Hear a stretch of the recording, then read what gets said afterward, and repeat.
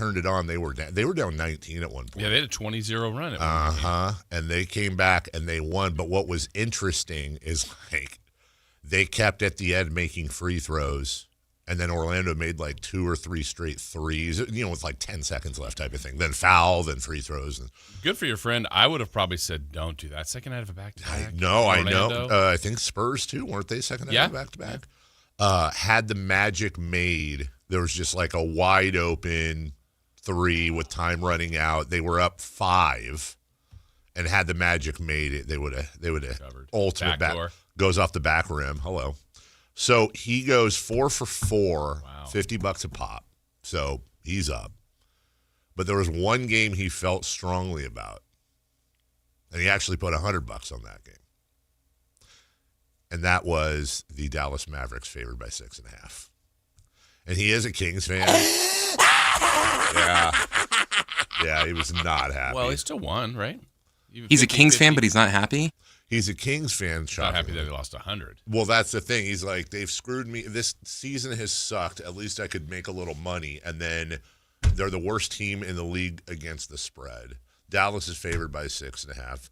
Kings are on a second night of a back-to-back. It's in Dallas. I'm taking Dallas. Well, I'm kind of mad at your friend now. You know why? I don't know. I can't see you. Sorry. Your friend doesn't listen to the show.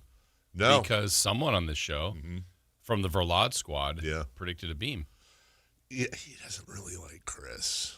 I know. I told him it's mostly a radio. Chris is just dropping some knowledge out there for people if they're paying attention. Should have listened. He gets what he deserves. Good point, Chris. Should have listened. But all in all, I hear 4 wins, 1 loss. Sounds like a winning night. Yeah, he would. Yeah. Hey, look, anytime you can come away in a profit. Glad it wasn't a parlay, though. Like the last one took him out. I know. And in retrospect, he should have just parlayed the 4 he won, right? Yeah. No, what's up there? Suns, Lakers. No, those were the ones he felt strongly about. Good work. 4-1's a winning night for your friend. Pretty winning night. Yep, going into the weekend. How they been doing? He's been kind of.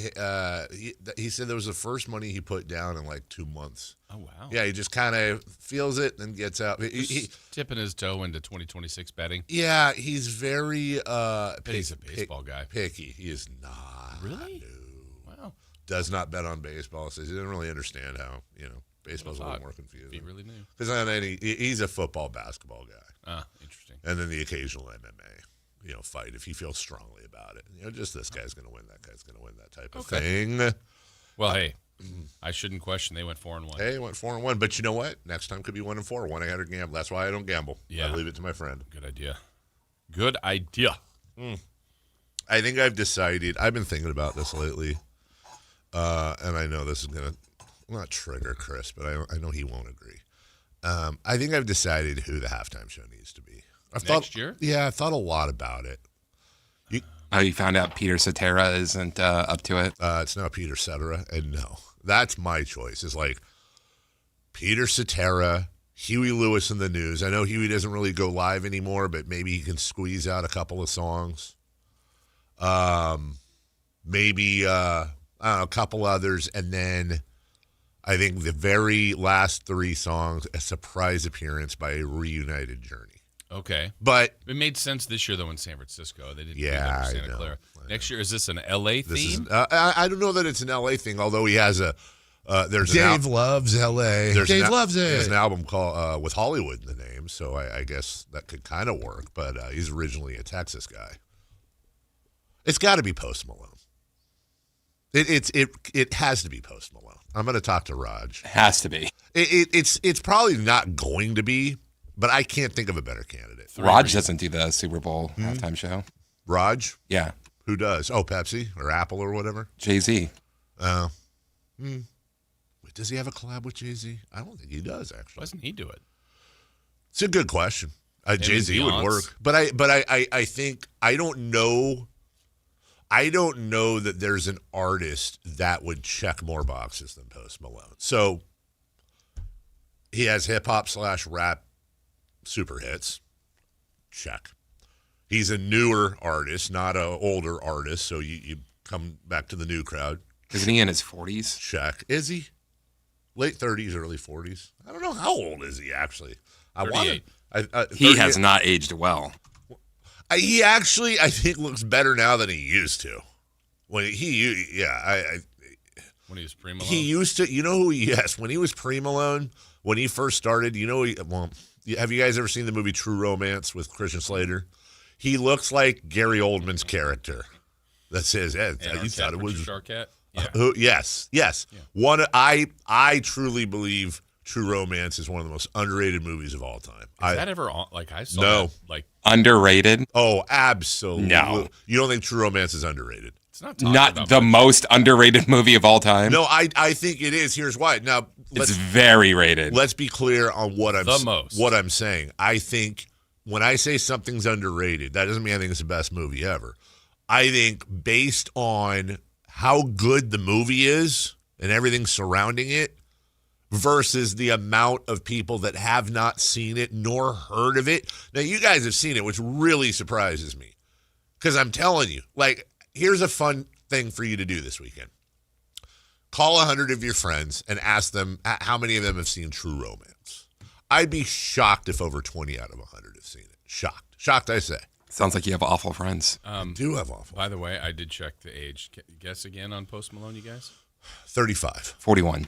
And I said 38. Yeah. Carmichael Dave is closest. We are barely in the right decade. 32? 30. Wow. Oh. Wait, what is off for? He looks terrible for a 30-year-old. Well, yeah. Isn't he 30? Yeah. Did I see it right? Or did I? 95. Oh, and by the way, you can watch True Romance on Tubi. Maybe it's properly rated. Austin Richard Post, 30 years old. So, okay. His last name is Post? Yeah, his last name's Post. Austin Post sounds pretty good. Well, he has an album called Austin. I don't know where I think Malone came from Carmel. I am a really big fan of his. It's him and Matt George. He and Billie Eilish were like the two I latched on to. What about Billie Eilish? Billie could probably do it, but I don't think she checks as many boxes. I don't. It'd have to be Post Malone can come out and he can do his hip-hop stuff and he can bring 21 Savage and all kinds of different artists that he's collabed with, right? Then he can go and he can grab Morgan Wallen and a bunch of other artists he's collabed with and he can do country. Still not selling it. Well, how is that not, to you? Because you want Oasis and Blur. Like, you're not the target demo. Yeah, I know I'm not but this doesn't sound like the target demo. Somebody who can come out and who has had number one. Okay, give me another artist that's currently playing that checks the youth box, that checks the number one country hit box, and the number one hip hop R&B. Why do we have to get country? Huh? Why do we have to get country? When was the last time we had country? 30 years ago? Yeah, that's it. There, you just answered your own question. That's why we need it. We've done 30 years without it. Yeah, and do you want to take a guess if you took all the NFL fans and put them together, how many are country fans? Do you think it's don't you want people that wouldn't be watching the Super Bowl That's to what watch? they did this year with Bad Bunny. How much you want to bet next year they're going to come back a little bit on the pendulum? They're probably not going to go with, we want the other, people that aren't into the NFL. Okay. Maybe in 2028. It's in Atlanta. Yeah. No. No. Want like Outcast for that. When is it? Is it in Dallas between now and 28? No, it's L.A. and then Atlanta. Oh, because that's in 2 years. God, I was like, well, that's 5 years. It's not. I just don't think there's anybody else that checks more boxes. I really don't. I don't. And he's got a couple of punky rock sounding songs. He's kind of a look. I'm not saying he's the best artist in the world and he's my favorite. Blah, blah, blah. I'm saying just from a non-biased point of view, just looking at the landscape, I don't see somebody that. I just don't see somebody that checks more boxes than he does. I agree with you, Peter Cetera. I'd be fine with Peter Cetera. I would be fine with Peter Cetera, but I'm going to tell you, Dave, don't get your hopes up. I don't. If it's Post Malone, what's the alternative show? You mean like the one they had this year? Mm-hmm. I don't know. It's probably. I don't know who would be. It was Kid Rock this year. I don't know if they're going to be. I don't know if they're going to do that every year. Maybe they will. I don't know. I think it was just because someone was singing Spanish. I don't know who it would be. I mean, if you're going to do an alternative Super Bowl show, give me the In Living Color one. Bring back that whole crew. Oh, if we're doing that, let's get a world championship title match in an empty arena like that one time. True Romance was a 1993 American crime drama film directed by Tony Scott. written by Quentin Tarantino. I think what always gets people when they haven't heard of the movie, and I go, okay, can I tell you who's in the movie? Christian Slater, Patricia Arquette. By the way, Christian Slater, man, he was tracking at one point. He was basically the next Jack Nicholson. He was the guy. No, I mean, I only know that because I read an article once. It was like the next Jack Nicholson, Christian Slater. But just kind of because he kind of looks like him? Looks like him, acts a little like him. I mean, this was a guy that was like in a tux presenting Best Picture at the Oscars at one point when he was in his 20s. And then next thing you know, he's doing like a 3-episode arc on The West Wing. Like he's just completely. You had to be there as we all were, or at least you and I were. I think Chris was. Yeah, he was in The Wizard. He was an A-list actor, and I don't know. Maybe he's an a-hole. I don't know. Christian Slater, Patricia Arquette, Dennis Hopper, the late Dennis Hopper, Val Kilmer from the TV commercials. Who, Kilmer or Hopper? Hopper. What TV commercial? Didn't he do like Foot Locker commercials? He probably did. Probably did like a Cialis commercial or something too. Val Kilmer, Gary Oldman, Brad Pitt, early Brad Pitt. Brad Pitt using a honey bear as a bong. Brad Pitt named Floyd, not the bear. The character's name was Floyd. Christopher Walken, Balky, Bronson Pinchot in a phenomenal role. Samuel L. Jackson, Michael Rappaport, James Gandolfini in the part that got him, Tony Soprano. Chris Penn, Tom Sizemore. God, there's a lot of guys not with us anymore. Ed Lauder. Like every time I would watch that movie, and every time you turn around, there's like some new. I mean, you want to talk about an ensemble cast which was written by Tarantino, directed by Gary Scott or Tony Scott. Excuse me. If you don't know who Tony Scott is, he's had a couple of. Let's see. Has Tony Scott directed anything worthwhile? Top Gun. That's why there's that Top Gun scene in. Wait for it. Oh, which Tarantino movie is that in? A Top Gun scene in Tarantino movie. He talks about how it's really a gay movie. Oh, is that might be True Romance? Yeah, you're gonna have to find that. I have no idea what the hell you're talking about. I just wish you'd shut up. Just kidding. I'm just kidding. That's what my sister says to me. Top Gun, Beverly Hills Cop 2, Days of Thunder, Last Boy Scout, True Romance, Crimson Tide, Enemy of the State, Man on Fire. You know, just those movies. So you got badass director, legendary writer, multiple Oscar winners, and really one of, I don't know. I don't know what the rules are on this one, but if you haven't seen the scene between Dennis Hopper and Christopher Walken in the movie True Romance, it might be, from a straight-up acting standpoint, it might be my favorite. It's definitely top 4 scenes of all time when you're talking about actor on actor. Holy God. On actor. Walken and Hopper going at it one-on-one. And, I mean, definitely don't watch that scene with your kids, but it is like those two guys are just top of their game. Amazing. So, yeah, it should be Post Malone. Okay. We solved it. Anything else we got going on? Where am I? You're not here anymore. Why is Jason disappearing on the YouTube? Somebody keeps saying Drake for this. That's not going to happen anytime soon. Why? Has Drake recovered from the whole Kendrick thing yet? Don't know. I don't either. I haven't asked him. I could see Jay-Z doing it. That's a decent enough shout. But then is it one of those like I picked myself? Yeah. Yeah. I don't think anybody would complain at Dolly Parton. Now we're talking. I'm fine with that. But I don't think we are. We're fine with that. I don't think that would go over quite well. Man, oh, God. I don't know that they can do it. I don't know how many older artists are left that they could actually Yeah, but sometimes like when you go like way old school, then it's like, hey, that's Dolly cool. Parton is beloved. Yeah.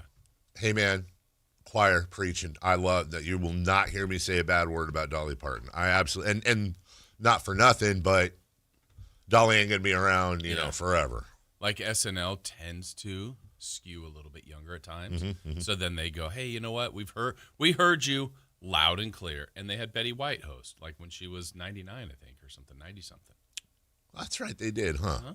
Betty White. But the fans were saying that's what they wanted. And I don't know if that's something like this, but. Well, Dolly's interesting only in the sense that, well, I mean, Dolly aside, being Dolly, obviously. But then couldn't she bring out? Well, that's where I'm going. I had to look it up because I remember this.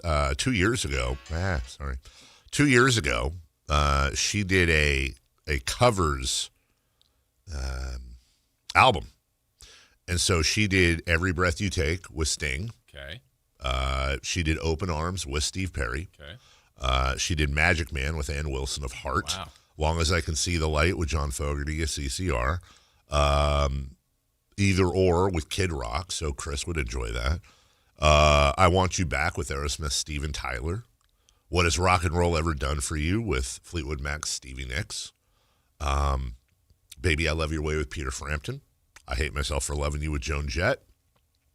Night Moves, the Seeger song, but she did it with Chris Stapleton, who's another guy who could probably do the show. Wrecking Ball with Miley Cyrus. There you go. I Can't Get No Satisfaction. That's a Stone song, but she did it with Pink and Brandy Carlisle. Don't Let the Sun Go Down on Me with Elton John. This is all one album 2 years ago. Tried to Rock and Roll Me with Melissa Etheridge. Stairway to Heaven with Lizzo. Lizzo would be good. She would. She'd have to bring on some people. But, I think everybody has to. Yeah, you're right. My Blue Tears with Simon Le Bon of Duran Duran. She did, anyway, Sheryl Crow, Pat Benatar, Michael McDonald. It came from somewhere. How about Yacht Rock? Again, like we're narrow casting here, but obviously you and I are good. Okay, what's between narrow and wide? But are you wide? I don't even know, someone super young right now. No. Wouldn't that be narrow casting? I think it's as narrow as Yacht Rock, or maybe more narrow, to your point. But I think that's where they like, like Chris was saying earlier, new fans, up and coming fans, all that. I would love, dude. I honestly, I don't know why, and maybe they have, and I just don't know it. But they like, there's like some rocky hip hop station here in town who A, I forget, and B, I don't want to give them love, but like twice a year they do some sort of like salute to the 80s and 90s, and it's always like, oh hey look, it's Oaktown's 357 and Tigra and Bunny and whatever, Roger and Zap.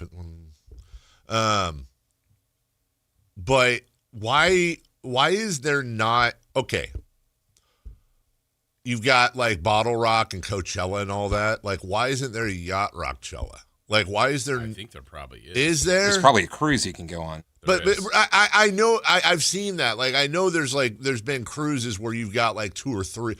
I'm saying like let's get Michael McDonald and Christopher Cross and like you go sailing. Absolutely. Well, I honestly put that up in a mountain somewhere. Put it at it's got to be on a yacht. Tahoe. All right. Okay. I want like 20 artists there. Okay. And or band on a yacht. That's a lot. That's a lot of rooms, dude. To the internet. Campeo wants the Beatles. So do I. Not going to happen. Limp Bizkit. I think there's something funny going on with. Like, there's something funny going on in the zeitgeist over the last like year or so. It started like 2 years ago with Creed, and then like over the last year, now it's kind of starting with Limp. I'm noticing that like time is mellowing on Creed, and now it's Limp Bizkit, where like some people are rediscovering or discovering them, like younger. I saw, I don't know what account it was, but it was like some, account in their high teens, low 20s that played break stuff by Limp Bizkit. They were like, dude, this is a jam. And now it's, I'm not as hard on Limp Bizkit as a lot of people are. They served their purpose. They did their thing, and they had some. The late '90s, early 2000s was an awful time. I disagree. I'm not. Look, I'm not going to defend the. That's when I worked at Quad. That's when I worked in rock radio. If anybody would hate that time, were you a disc jockey? I was. That was the only time I was actually a DJ. Yes, I jockeyed discs, and we had Linkin Park and Limp Bizkit and Californication by the Chili Peppers and Stained and early System. Oh, there we go. Incubus, Chili Peppers at the Super Bowl. Yeah. Chili Peppers could work. But again, I don't think the Chili Peppers check the boxes. If you're the NFL, if you're Pepsi and Apple or whoever, I don't think I like the Chili. If you give me a choice between Chili Peppers and Post Malone, I'm taking the Chili Peppers body works. It's more my style of music. I don't think they check the boxes of a Post Malone. I'm trying to knock Post Malone off the top of my mountain. The Chili's would have to, and they didn't. It's not like they're full of collabs either. By the way, get them, and then I'm just trying to think of like LA bands. Guns N' Roses. Yeah. Chili Peppers. I'm trying to think of LA bands. I mean, honestly, even GNR, like they weren't in San Francisco. Metallica. You know what's actually funny is that I would not. If I were to say Slash of Guns N' Roses could do the halftime show, that sounds silly, but there is a halftime show at the Super Bowl you could do with Slash because he's collabed with everybody from Maroon 5 to, Ozzy's not with us, but Ozzy and a ton of different artists from all around and had some hits. And then you would finish up with Guns N' Roses. Problem is Guns N' Roses don't really sound that great anymore. Shockingly, Axl's voice is kind of fried. And he looks like the Throw Mama from the Train Lady. That's just aging. I mean, it's not his fault. I mean, he is 35 now. Who, Axl? How old is Axl Rose? 64. He's got to be. I'll say he's 62. 59. 59. Yeah, I think you're way young. Let's see. Maybe not. What'd you say? 64. But I think you're right. I think we have a correct answer, and it goes to Jason Ross. 64. Ouch.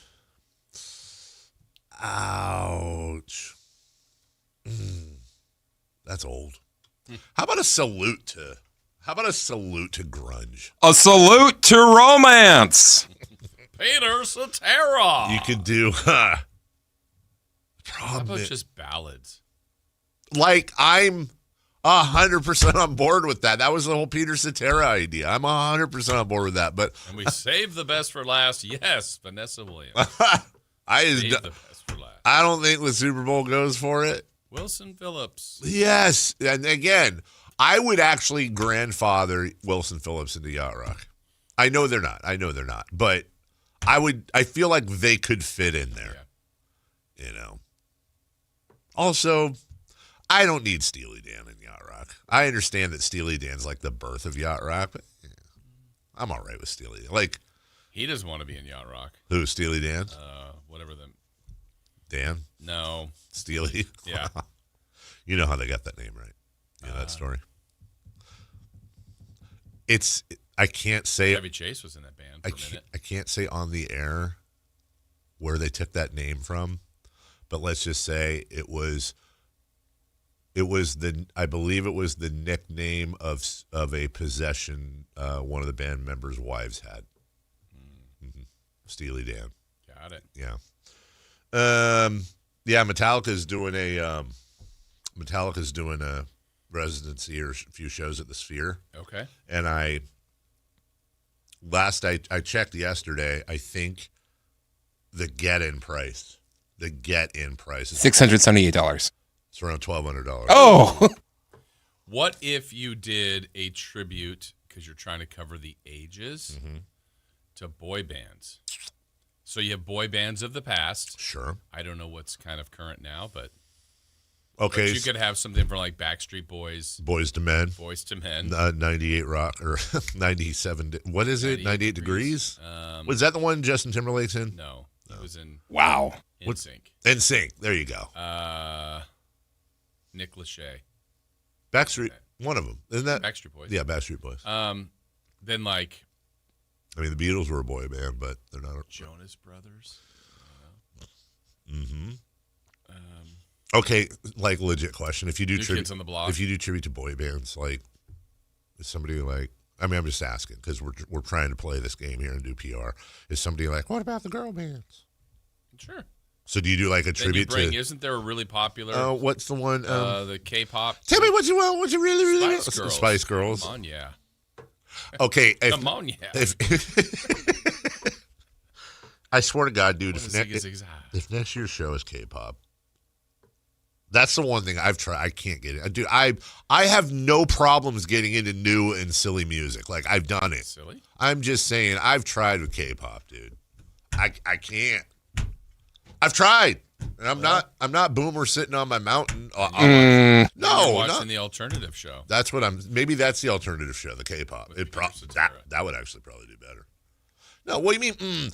Dude, like I said, there's all kinds of. I'm not afraid to like music that is socially unacceptable amongst my peers or my age group. Like, I have no problem saying, "Oh, dude, I've seen Creed 7 times," or people in their 50s don't like Creed, or I'll go see Coldplay or whatever it is. Like, if I thought K-pop was good, I'd be like, dude, K-pop's that you should get into it. I've tried. I've listened to like the top 10. Listen to that's usually a good way to dive in. Like, what are the most popular K-pop songs? What's the average age of a K-pop fan? Gotta be high teens. What do you have in common with them? Mid-teens. We Breathe. Well, what the hell what's the average age? It's not for you. I understand that, but what's the average age of a Billie Eilish fan? What's the average age of a 40s? Oh, you're full of garbage face. They're the only ones that can afford her concerts.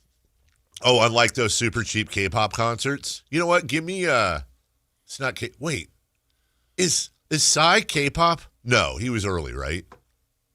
The Gangnam Style? Yeah. I don't know. That doesn't count, right? Because that was or is he like a father of K-pop? Did you ever see the thing where he pops out of the? Yeah. Oh my goodness gracious! Lit. But then what else does Psy do? Does he have a ballad? We'll take a break. He's the pop of K-pop. He K-pop. Yeah. Exactly. The Kings win. Kings win. Wall-to-wall coverage for you on the Kings winning. Also, who thought we'd be talking about any nipple, much less a knipple? But we're going to do that today. We have thoughts on Russ Westbrook, who missed yesterday's game, and a lot of different things, including a chicken wing joint getting honored by an NBA team. We got a big Friday show for you, including Friday Fun and Games, celebrity birthdays, and more. We're right back after this. Download the Sactown Sports app. Sacramento sports in your pocket. This is Sactown Sports 1140. Hey there. Hi there. Oh there.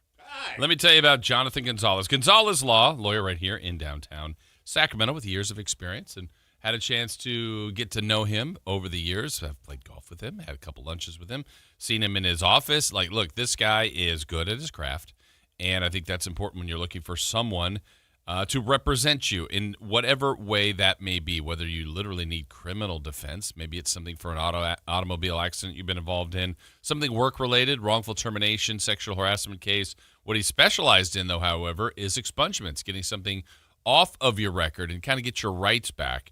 And I think what's important to know is with his years of experience and being that he's local, a lot of times you see those commercials on TV for those lawyers. And you're like, hey, that looks interesting. I think I may trust them. Well, that's a big company. You may never get to those kind of front-facing figures. How about someone that's here, that's tangible, that you could talk to, and that you can relate to, that's been successful with those years of experience and kind of one of us in Sacramento? That's Jonathan Gonzalez, Gonzalez Law, SacLegalDefense.com, 916-304-9187. This month, Pure Talk is honoring Jackson and Lincoln by offering unlimited talk, text, and plenty of data for just $25 a month. Meanwhile, Big Wireless is honoring Benjamin Franklin by charging families hundreds of dollars for the same 5G service. What's up with that? Ben Franklin wasn't even a president. When you switch to Pure Talk, you'll be in business with an American wireless company that supports our vets in a big way and keeps all their customer service in this country. That's important. And you'll be on the same towers the big carriers use, so you'll get the same 5G service without the inflated price. So hang on to your Benjamins and switch to Pure Talk for a Jackson and a Lincoln. No contract, no hidden fees. Dial pound 250, say Mike Rowe, and you'll get 50% off your first month when you switch. That's pound 250, Mike Rowe, for an American wireless company that is truly unprecedented. Pure Talk. Get ready, Sacramento. The Sacramento Boat Show and Big RV Show is taking over Cal Expo, March 5th through March 8th. Hundreds of boats and RVs, all in one place. From wakeboard boats and pontoon boats to motorhomes, fifth wheels, travel trailers, sprinter vans, plus fishing boats and ATVs. It's 2 huge shows, one massive event. Don't miss it. Get details now at twohugeshows.com. Progressive Insurance knows pets, and one of the biggest differences between people and pets is that we don't eat things off the floor. But dogs definitely will, and it makes them so happy, no matter what it looks like, smells like, or what state of decomposition it's in. We all want to go through life that carefree, and that's also why you should get Progressive Pet Insurance, because they eat things off the floor. So protect your pet from all the questionable life decisions they make. You know where they drink from when you're gone, right? Progressive Casualty Insurance Company and Affiliates. Coverage subject to policy terms and conditions. You're still grooving, still connecting, still loving, still turning up, still thriving. You still got it, but your immune system, it weakens as you age. That's where vaccines come in. They help train and strengthen your immune response to fight off respiratory illnesses like flu, pneumococcal pneumonia, RSV, or COVID-19. Ask your doctor or pharmacist which vaccines you need. Book in minutes at vaxassist.com. Sponsored by Pfizer. Capital Casino is conveniently located in downtown, 411 16th Street, and has been a part of the greater Sacramento area for over 20 years. They offer the best variety of games in the region in a safe and friendly environment, and there's plenty of parking, all well lit and monitored by security. Come have a great meal at the cafe and restaurant inside. Capital Casino has the best food, the best service, and the best action. But please always remember to gamble responsibly. 1-800-GAMBLER.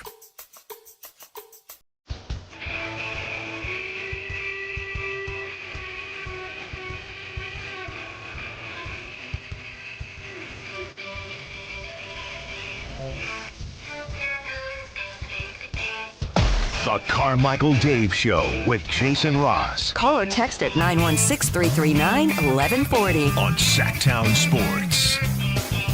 What I got to give it to your mama.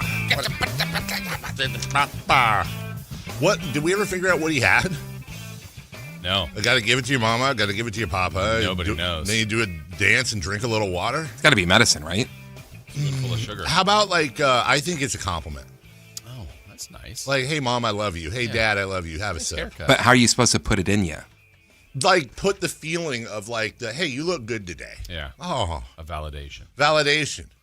If we had Anthony Kiedis on, I would ask him that. What are you giving away? Giving away now. Now and later. Yeah. I can't tell if I'm a prince or a papa. Met Anthony Kiedis once. It was amazing. It was outside of, it was at Arco Arena. You sure was it Steve Nash? No, positive.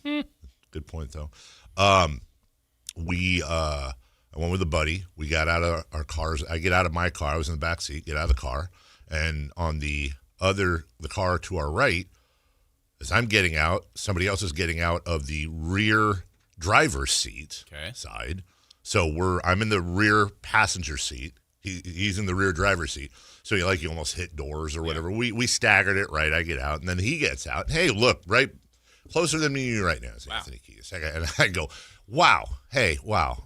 Hope you enjoy the show. Yeah, who you're rooting? I try to come up with some small talk just to get the courage to ask him for a picture. Remember the time you played that song? Remember you put the sock in your dinger and did the thing? It was awesome. Remember when Woodstock was on fire and you were singing about it? So everyone's getting out of their cars, and I've got this maybe seemed like 5 minutes, but was really 10 seconds of small talk. And then I say, hey, would you mind if I got a quick picture? And he was the best. He was so great, He looks at me and he kind of smiled and he goes, hey, man, I'm just here to watch the fights. And he walked away. It was a good meeting. You took a picture of him walking away? Mm-hmm. So you've been next to him and Eazy-E at Arco.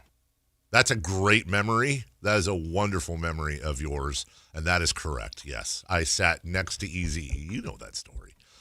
I didn't know it at first. I was at Hammer, right? Yeah, thank you. MC Hammer and Michelle A. God damn, Chris. I'm so glad you're around because your memory is so much better than mine. I was at an MC Hammer show. I was reviewing it for the Sacramento Bees sidetrack section, the buy-in for teenagers section.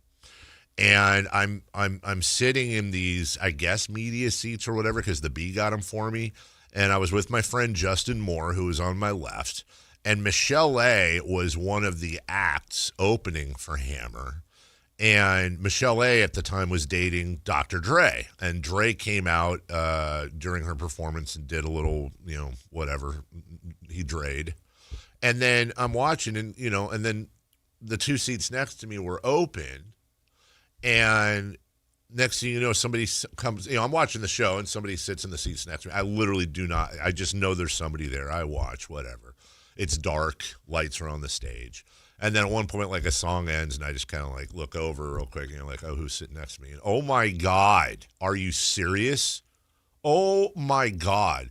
And so I'm sitting there trying to think of ways to like talk to the dude.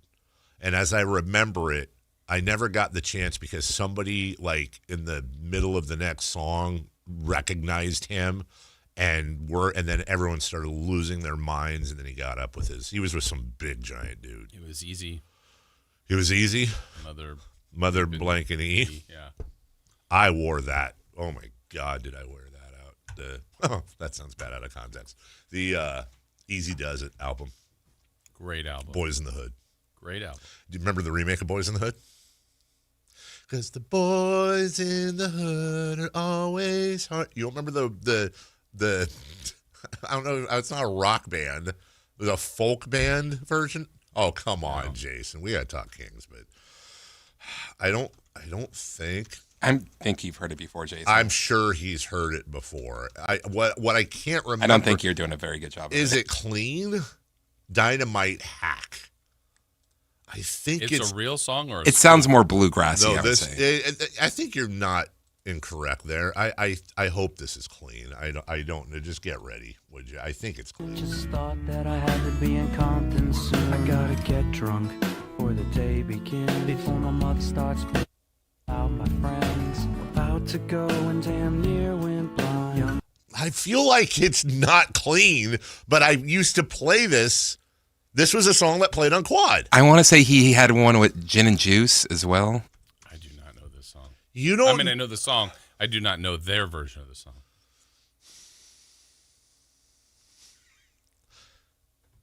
How have you not heard this song? I don't know. I don't want to overdo it and say it was a big hit. Who was the group? Dynamite, and they were a real one-hit wonder. Using other hits? Yeah, I mean they just kind of slowed down other songs. I don't even know if they did any other songs. Although it would be kind of funny for them. But it's not the first time that people have. There's a version of 99 Problems that was. Yeah, it's explicit. It says it's explicit. I'm not going to take a chance. Anyways, yeah. Okay. Eazy-E. I did not know that story though. Oh, yep. And that's awesome. It was cool. Even though, like, literally, honestly, when you said that, I'm like, I don't remember what year he passed. Like, I was surprised that you would have even had. I felt like it was in the mid '90s, but I guess not. It must have been later '90s.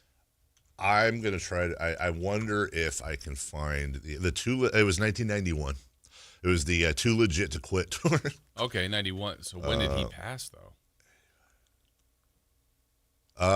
When did he pass? 93. It wasn't that long after. 95. 95. Okay. 95. Dave, who did that cover album you were talking? Oh, that was Dolly Parton. Hello, Steven. Hi, Steven. Just starting to tune in, so I apologize if you already talked about this. Who is the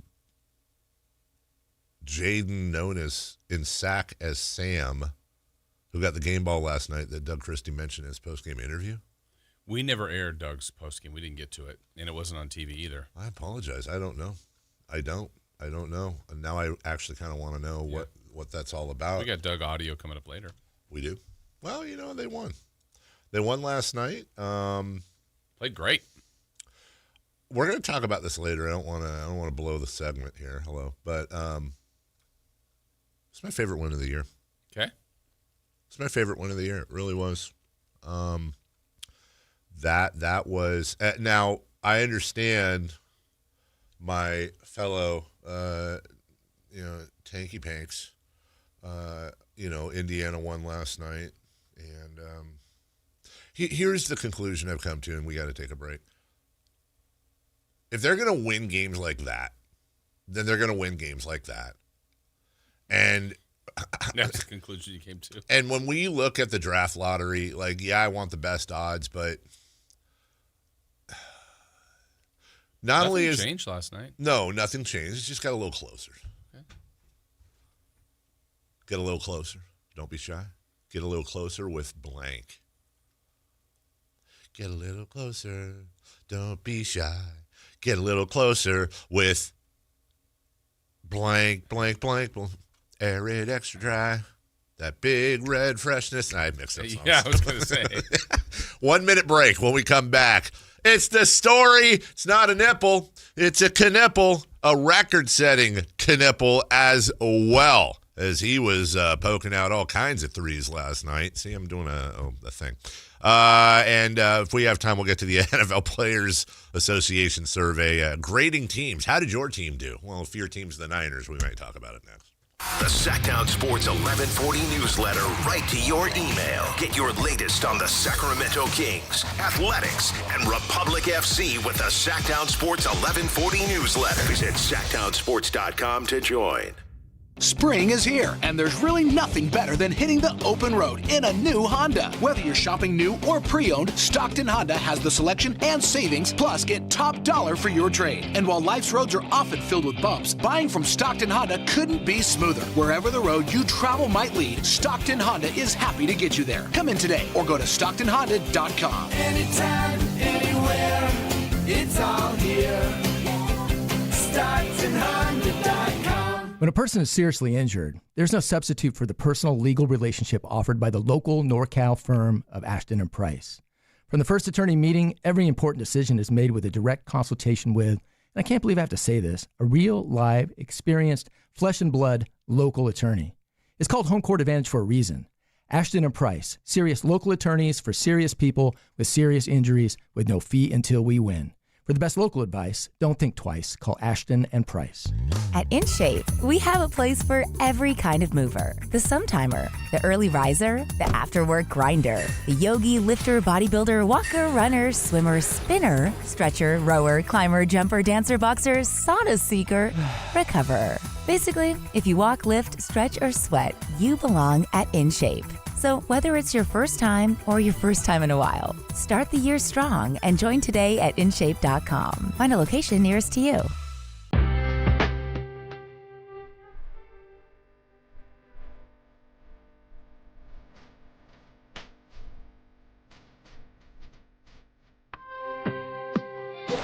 Waking you up with the best in local sports. Just make it interesting, It's the Carmichael Dave Show with Jason Ross on Sactown Sports. Jason played the open of the first song on Easy Does It by Eazy-E, and we absolutely both just verbatim. Right I don't think I've heard that. I don't know. I don't know how long. My dad caught me listening to that a couple times, and it did not go well. NWA and Straight Outta Compton and Easy Does It were very much. I think the whole thing was good. I remember it was whole album. Absolutely was.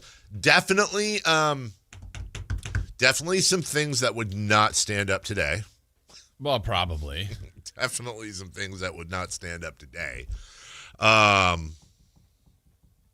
I specifically remember a song Eazy-E did, now that I'm thinking about it, in which he was having a romantic interlude with a lady, and then ended up finding a surprise about said lady during that interlude, and he did a violence, and I just See, this goes back to me probably liking the hook, the beat, and I'm probably singing the song on, like I told you, it was the freshman basketball bus. Most of the song. Not all of it. I always, skip the. Well, I didn't know I didn't know what the rules were. Wow. So I play on the side of caution. Yeah. I didn't want to get in trouble. Yeah. Anyways, go ahead. But not knowing what I'm even saying. No, right. Oh, I didn't know half I'm just going, singing. I'm like, 100%. This song's great. Here, I think are the words, and I say them, and I'm like, wait, what? 100%. And then you hear it later, you go, what does that even mean? Yeah. Like the amount of suburban Caucasian kids that listen to NWA. I think it was NWA, Straight Outta Compton, Easy Does It, Too Short, Life is Too Short, and DOC, No One Could Do It Better. That was like my four. That was the rotation. And I would hear things. I was just like, I don't even know what that is, but it sounds like, what was it, that song where he's like, my friend's out, cold shooting some hoop. And I'm like, what does that mean? Cold, like. Yeah, but I'm like, they're playing basketball. Right, they're playing basketball, but what are they cold? Why? What's the cold? Yeah, are they? Is there a warm shooting some hoop? I don't. I don't. They're getting some shots up while it's cold. I'm sitting there in South Central Carmichael going, me too. I don't know what this Streets means. Of Irvine. Sounds great. Yeah. Rolling into Costa Mesa, bumping that on a boombox and a bus. Yep. And then get ready to take on Woodbridge. Good luck. Good luck. Blasting Back to the Hotel by In Too Deep. Yeah. Ladies and gentlemen, Peter Cetera. With a tribute to romance. I mean, how would you have felt like you're playing, Mason's playing basketball now, and some team comes in, the visiting team, and they're just blasting ballads? I would, honest to God, probably root for them. I'd be like, that is actually really cool. They found their inner self. Sorry, Mace. I hope you have a great game, but I'm rooting for the Ceteras. Like, does he come out? Does they're at home? Yeah, they hip hop or rock or something. I think they have themes, but it's really cute. They do like a little like walkout, and they have the little announcer, all that. And the last few times I've seen, I think they switch it up, but the only one I remember is like, the other team it's like, and for Western Central Christian, number 24, Smith. And then, they come out. And then when they're done, it's like, all right, let's get ready. And then the speakers play Mustard. And then it's the Kendrick Lamar song that comes, the beat. Right. And then they all run out and they go through the little, paper thing. Fired up. Yeah, they're all fired up, jumping up and down. Yeah. And then, they introduce everybody. How many times have you heard Revolution by Kirk Franklin on away games? I feel like that's one of those songs that I would know if you played it for me, but I don't know. When you say Revolution, I think Beatles. Do you want a revolution? Ooh, ooh. Do you want a revolution? Ooh, ooh. That sounds familiar. Because that was basically on every Christian soundtrack.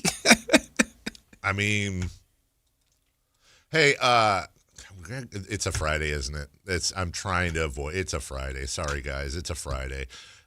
Friday, gotta get down on Friday. So there's like a Christian, I think, tour coming to Golden One Center that I keep seeing a tour on, or whatchamacallit, commercials on, right? Here's my question for Christian rock listeners. I don't like, it was the other day, like Michael W. Smith's probably the only one I know. You don't know DC Talk? DC Talk's great. Wasn't that the movie with Mr. T in like 83? I don't think so. Anyway. You sure? No? It's Mr. T on the poster, and he's got, it's DC Cab. He's in front of a cab. Sorry, not DC Talk. Do they have do Christian groups have regular songs? And by regular, I mean that aren't themed Christian-y. I'm just asking, do they? I would imagine there's themes to most, if not all, their songs. But I'm just saying, is Christian group A, will they sing a song about flowers? Wasn't Creed a Christian song and then they crossed over? Band? Yeah, they had Christian themes, especially in their early stuff. My Own Prison. You know who started as a Christian band? POD. Did they really? Mm-hmm. Do we know what the POD stands for? Payable on Death. That's scary sounding. POD, by the way, could not do the Super Bowl. But Crazy Town probably could. Yeah. They could. They're from Southern California. You're my butterfly, sugar, baby. Come, my lady. Come, my baby. All right. Let's try to get Conca Nipple. How long is it going to take for me to get used to Con Knippel's name. It's not even that there's... Maybe after his Hall of Fame ceremony. It probably... You know, every time I hear... This is just the way my brain works. Every time I hear somebody say Con Knippel, I think of Gary Gnu. From Great Space Coaster. Yes. It's that same type of alliteration. Con Knippel. You know, I always have the thing where I say you can't have Hall of Famers generally that have weird names. It's always a Manning or a Brady or a Jordan or whatever. That's an exception. Con Knippel. And there's more Knippels coming. Hello. Didn't he play on a team with all his Knippels? Yes. And they were like the Flying Knippels or something like that? Sure. No, I really think I think that's there's a bunch of his brothers, I think. Yeah. Are you saying we could be living in a world where there's like a slew of Knippels? I'm here for it. Yeah. I am 100% here for it. He passed Keegan Murray's all-time rookie record for three-pointers made. And they still have, I think, 20 or 22 games left. Golly. Yeah. Easily done. I wonder what the odds are. As he's wait a minute. Hold on a second. Does the 65-game rule apply to Rookie of the Year? It does, doesn't it? I would think so. Well, I think Knippel, some are saying he might already be ahead of Cooper Flagg. Well, I don't know that he will. My guess, I'll look it up in a second, because my guess is it's still probably Flagg, but it's neck and neck. I mean, like he's barely, it's the two of them and nobody else. I could be wrong. And Maxime right now. Of course. Let's see. Flagg has played in 49 games. And they've probably played around 61, 62. So that's, let's say he's missed 12. Okay. So you got about 5 more cushion to go. Yeah. And you know what? Here's one thing I wonder about that, too. The 65-game rule to qualify for the awards. Do you think we'll see like, let's say there's 10 games left in the season. Nikola Jokic can only miss one more game for MVP, but he hurts himself. You think there's situation? You think we'll see things where, and I wonder if the NBA would have a problem with this, where Denver like subs him in, foul, subs him out. He played the game. No. You don't think we'll see that? No, because then the one thing that does, like all of this is numbers. Averages. Go, well, your averages. But if you're in like the last week, I don't know. Yeah. I don't know. I know what you're saying, but then it's like, how badly do you want the award? Are you really going to win it? Con has played in 59 games, so he is Con Rookie of the Year odds. Right now, is that right? That's got to be old. It says Cooper Flagg is minus 650 with an implied 87.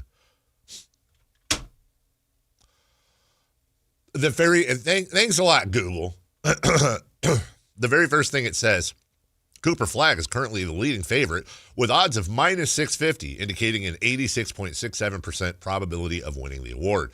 The very next line, Con Knippel has overtaken Flagg and is now... Okay. What are we doing? What are we doing? This is from 2 days ago, and then we'll take a break. Yeah, this I think is about right. Cooper Flagg is the favorite at minus 250. Knippel is second at plus 130. It's not dead even, but it's pretty damn coin flippy. And then in third is VJ Edgecombe at plus 7,500. So yeah, a little bit further back. Oh, Cedric Howard at plus 50,000. Derek Queen at plus 50,000. Wow, weird. Who has more double doubles than both of them? Oh, it's Maxime right now. Yeah. Wow. Is there some sort of anti-French sentiment going on right now in the National Basketball Association? Berger. You guys saw the picture I sent you yesterday of Berger, but it was foggy. Or did you get that? Sometimes you don't get the pictures. There's a golfer, and he was golfing, and it had his name highlighted in his burger. Oh, was that the one where Chris said... Yes, because I took a quick shot, and then I tried to zoom. I couldn't. Foggy. I tried to zoom, and I was like, what? Yeah, it had Berger on it. All right, landed flat. We'll take a break. When we come back, new hour, we're going to try to get into this. It's a new segment called Three for Madeness. We'll talk about the Sacramento Kings on a throwback night. And I'm glad you put this in there, Jason, because I want to talk about it too. I know you did. Burger King making some changes. We need to have a conversation about it, and we'll do that next. The San Francisco 49ers play on Sactown Sports 1140. Touchdown 49ers! Every game on your number #1 sports station. Don't miss the action on your local sports leader. Sactown Sports 1140. This is the story of the one. As a safety manager at a manufacturing plant, he does everything he can to keep his coworkers safe. From finding ways to reduce risks to keeping safety supplies in stock. And for that, he relies on Grainger. Grainger offers a broad range of quality products and next-day delivery, so he can always play it safe. Call 1-800-GRAINGER, click Grainger.com, or just stop by. Grainger, for the ones who get it done. It's Friday. Johnny Mosley here with your Toyota Tower Report. Toyota and I are breaking down the latest weather and mountain updates so you can roll into the weekend fully prepared. Maybe even looking like you planned ahead. Thanks, Johnny. The best day of the week up in Tahoe. Mostly sunny, light winds, and a high near 55 degrees. Tonight, lows around 31. Looking ahead to Saturday, mostly cloudy with a chance of afternoon rain. This report is brought to you by your local Toyota dealers. Toyota, let's go places. At Power Business Technology, we're not another big box corporation. We're your neighbors, locally owned and operated. We know what businesses like yours need, from reliable printers to high-performance copiers. We'll help you find the right solution with personal service you just can't get online. Need setup or support? We're just down the road and always happy to help. Power Business Technology, family hometown service with big-time solutions. Contact us today for all your business printing needs at 844-POWER-BZ. That's 844-769-3729, or visit us at powercopiers.com. Amy Cox did something smart. She saved hundreds on auto insurance switching to Progressive. And with that money, she decided to treat herself to an anti-aging red light mask. Will she look like a horror movie villain every night? Yes. Will her boyfriend Kevin be scarred for life? That's certainly a risk. But it's Amy's savings, and if she's willing to risk her relationship for smooth, wrinkle-free skin, well, bye-bye, Kevin. Switch and see if you could save with Progressive and treat yourself. Progressive Casualty Insurance Company and Affiliates. Jackson Hewitt knows taxes are complicated, and with multiple jobs and tax forms, they're like Sonata complicated. Our no-surprise pricing keeps things simple. Jackson Hewitt does your taxes for only $149 or less. And since we know all the new tax codes, you could get thousands back. So what are you waiting for? Hurry. File with Jackson Hewitt today for only $149 or less, guaranteed. Limited time offer for new clients on federal returns. Participating locations only. Terms at jacksonhewitt.com/149. Golf to Go is brought to you by the Hagen Oaks Golf Super Shop. Here's Frank LaRosa. How far do you hit your 7-iron? The answers will tell you which tees to play, according to Josh Sens in Golf Magazine. Deep down, you know you shouldn't be playing from the tips, but it's common for golfers to play from too far back. Aside from higher scores, rounds become a grind and golf becomes much less fun. After several years of research, the USGA unveiled a new data-driven offering to find the proper tees called Best Tees. If you know how far you hit your 7-iron, Best Tees will tell you which tee boxes to play. A typical male golfer should be playing from 6,100 yards and a typical female golfer from 4,400 yards. Most players have a good idea of their 7-iron distance, with average male's distance of 138 yards and average female's of 100 yards. Throw out the occasional perfect shot, which travels more than those distances, and concentrate on your average. This will allow you to reach the vicinity of most greens in regulation and let you hit a variety of clubs on approach shots. Leave your ego at home and give it a chance. You'll have more fun. That's your Golf to Go. I'm Frank LaRosa. I know that hiring can be challenging. You need someone to match your role perfectly. Well, now you can meet them fast on ZipRecruiter. Build your team, build it sooner. Meet your match on ZipRecruiter. Just head to ZipRecruiter.com/free right now to try it for free. That's ZipRecruiter.com/free. Meet your match on ZipRecruiter. Try it free. Save $10 on a pair of Rain X Latitude wiper blades at O'Reilly Auto Parts. Our professional parts people will even install them for free. O'Reilly Auto Parts.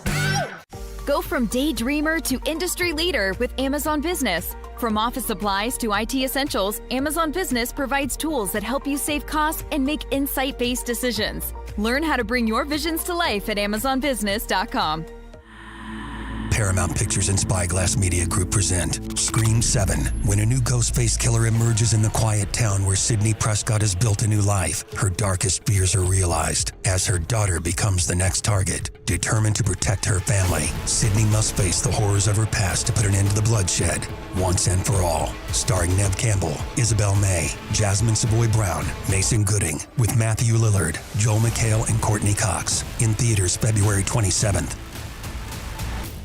KHTK HD1 Sacramento, KYMX HD3 Sacramento. From the Power Business Technology Toshiba Studios. This is Sactown Sports 1140. 3 questions, 3 answers. It's 3 for Madness on the Carmichael Dave Show with Jason Ross. Here's question 1. You're still bumping that easy. Easy does it. Easy does it. Want easy. Chris, I want to ask you, just out of respect, does your Who's Hot or Not feature either the Spurs or Luka Doncic? Does not. Okay. The Spurs in February became the first team in NBA history to go undefeated in a month while scoring 110 or more points in every game. It's pretty crazy. Good for them. And this is a special treat for Chris. You'll love this. Over the last 2 seasons, 207 NBA players have made a shot to tie or go ahead in the final minute of a game per stat head.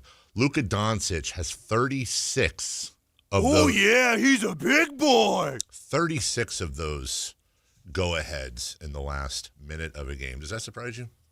No. Would it surprise you if I said I'm lying and he had 0? Ah! He had 200. Oh, yeah, he's a big boy. 207 players have had a tie or go-ahead shot in the final minute of a game. Luka is not one of those. Wow. So you go back to that game the other night where he had the chance, he had an open 3, pass it up to LeBron, who ends up doing a desperation fadeaway. That's not an ab or an oration. Didn't Paul George have a streak like that? Yeah, I believe you're absolutely correct. How many people went to his birthday party? That's right. Hey, you think Nobody gets that reference, Jason. Honestly, do you think Nico Harrison's on a beach somewhere right now? Yes. I think he's just on a beach somewhere. Listen to Easy.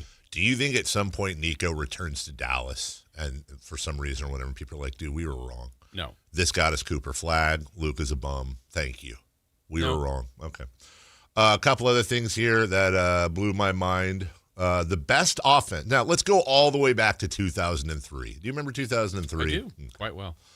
The best offense in 2003 would be the worst offense today.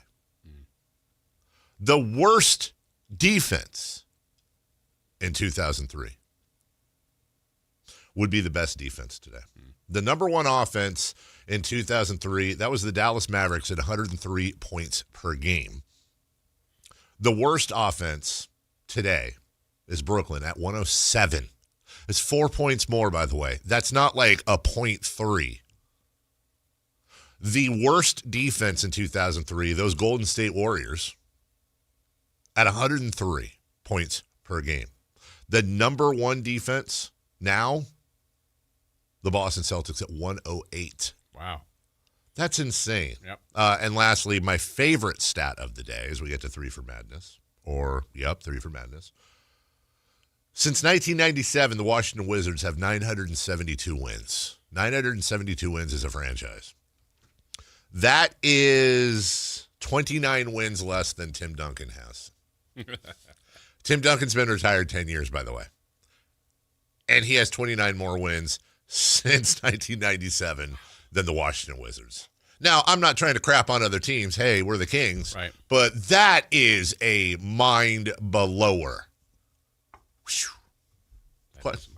Question 1, please. Christopher Lott. If there is such thing, was last night a perfect win for this current group of Sacramento Kings? It's about – I don't know that you can have perfect wins in the big scheme of things. You could always poke – well, there is no perfect win. We need to lose. With that being understood, if there's going to be a win, last night was as close to perfect as possible.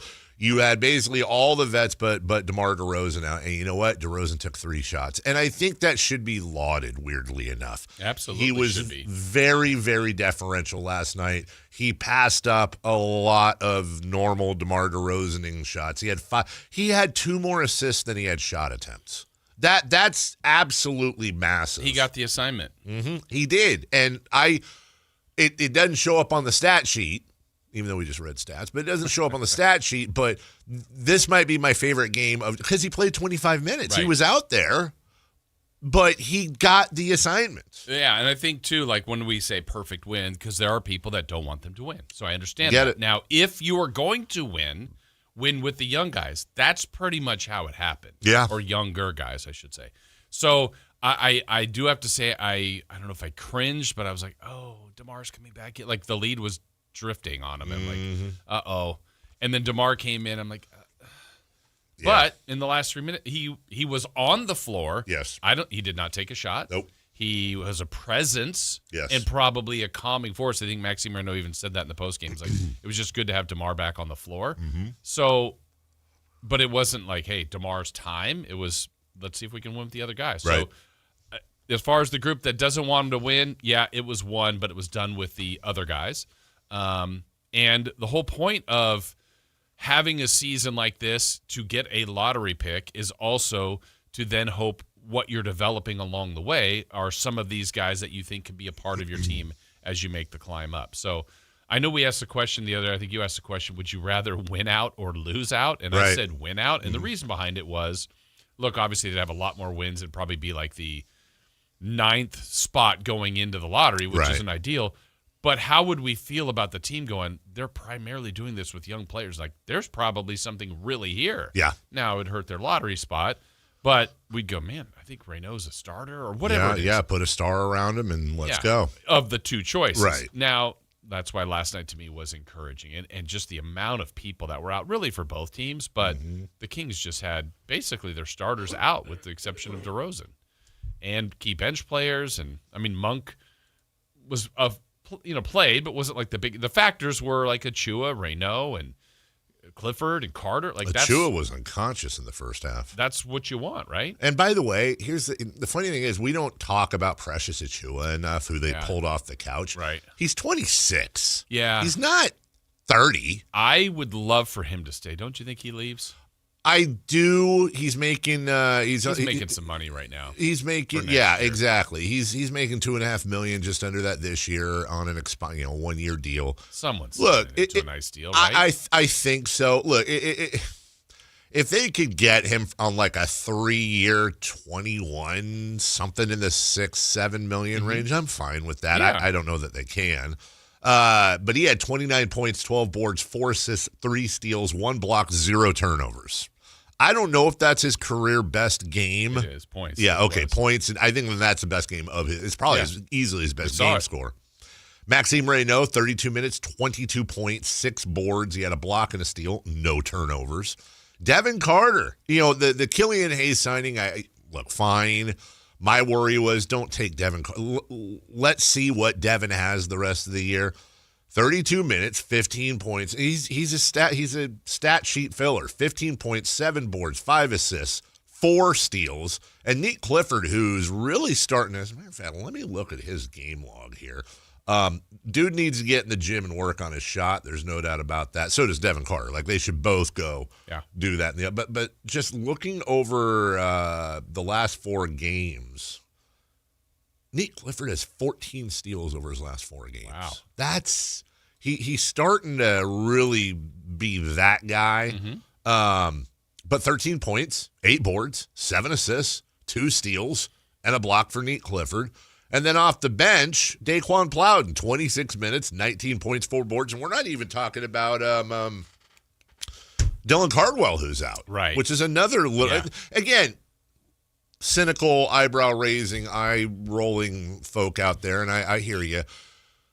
Neither Jason nor I, and I don't ever speak for you, but I think I can here, no one's saying these guys are all-stars and here comes a championship, but we have talked about building a young nucleus of rotational players. they obviously need – none of these guys, I don't think, are a number one. I don't think probably any of these guys are a number two on a championship team. But do I think a 3, a 4, a 5, a bench, a good – yeah, I think if Kings fans are looking for bright spots this year, you look at a game like last night and you go, surround them with something, get one of them top 3 picks, throw that in there, get rid of the – imagine a team that doesn't have a Russ, doesn't have a Levine, doesn't have a DeRozan.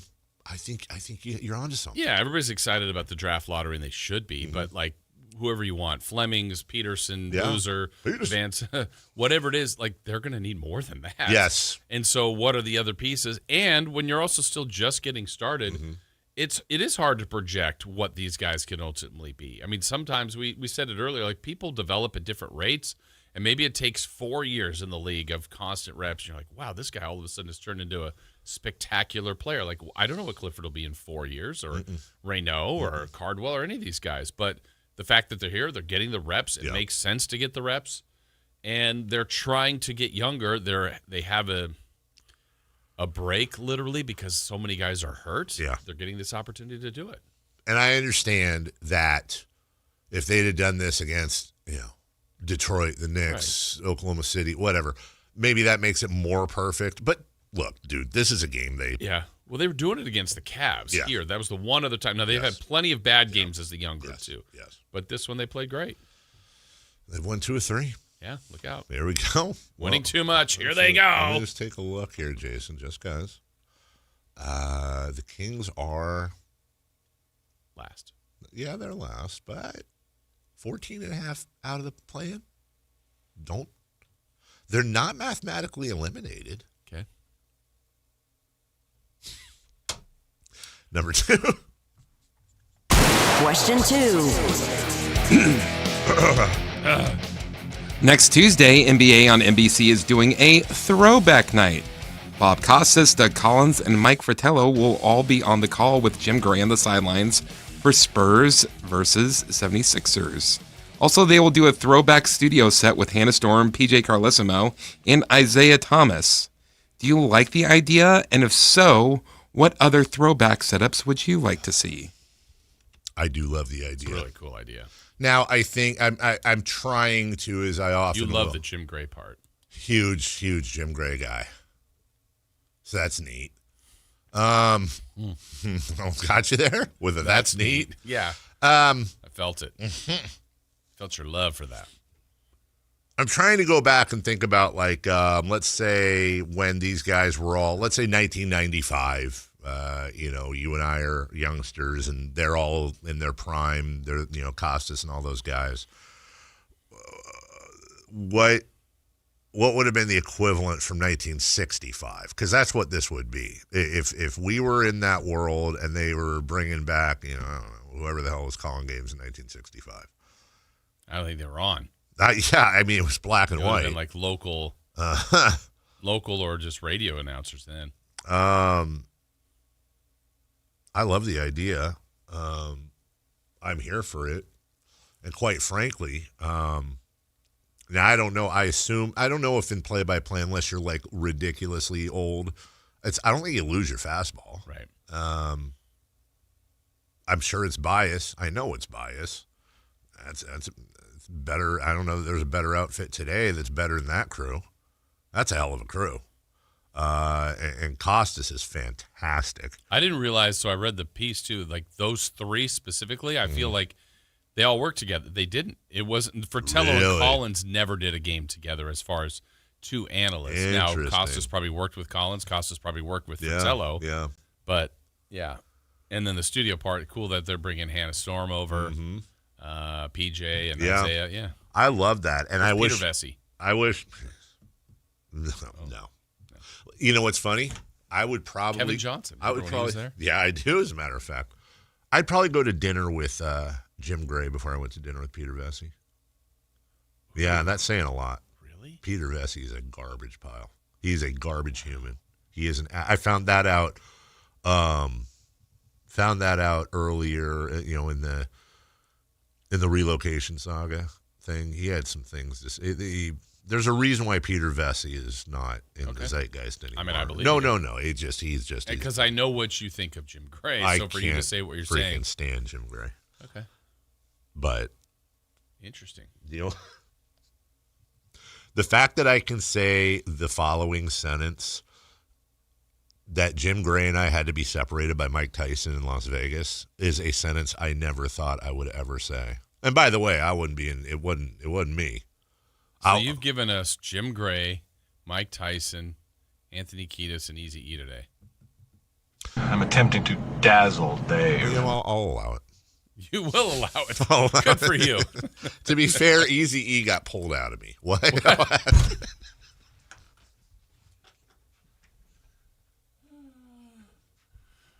Oh, boy. Explain that in full detail. I didn't offer up that story. Chris brought it up, and I relayed the story. Yeah, I like your phrasing better. Like someone just tuned in. Yes. Someone They just just hey, what's tuned going in. on in this morning show today? Number 3, quickly. Quickly. Question 3. Burger King announced that they are making tweaks to the Whopper. They are changing the bun and mayo as they are getting an upgrade. And the third change is the burger will now be in a wrapper and a box. What is the best fast food burger? Wrapper in a box. Because I read the changes. I'm like, the first one was, it's now going to be in a box. I'm like, really? That's your change? And then they said the mayo and the bun are getting an upgrade. Okay. Does it need it? I heard about this yesterday, and the first thing I thought of, and this is why I love doing a radio show with a live audience of a lot of people, because many minds are better than one when it comes to remembering things. I was trying to remember a situation where a long-standing thing, item, food, whatever it is, especially an iconic one, got massaged or improved, and it didn't go horribly wrong. And it, like, for example, I can look at this now, mayo and a bun, if you're going to mess with something, like, that's fine. Mayo, I don't know that I'm going to bite into a Whopper and go, oh, God, that's, Worse. No, so fine. Okay, I don't know what you do to the bun, but fine. If it's a better bun, I guess. Brioche. But yeah, fine. But it's all but it's like there are two things that I find generally certain in life. Number one, if a competitor to the NFL pops up within 5 years, they're going to be having a bankruptcy auction. That's just a go. 5 is great. I'm just, And at some point, there's going to be a run of Burger King commercials in the very near future that's going to be like, we listened to you, and now it's back. The original Whopper classic. Remember when Coke changed? Yeah. Coca-Cola. Whopper wasn't broken. It wasn't broken. It's the Whopper. And the thing about, look, I'm not trying to act like I eat a Whopper every day, but here's the thing about the Whopper. You can have it your way. Your way, and you can have it right away. Mm-hmm. Okay, so Walt Harris, guy I used to do telemarketing with back in the day, a recovering drug addict, older man, was one of those, he knew the streets. He knew what was going on. He knew the score. I used to work with him off of Port Chicago Highway in Concord. Yeah. And I was like 18. He was 60 maybe. And we go to lunch all the time. He's one of those guys I used to pay attention. I learned a lot of stuff from him. And I remember going to Burger King the first time with him. And he goes, I go up, whatever the hell I order. And he goes, hey, I'll take a Whopper, drag it through the garden. And like the person behind the counter was like, okay, and so I'm drag it through the garden.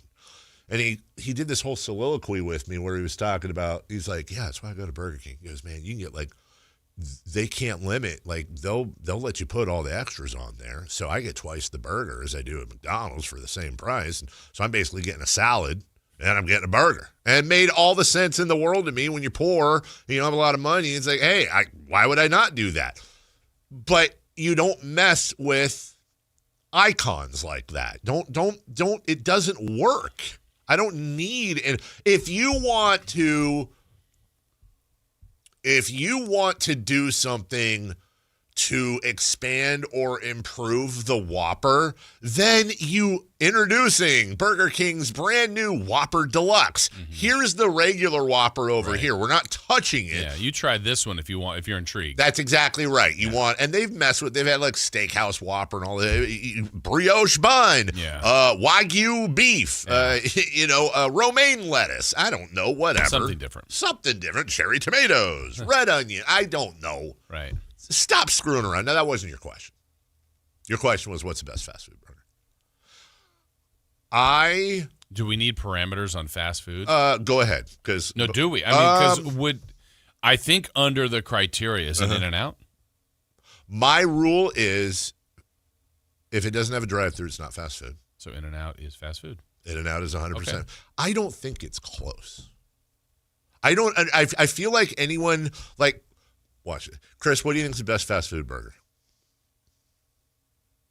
Tasting or whatever your categories are, a score of 10 for each category. How would it not be tasting number one? Yeah. Well, maybe he's saying because if you go to Carl's Jr., it's like $15 for a burger. Price, got it. But let's take price out, I guess. Yeah, because it's got to be if you could line them all up and they're all there for you, which one are you grabbing? Carl's Jr. Yeah. So, like I said, like people like Chris who like to be different, I think, say that. Is there a specific one there from Carl's? Yeah. Yeah, Western Bacon Cheeseburger. Western Bacon Cheeseburger is great. Phenomenal. It's a phenomenal burger. It's not better than double animal style. It's not. Now, if you're taking price into consideration, then In-N-Out's my favorite. I don't think it's. I'm a Carl's Jr. aficionado. You don't even get the Western Bacon. I don't. You get I get the famous, not the one with the two. Yeah, the famous star. But I've had a Western Bacon cheese when they have the Whopper's good too, though. Whopper's great. Yeah, and they'll have the 2 for $5 Western Bacon cheese every once in a while. It's probably 2 for $6 now. It's probably 2 for $30. But the In-N-Out double is just it's as perfect a fast food burger as you can get. The burger patties are great. The cheese is great. The veggies are fresh. The sauce is and again, I get it animal style, so you get the sauce and the caramelized onions and all that. I'm not trying to rip other fast food burgers. I would say my favorite combo of all time, if you take a price included, they used to have on Madison and Manzanita, is the Raleigh Burger combo because they had the seasoned fries on the side. You get a cheeseburger, fries, and a Coke for, I think, $2.99. Wow. Yeah.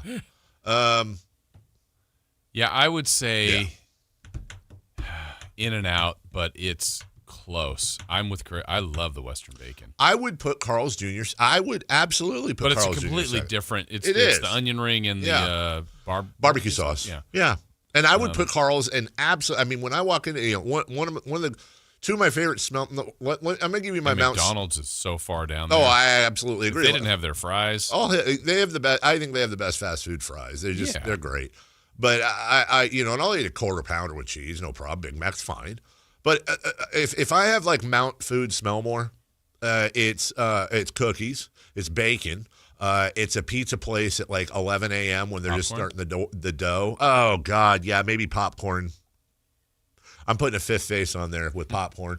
But walking into Carl's Jr. at like 11 a.m. on a Wednesday, and if you're eating in there and you smell the flame broiling, that's an amazing smell.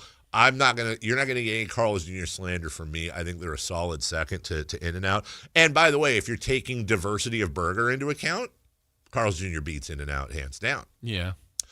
How about I don't know the last time I had one. Jack in a Box? I was waiting to see if you'd say it. So what's their big burger? The ultimate cheeseburger is incredibly underrated at Jack in the Box, I think. But they also have a sourdough burger with bacon and cheese. Oh yeah, I like that. I haven't had that in years. Carl or Jack in the Box is the I can't say that, can I? they don't late night. After. Their menu is very it's weird. Eclectic. It's weird. I would like an ultimate cheeseburger, some tacos, and an egg roll. Yep. My friend used to have an order like that. Let's just. Why don't they have spaghetti? I mean, let's get it. Honestly, you're absolutely right. And let's just be clear. Jack in the Box has done a phenomenal job at catering to the weed smokers. And there's no, like, you roll into Jack in the Box at 10, 11 p.m. and you get one of them, that's early. The Snoop Dogg, I mean, I'm not even joking, the Snoop Dogg munchie box for $7 or $8 or whatever. You get, I'll take the curly fries, the 2 tacos, the ultimate cheeseburger, the drink. And an egg roll. Yeah, and chicken tenders. Give me 4 ranches and a handful of your a very underrated little hot sauce Jack in the Box has in the orange packets. Don't screw around. Some have said, and this would be one of my high school friends. I don't think I maybe did it once. Raves about the Del Taco burger, and I always think that's funny. But he swears by that one. We got a break, and right when we go to break, you open up a whole can of worms. The Del Taco burger, and more importantly, okay, so you know I said the McDonald's has the best fast food fries? That's incorrect. Del Taco has them. You get and they serve them in a cup. Oh. They don't serve them in a bag. Okay. You can get a cup of Del Taco fries. Their burger, I'm not saying the burger's the best, but it's definitely a good burger. Okay. Del Taco fries, dude. My go-to order if I'm feeling fat at Del Taco is a spicy chicken jack quesadilla with the 2 tacos, meal, and a cherry Coke, large. And then I'll get whatever my wife wants, and then I'll get a large mug of fries to take home, and we'll just eat. Mug of fries. Oh, when they're fresh and hot, and they usually are, because not a lot of people order fries there, so they throw them down on the fryer right away while you're in line. Magnificent. Well done. Magnificent. And then I drive home with that meal as I'm driving home. With that meal. On the drive home? On the drive home. And I think about my friend Chad Hoblet. Of Hoblet Dodge, Chrysler, Jeep, Ram, and Woodland. Hey, listen. Hey, listen up.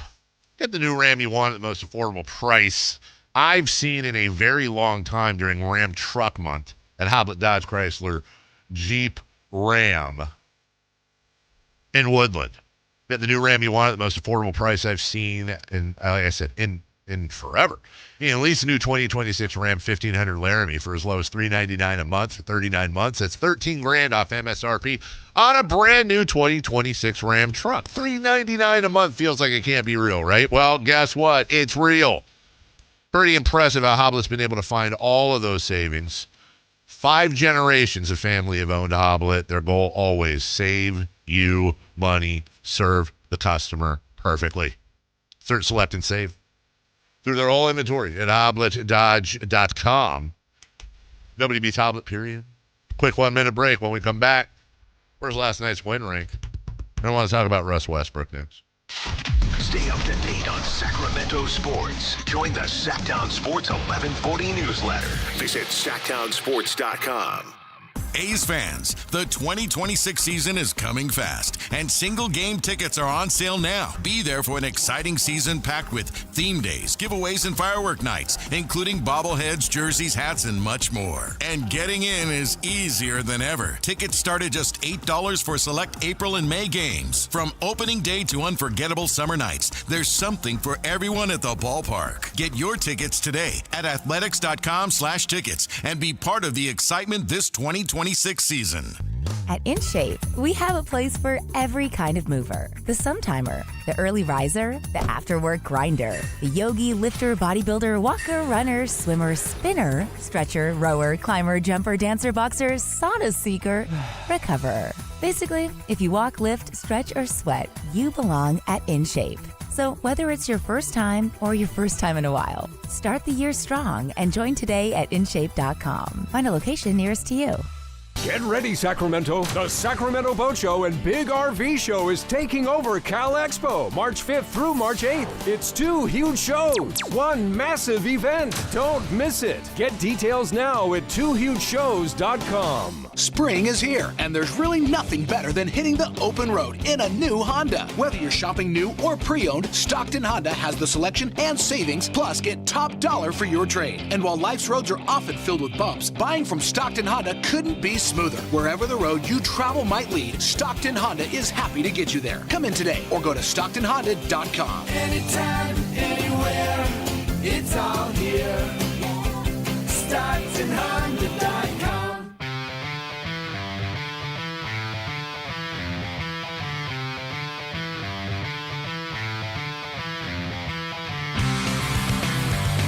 The only place in the morning to get your sports fix. Live and local. The Carmichael Dave Show with Jason Ross.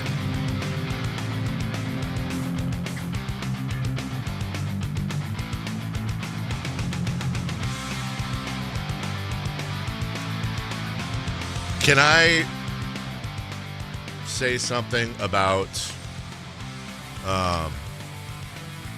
Russell Westbrook? Sure. We talked about this a bit yesterday. We broached it. So, according to our dear friend Sam Amick, I asked him yesterday because he is the oracle of all things, and he likes to do something. I can't remember. I know I'm shamelessly pumping the poll here. Yes, he does. Buyout guys have to be waived by 5 p.m. Sunday to be playoff eligible. Okay. I would like the Kings to waive Russell Westbrook. And I explained it on social media much better than I can off the top of my head. So I'm just going to say what I said. The Kings should buy out or release or Russ. But it's a nuanced combo, I think. I think Russ Westbrook and Max Reno have been easily, unless I'm forgetting something. You are. The two biggest bright spots? You're forgetting one. What's the third? Cardwell. Oh, yeah. No. I mean, he was a free agent. It wasn't even. We're praising a second-round picking. You're totally right. You're totally right. Those are easily the three biggest bright spots. Russ has done everything he's been asked. Yep. And has exceeded every expectation I had for him. And I respected Russ's game, but I wasn't necessarily a fan. If I'm being honest, when the Kings signed him, I was like, oh, God, here we go. This cantankerous guy that's weird with the media is going to roll in and steamroll all our rookies and take like 97 shots from beyond the arc. And by the way, I mean, he does take some, yeah.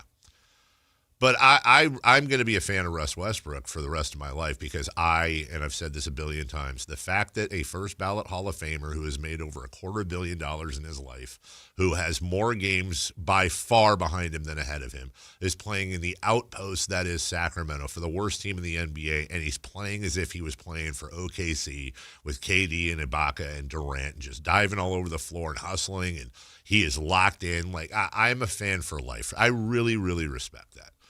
But here's why he should go. Number one, this is obvious. He's not part of the future. He's not. Come on. He's not part of the future. As we've talked about before, I'd rather see Nate Clifford. I'd rather see Devin Carter get those minutes and those shots.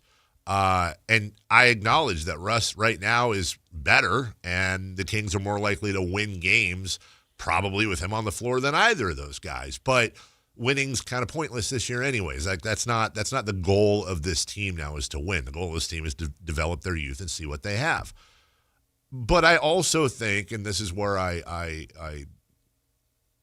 go ahead, I hold hands with Russ's fan base. He deserves better. And I would think, I would hope there's a team out there that has seen him humble himself, go out there, be a positive performer, and that they think this guy can do something for us off the bench in the playoffs. I want to see Russ play in games that matter. I think this is a rare occurrence where a separation actually benefits both sides, and the player did nothing wrong. Russ has done nothing wrong.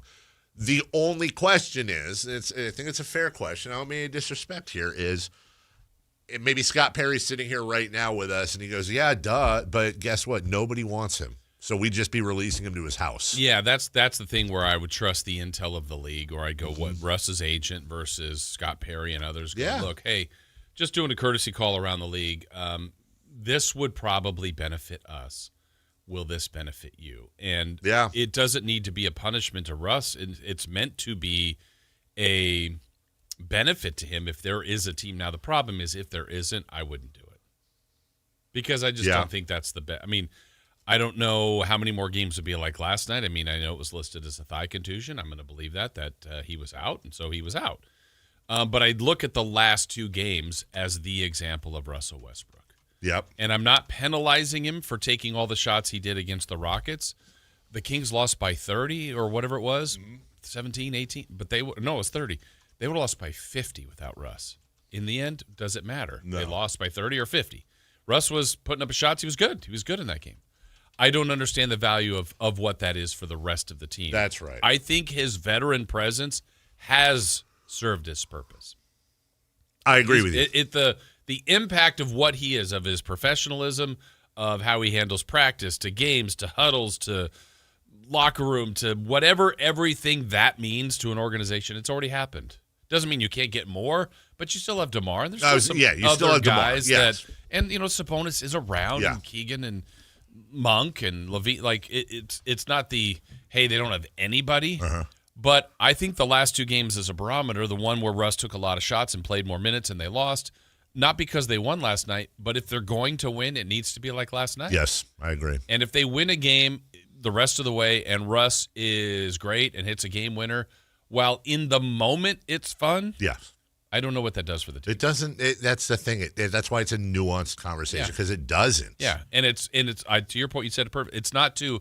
I don't want to see them release him to see him not get picked up. Agreed. I don't think this is a Chris Paul situation. Agreed. If you have knowledge that, like, hey, Team X or 2 of them are interested, I think it makes sense to do it. I have no way. Look, and to be clear here, because sometimes we do have conversations with Scott Perry off the air, I always want to be clear.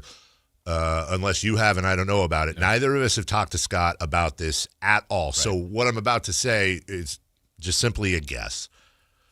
But if I were Scott Perry, I would have informed Russ and his camp probably around the trade deadline. Hey, if you guys have my permission to explore interest from other teams, and we want to do what's right by you. If you come back and say the Denver Nuggets would like him back, the Houston Rockets would like him back. Yeah.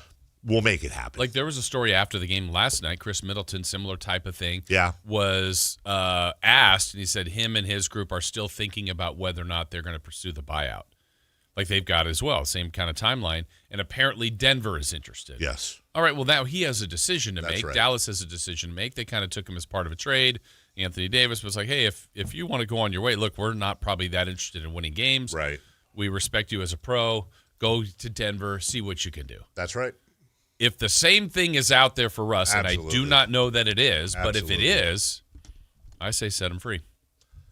Also, and thank him. Didn't I see Taj Gibson come back 40 years old yesterday, too? That's completely random. Absolutely. And that's why it's a nuanced convo again, because you go, the Kings should release Russ Westbrook. Yeah, it's not in a negative, like get him out of here, not by any means. No. I'm a fan. I am so much more, like I said, before he got here, obviously I respect his game. I respect the history. But, you hear stuff, and I was very neutral on Russ. Maybe even neutral skewing negative. Like, well, I don't want him on our team. I'm a fan, dude. And by the way, he's far from perfect. And I'm not saying there's not issues and, some of the shot selection is whatever. Right, but the next time he defends a pick and roll will literally be the first time I've seen him defend a pick and roll. Like, I'm not trying to, write his autobiography here. But wait, I couldn't do that. Then it would just be a biography. Yeah. What I am saying is that I will be a fan for life because it's one of the coolest things I've seen in a while is see somebody he's not here just getting a check and playing psychologist. He is here and he is playing and he is taking the season like they're fighting for the 2 seed and he wants to go out there and win every single night. And I think that's going to pay off for the rookies. I've always appreciated about that for him. I think he's probably not a tough player to coach in this way, but I think he wants to play 48 minutes. Yes. And I appreciate that. He's not going, we play too many games. He doesn't want nights off. Yeah. He wants to play all of them and get every stat. Like, he wants everything. Yes. And I don't think there are a lot of people cut that way, and I appreciate that about Russell Westbrook. That's perfectly said, Jason. There aren't a lot of people cut that way, and it could be game 14, it could be game 80, it could be the playoffs, preseason. Absolutely. If you if there was a way to out of context watch 5 minutes of Russ Westbrook playing and tell me what game this is. Right. Tell me what game it is. You black out the jerseys, and it's like, okay, tell me what team he's playing for tonight. And is this a playoff game? Is this game 14? I don't know that you know. Yeah, it's a 59-win team. Oh, he's on an 11-win team right there. It's like, same guy. Here we go. I'll say this. I think if Luka Doncic had Russell Westbrook's discipline, habits, and motor. If a lot of people had his motor. Yeah. You're 100,000 trillion billion % right. We'll take a break. And by the way, I don't hate the swag either. Mm-hmm. Like, that dude's confident. Yeah. Did you see the Kings clip the other day when they were behind the scenes, and whoever the social media person was, I think they were holding a sign that said, "Do you wish you were athletic?" Yeah. And Russ sees and said, "Wish? What are you talking?" He starts reeling off stats. Like, a lot of people were kind of like offended by it. Then Maxime's like, "Yeah, I really wish I was. I was more." Did you? Yeah, right. No, Max was great about it. Did you see the one? Oh, it was. I think it was yesterday, or the day before, where there was like 6 modern words that kids use, and they're trying to see if everybody knew what they were. Didn't see that one. Oh, that's the latest one, I think. And then Dylan Cardwell tried to get Keegan Murray, who was like sitting on one of the chairs on the bench at Golden One Center. He's trying, and he has headphones in, and when you watch the video, like, I'm not entirely sure. Like, it looks like Cardwell's like, "Come on, man, do it for me." Like, and Keegan's just like shakes his head, and then he gets up and just walks away. And watch the video, tell me what you think. But part of me was like, I think he's really actually annoyed. Keegan mad. We'll take a break. When we come back, hey, rain, shine, whatever. By the way, you got some sunshine yesterday. I meant to tell you about that. Yes. Yeah, you were happy yesterday, weren't you? Kings Rewind. Jason and Chris, next. Listen to the #1 sports lineup in Sacramento. The Carmichael Dave Show with Jason Ross, Matt George, and Kayla Anderson. The Drive Guys with Kevin Gleason and Alan Stiles. Every weekday live and local 6 a.m. to 6 p.m. Online at SactownSports.com or download the app right on your phone. Your #1 source for all your Northern California sports. Sactown Sports 1140. There are many reasons to choose Gonzalez Law Offices. As a dedicated trial lawyer with an undefeated record from 2016 through 2019, and you'll know that no case is too big or too small. Due to his success, hard work, and commitment to excellence, attorney Jonathan Gonzalez has been listed in Super Lawyers Rising Stars, as well as in the top 40 under 40 list by national trial lawyers. You can find Gonzalez Law Office online at saclegaldefense.com or call him at 916-304-9187. Right now at Elk Grove Honda, you can lease a 2025 Accord Hybrid Sports Sedan for only $39.99 down, including first payment due at lease inception, excluding tax and license. 35 monthly payments of $299 plus tax, license, and 0 security deposit on approved credit. Mileage in excess of 10,000 per year at 20 cents per mile. It really is the least you can do. We're Elk Grove Honda in the Elk Grove Auto Mall, Highway 99 and Elk Grove Boulevard, or on the web at elkgrovehonda.com. I gotta get an Elk Grove Honda. Are you 50 or older? This news is for you. The CDC recommends you get vaccinated against pneumococcal pneumonia. Even if you're healthy, your age puts you at risk. People 50 or older are over 6 times more likely to be hospitalized with pneumococcal pneumonia compared to adults 18 to 49. Just one shot can help protect you. Learn more and schedule at vaxassist.com. That's VAXassist.com. Sponsored by Pfizer. Jackson Hewitt knows taxes are complicated, and with multiple jobs and tax forms, they're like Sonata complicated. Our no surprise pricing keeps things simple. Jackson Hewitt does your taxes for only $149 or less. And since we know all the new tax codes, you could get thousands back. So what are you waiting for? Hurry. File with Jackson Hewitt today for only $149 or less, guaranteed. Limited time offer for new clients on federal returns. Participating locations only. Terms at jacksonhewitt.com/149. Capital Casino is conveniently located in downtown, 411 16th Street, and has been a part of the greater Sacramento area for over 20 years. They offer the best variety of games in the region in a safe and friendly environment, and there's plenty of parking, all well lit and monitored by security. Come have a great meal at the cafe and restaurant inside. Capital Casino has the best food, the best service, and the best action. But please always remember to gamble responsibly. 1-800-GAMBLER.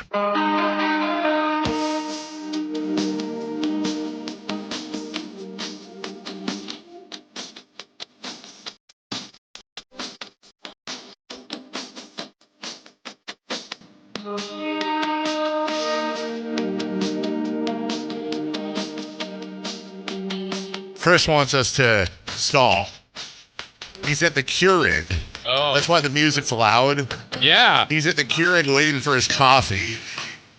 Want me to go lower that? I wouldn't mind or we can just, have a Friday dance-off. At some point, this is going to end. What will happen first? This ends or Chris comes in? This will end. And there we go. Welcome back. Yes, always get your coffee refill on 2-minute breaks. Yeah. Come on, Sales. Great timing. I mean, it used to take me 10 seconds. That's the autobiography. That's the title. What was yours again? From yesterday? No, from today. Not easy. I don't remember. I do. I don't remember.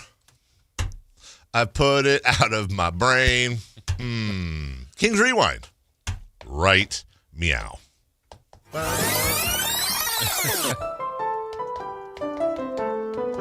la la la ba da ba da bloop. The Sacramento Kings were on a second night of a back-to-back, and this matchup had them still in the big state of Texas, but this time in Dallas to face the Mavericks. The only thing more stupid than your accent is the way you're dressed, the content of your brain, and your face. Dallas had lost 10 of their last 12 coming into the game. Man, you are one pathetic loser. No offense. Yeah, see, that's fine then. The Kings, though, had lost 17 of their last 18 coming into this game. Good job. Good job, good effort. So it's time for a roll call. Call off. F. You. Just watch this. Tim Meadows. Umberto is for unity. I just watched that yesterday. The Mavericks are going to be without Daniel Gafford, Ryan Nembhard, Derek Lively, PJ Washington, Kyrie Irving, and Cooper Flagg. Hello. Well, the Kings are going to be playing without Domantas Sabonis, Keegan Murray, Zach LaVine, DeAndre Hunter, Dylan Cardwell, and Russell Westbrook, which translated to missing out on 84 points per game. Hello.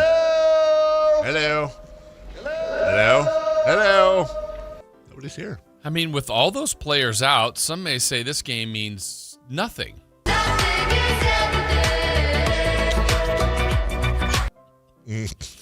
That's a great commercial. The Kings were not going to have Keegan after he rolled his ankle, but word is that tweak is not as bad as the last time, but still no timetable for his return. Oh. Oh. Oh. No.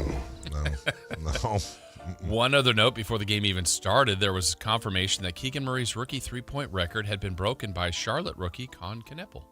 I am buffeted by the winds of my foe's enmity and cast about by the towering waves of cruel fate and fighting for the position I hold. And now I feel it being ripped from my grasp.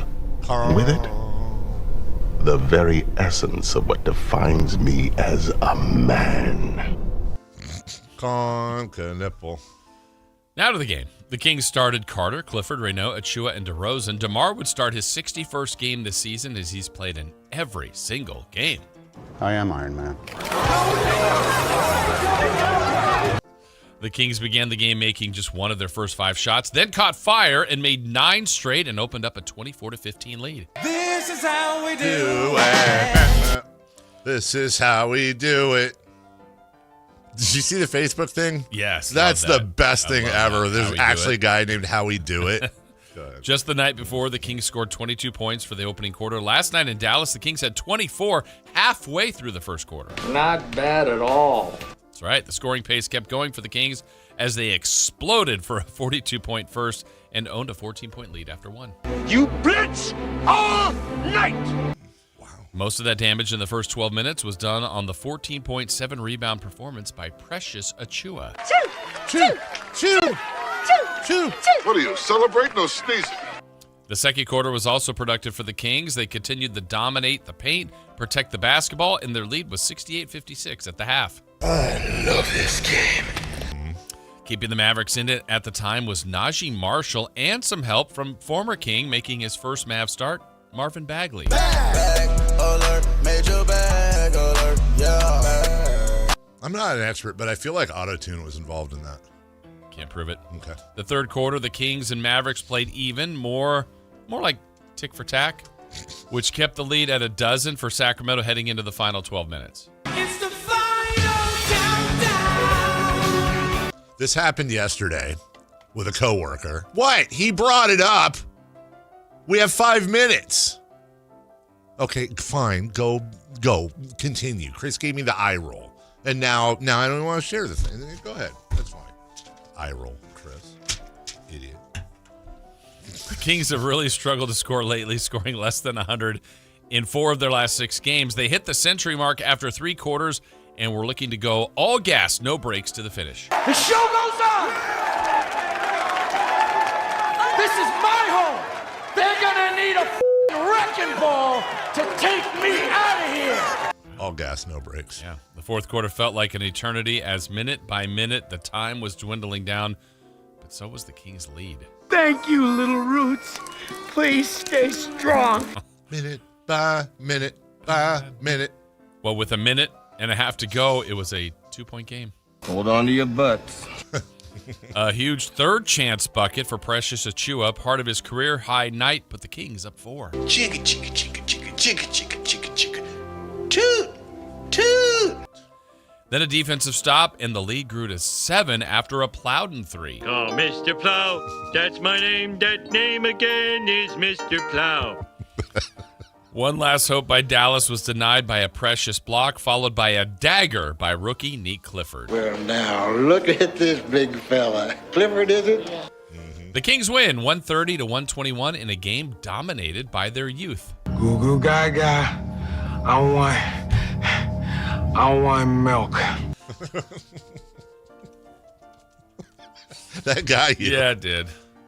It did. I got you. I want to say that again. The Kings win 130-121 in a game dominated by their youth. Goo goo gaga. I want milk. Numbers to brag about: 76 points in the paint, 29 assists, and a season-low 5 turnovers. All this on a second night of a back-to-back. Will you ever quit? No! We want some more! We want some more! We want some more! The Kings still have the worst record in the West and in the NBA, but so far this road trip isn't half bad with 2 wins and 2 losses. Why you bringing up old They will attempt to come home with a winning record when they face Dave's Lakers on Sunday. Dave loves L.A. Dave hates it. So until then, light that beam and bask in the win for the next couple of days. All I do is win, win, win, no matter what. Got money on my mind, never give up. Every time I flip my finger.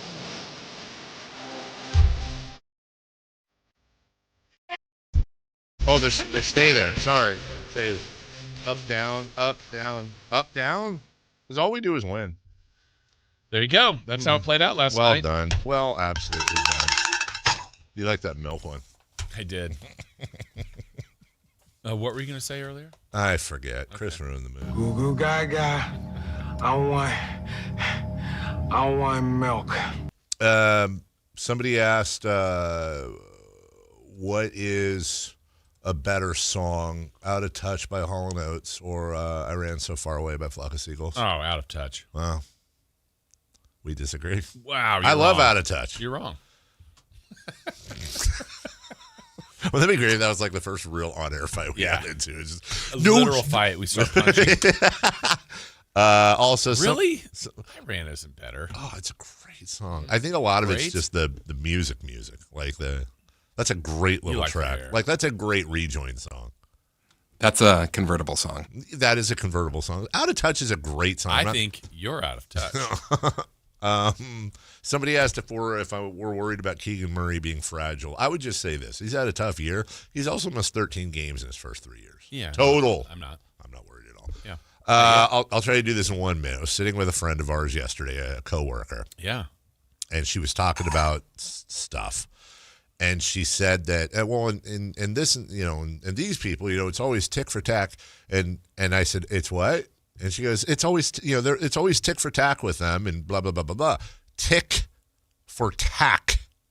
And, normally I would have been like, I think it's tit for tat. Mm-hmm. Can I say that? So why didn't you do it? What would you have done if I said that?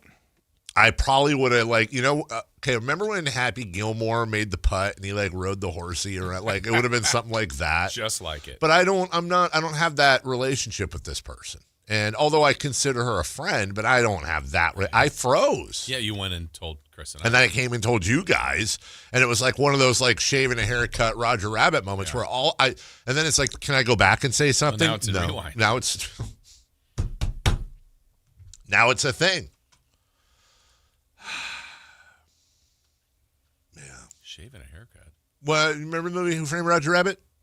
Remember when the judge was trying to find Roger Rabbit? He was hiding in the walls in the bar, and he took his cane, and he goes, there's one sure way to get Tunes to show up. Shaving a haircut. And he kept doing that all around the bar, and then finally Roger pops out and goes, 2 bits! And then he grabbed him by the neck, and then he killed him. Threw him right in the, what was that stuff called? The juice? Gin? The dip. The dip. We'll take a break. When we return, hey, we got post-game reactions. No. Yes. Yay. All the emotions. Hurrah. Hurrah. Including post-game audio from Doug Christie and more. We'll do that right after this.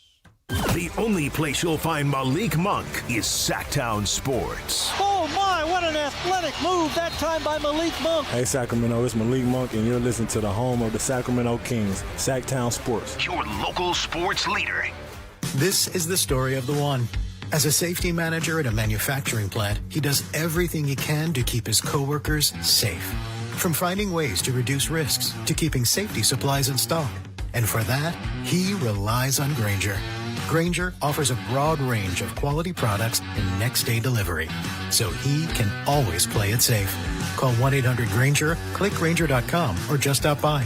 Grainger, for the ones who get it done. Hurry in and save big during Honda's President's Day sales event at Folsom Lake Honda, your one-stop Honda shop. Hurry in and save on our best selection of new Hondas. Each is priced to sell now. Folsom Lake Honda is your one-stop Honda shop for great pricing on a giant selection of new CRVs, HRVs, Civics, and Accords with low finance and lease options. Plus, get an instant cash offer for your trade. Get to Folsom Lake Honda or go to FolsomLakeHonda.com. Folsom Lake Honda, yeah, your one-stop Honda shop. This is the sound of Jack buzz cutting his way to a small fortune. To Jack, every time he cuts his own hair, that's $50 right in his pocket. If Jack sees DIY buzz cuts as a saving strategy, Wells Fargo is right behind him. And with their mobile app, tracking his savings is easy. Oh, ouch. However you make money work, we can work with that. Mobile carriers' message and data rates may apply. Wells Fargo Bank, N.A., member FDIC. Injured and you're considering an LA law firm looking to charge you 45% to 50% in attorney's fees? That's overcharging.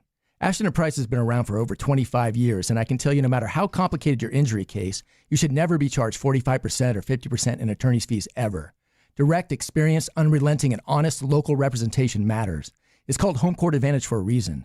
Ashton & Price serious local attorneys for serious people with serious injuries. So for the best local advice, don't think twice. Call Ashton & Price. What's cracking? We're talking to Chad Hoblet of Hoblet Dodge Chrysler Jeep Ram and Woodland. Chad, tell us what's happening for Ram Truck Month. Well, there's no better time to get a Ram than Ram Truck Month. Right now, save up to $15,000 off MSRP on new 2026 Ram 1500 Crew Cabs. Or save big when you take advantage of the $7,000 Hoblet discount and get 0% financing for 60 months. You'll save thousands in finance charges on top of the huge Hoblet discount. Yeah, I can't even believe 0% financing is an option at the moment. It's not an easy thing to find nowadays, but we're always looking to help you save money. Plus, with over 400 new Rams available, you can save big on your perfect Ram. At Hoblet, we focus on you and helping you get the Ram you need. Search, select, and save through their whole inventory at HobletDodge.com. Unbeatable prices, unbeatable selection. Nobody beats Hoblet, period. 15,000 total net savings on select new 2026 Ram 1500 Laramie after 8,000 factory rebates and 7,000 dealer discounts. Rebates may include 2,000 select inventory bonus cash on select inventory, 1,000 SFS bonus cash. Must finance through Stellantis. $500 on the job upfit. Must show eligible upfit. 5% savings. See dealer for details. KHD1 Sacramento, KYMX HD3 Sacramento. From the Power Business Technology Toshiba Studios. This is Sactown Sports 1140.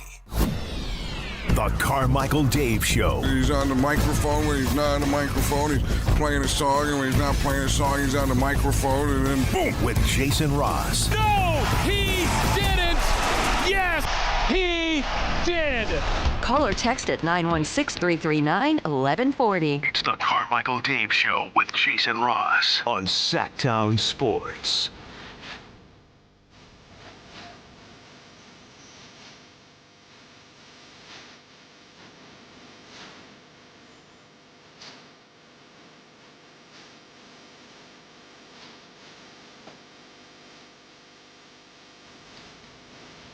Hey, welcome back. Welcome back, Jason. Thanks. Welcome back. Second half of the program. Carmichael Dave, Jason Ross, Christopher Live. And I have some sound for you. Okay. See if you recognize this. By Iguodala. They do have a timeout. Decide not to use it. Curry, way downtown. Bang! Bang! Oh, what a shot from Curry! With 0.6 of a second remaining. Now, that was Oklahoma City with the aforementioned Russ Westbrook, Kevin Durant at the peak of their powers, hosting Golden State Saturday primetime. You heard Mike Breen on the call, and Golden State, playing a Golden State Warriors highlight is not something I generally do.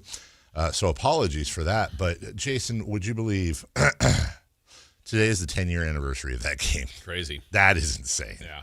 I incredibly remember that game, and that was 10 years ago. Although, shout out to Dubs Vault on Twitter. 10 years ago today, Warriors versus Thunder, the greatest regular season game in NBA history. Excuse me, sir, ma'am. I believe you're confusing that with Kings Clippers. Double overtime. 3 years ago? Right around this time, isn't it? Wasn't it February? Maybe even February. I think it was. It had to. It was right out of the All-Star break, somewhere around there. I was in Mexico. I was down in Mexico listening, and so that had to be around February, the All-Star front or back shoulder vacation there or something. I remember watching that and waking up all of our neighbors, losing my absolute mind. I'm going to lose my mind. Lose my mind. Well, fast forward a few years, and also yesterday, by the way, was it came up on my Facebook memories. Just 3 years ago, yesterday, this picture of Gary Gerald getting the chain with all the players around him. And if I remember right, I think that was in OKC. I think you're correct, actually. It was. I don't know that I've ever seen a happier Gary Gerald. Look at the joy, Jason, on his face. That is honestly, that's like, you know what? This is a good idea. You looked at that and you go, I'm going to call him Chief.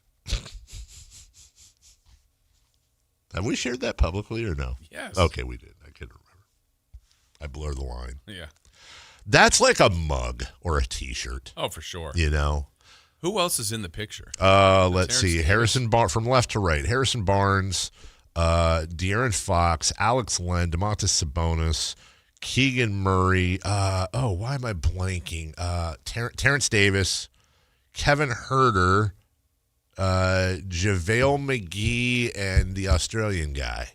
Come on. Okay, hold on. Matthew Dellavedova. Thank you. Got them all. And I understand that picture also brings up not great memories because it was just 3 years ago. Oh. When you think about going I from... think it brings up great memories. It does. That's what I was going to say. The great memories outweigh... Yes, there's a little bit of like... It's like... you know what it's like, Jason? What's your favorite drink? Here, I got this. This is a good analogy. I don't know if it's my favorite, but I'm just thinking of a Shirley Temple. Shirley Temple. How about that? How I live about on the edge. How about a shirt? How about you come home from a hard day's work, ready for a Shirley Temple with a couple cherries. Your wonderful wife says, "My love, I've got you covered. You've worked hard today." Okay. In a beautiful glass, like specifically, maybe like one of those martini glasses or something. Wow. Really nice looking. It's the perfect shade of pink. The cherries. You take it might be the best Shirley. That is one of the best Shirley Temples I've ever had. I'm happy. You're happy. Yeah. You thoroughly enjoy that Shirley Temple.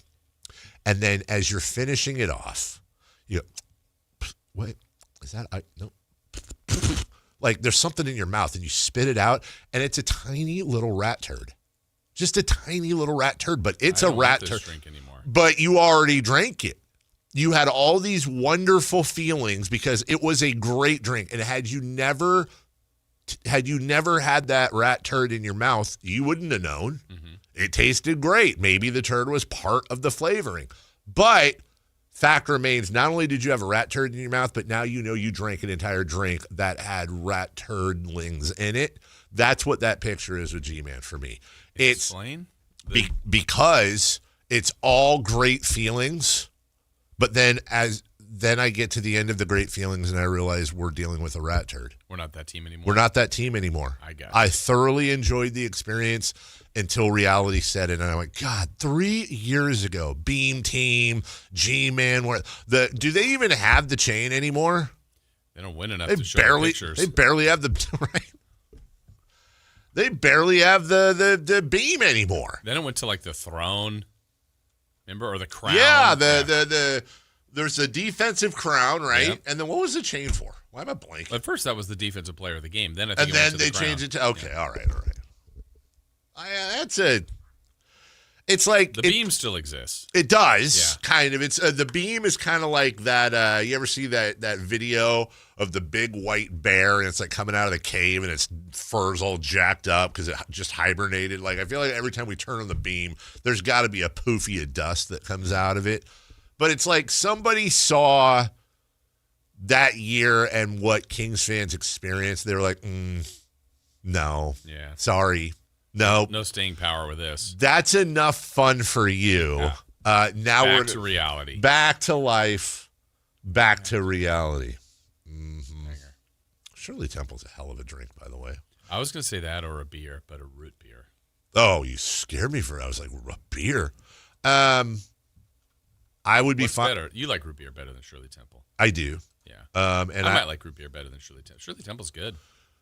I would say for me, I mean, there's all kinds of great craft root beers, and I don't want the text line blowing up with that because everyone wants to share their hidden craft.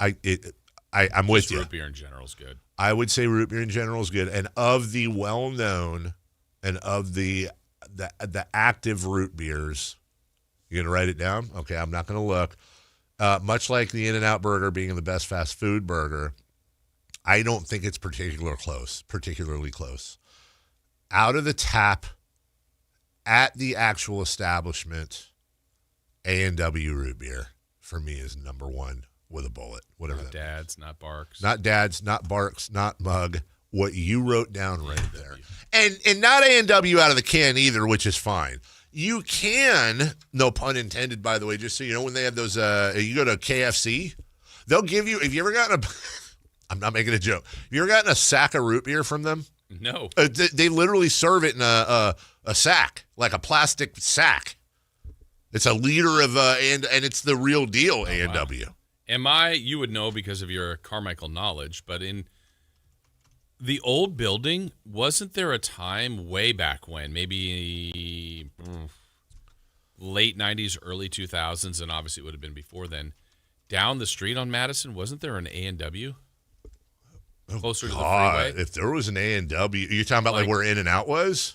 Across from that, and maybe by, what was that? There was like a Nilo dealership there, somewhere around there.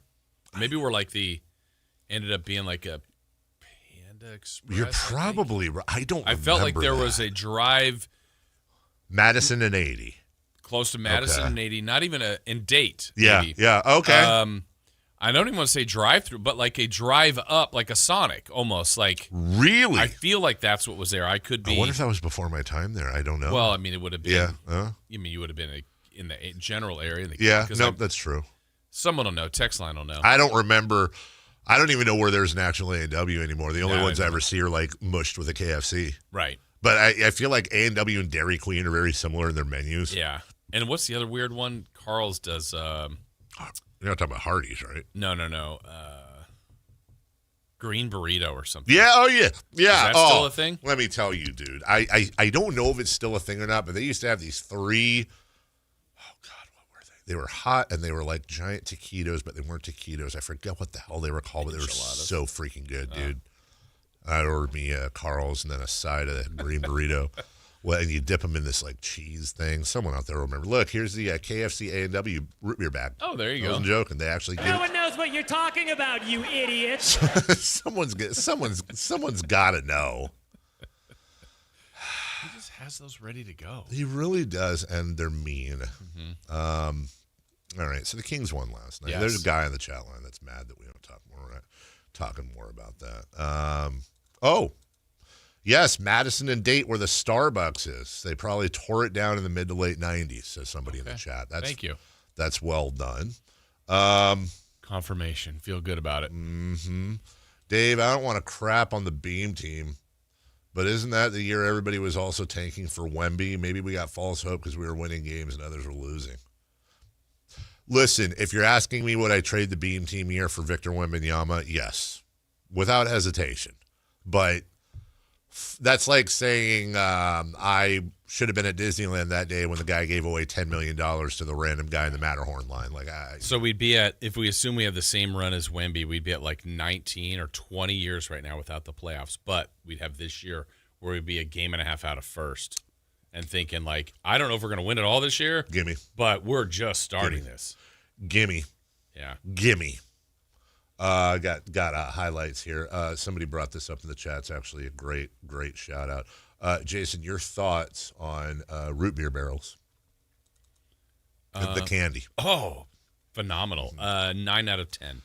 Absolutely correct scoring by you. Absolutely correct scoring by you. I can't remember the last time I had root beer barrel candy. Is that one of those things that they probably get at like Old Sac? Like, I don't know where those are. Where do they exist?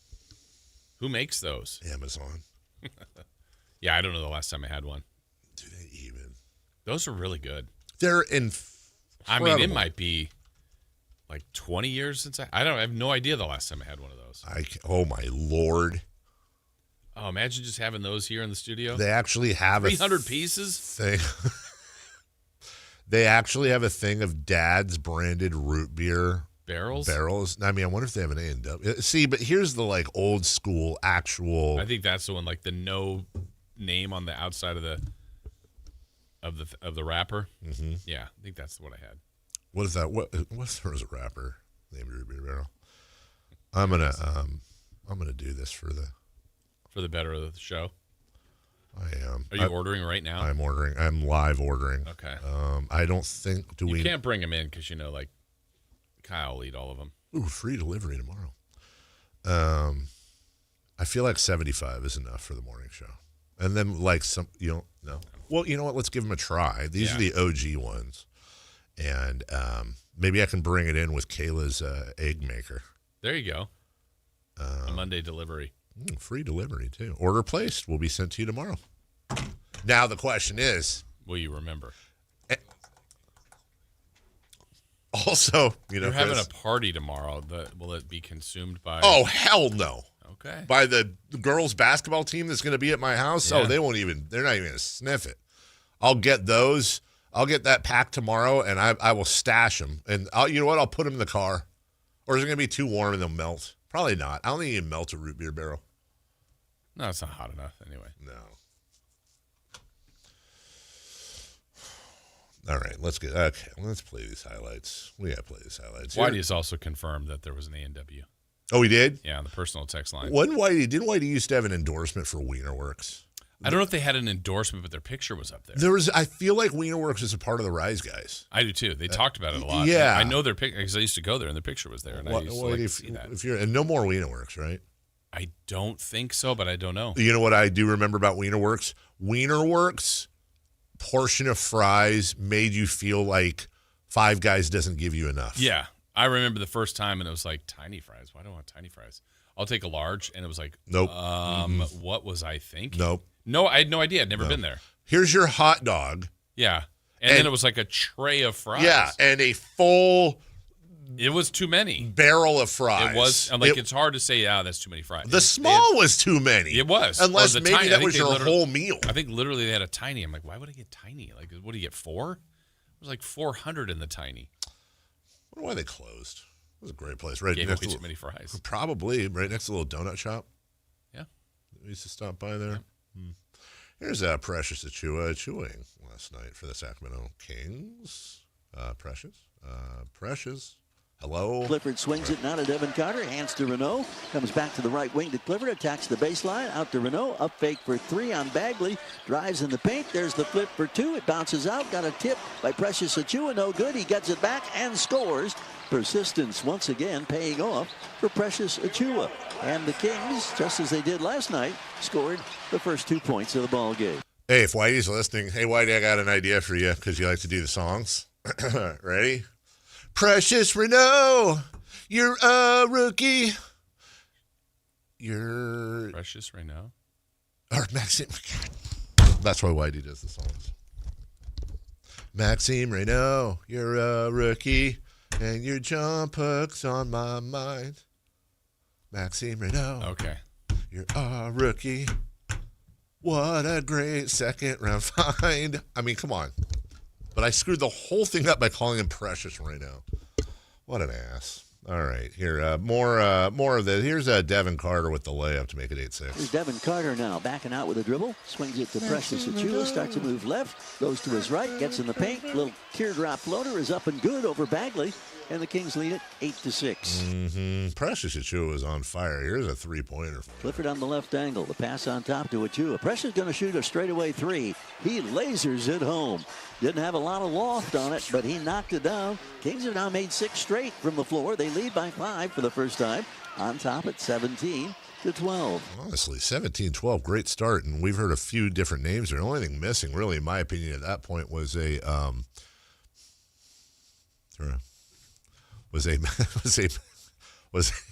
Maxime Renault putback.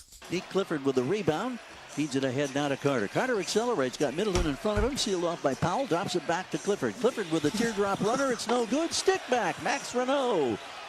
Well, the string of consecutive makes was broken, but the follow-up by Renault puts the Kings into a double-digit advantage at 26-15. They were playing a lot of music during the game. Like there was Prince going on for a while. I'm like, did they forget to turn it off? Why? It was just a concert with a basketball game in there. So we've heard from Maxime Renault. We've heard from Precious Achua. We've heard from Devin Carter. How about Here's a run by Christie into the lane. Switches to the left hand. Rolls off the iron. Into the hands of Achua. Dallas tried the quick strike. Didn't work. Achua back. Feeds low post to Daquan Plowden. Frees up and scores. Daquan Plowden wearing those bright orange shoes. He has become a regular here in the last handful of games for the Kings. 34-26 Sacramento. He made all of his shots. All of them. 7 for 7. 7 for 7. That's career high. Didn't he, wasn't he perfect from, well, obviously, if you're 7 for 7, but let me see here. Somebody told me something about Daquan Plowden. I want to make sure I got it here. Plowden was 7 for 7. He was 3 of 3 from beyond the arc. He was 2 of 2. And he did not have a turnover. Is that a perfect game? Pretty darn close. If it's not, yeah. So Plowden, Achua, Renault, Carter, Clifford. Here comes grizzled old veteran Malik Monk. Into the front court, Nick Clifford for Sacramento. Trying to build on a 9-point lead with 1 minute to go. Monk now. Starts to move to the right, pulls up off the bounce and hits the 18-footer. Nicely done by Malik Monk. That was not an easy shot, but in rhythm, he makes it 39-28. So for a second time, the Kings are up by double digits in this first quarter. Only thing I can think of that's left is Killian Hayes. Yeah, how about that? Killian Hayes. Killian Hayes comes back quickly, tees up the three, and scores the triple. Only his second made three since joining the Kings, and he has been struggling.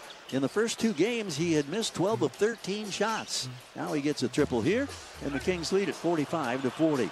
If you're getting the gist here, that's 10 different Sacramento Kings that scored last night. As a matter of fact, 10 different players scored last night. 9 scored 5 or more.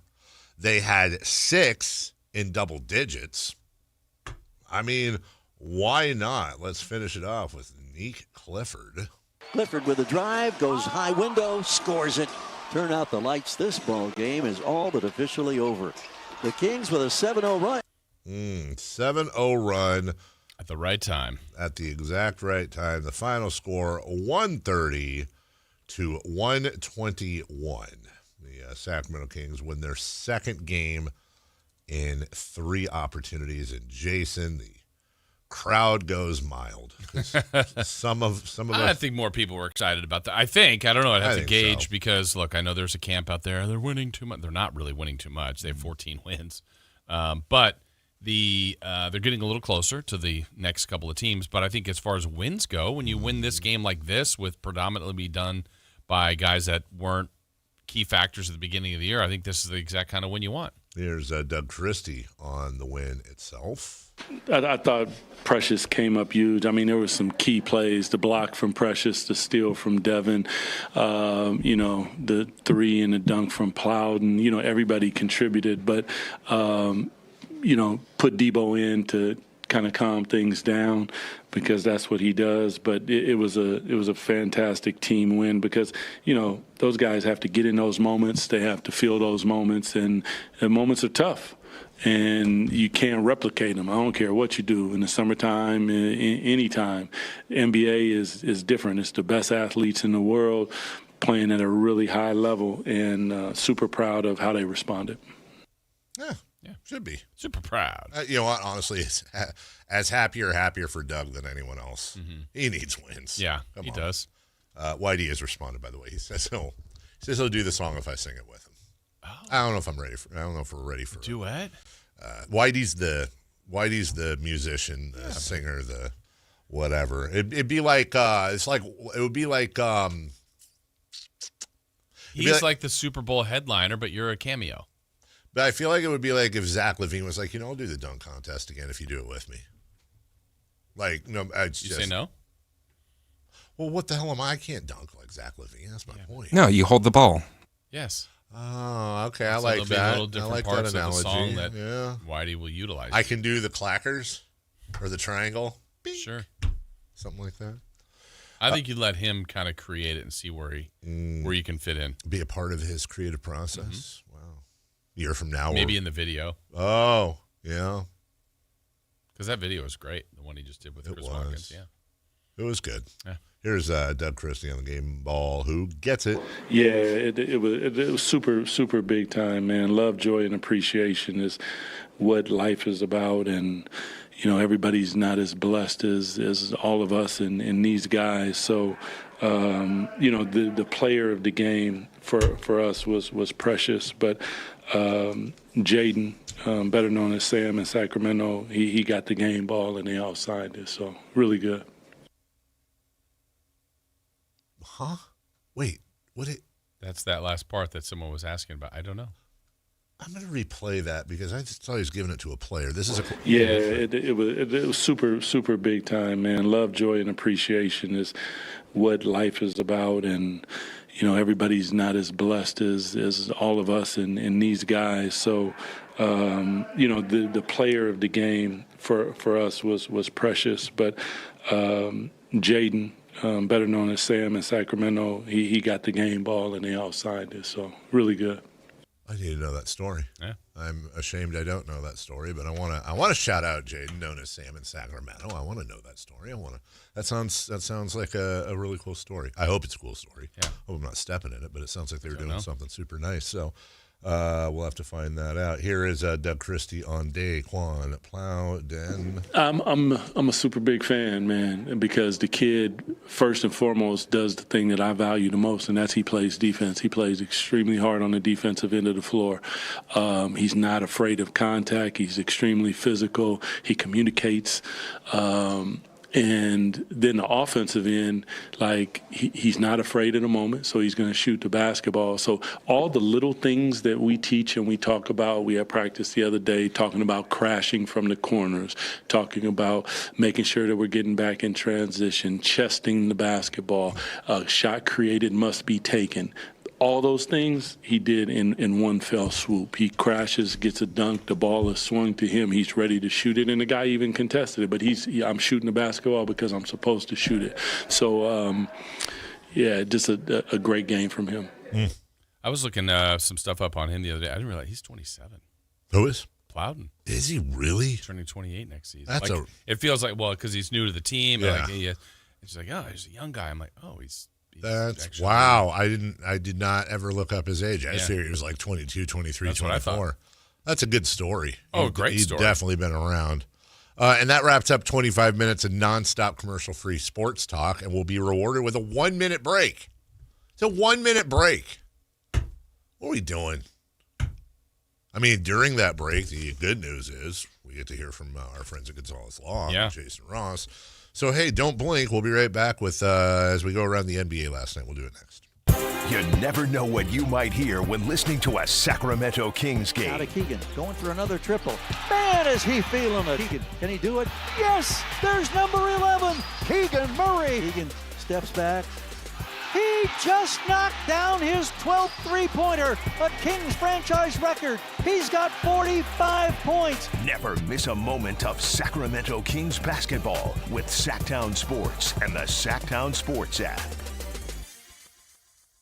Well, I am here to tell you about Gonzalez Law. Jason Ross here, and Gonzalez Law is a lawyer, Jonathan Gonzalez, right here in downtown Sacramento. No case is too big or too small. You know, they offer free and confidential case evaluations. He's a dedicated trial lawyer that has been effective and impactful in our area. Undefeated record, 2016, 2017, 2018, 2019.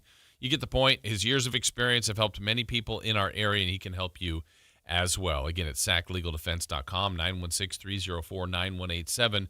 And a lot of people have asked about the expungements. That's an area he has specialized in. Something that's on your record that you'd like removed, he can help you with that.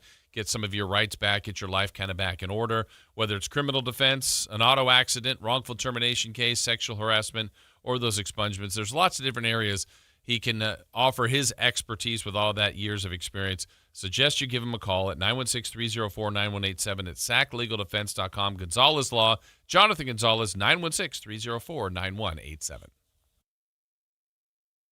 Get ready, Sacramento. The Sacramento Boat Show and Big RV Civ event. Don't miss it. Get details now at twohugeshows.com. Hi, Flo here from Progressive. You know, life changes quickly, so it's good to have flexible coverage. Oh, you mean like adding another vehicle? Yes, that's something we can do. Great, because I was thinking about getting a van so we could just keep the kids' softball stuff in the car. Oh, we don't need to get into specifics. Just saying it's easy to change. Oh, and Hannah wants to try the tuba. Again, we don't need the specifics. Last year, she wanted to be a tap dancer, but that only lasted 2 lessons. Okay. But she kept the shoes because they are adorable. Well, just know that with Progressive, you can easily add another car to your auto insurance because we know life changes. Progressive Casualty Insurance Company and Affiliates. Jackson Hewitt handles your taxes and your stress. Inhale our no surprise price of $149 or less. Exhale, paying more for complicated taxes. You won't. Inhale new tax law knowledge. Exhale, missing out on your biggest refund. Certainly not. Don't miss paying $149 or less. Rest easy. Jackson Hewitt's got your taxes. Guaranteed. Limited time offer for new clients on federal returns. Participating locations only. Terms at jacksonhewitt.com.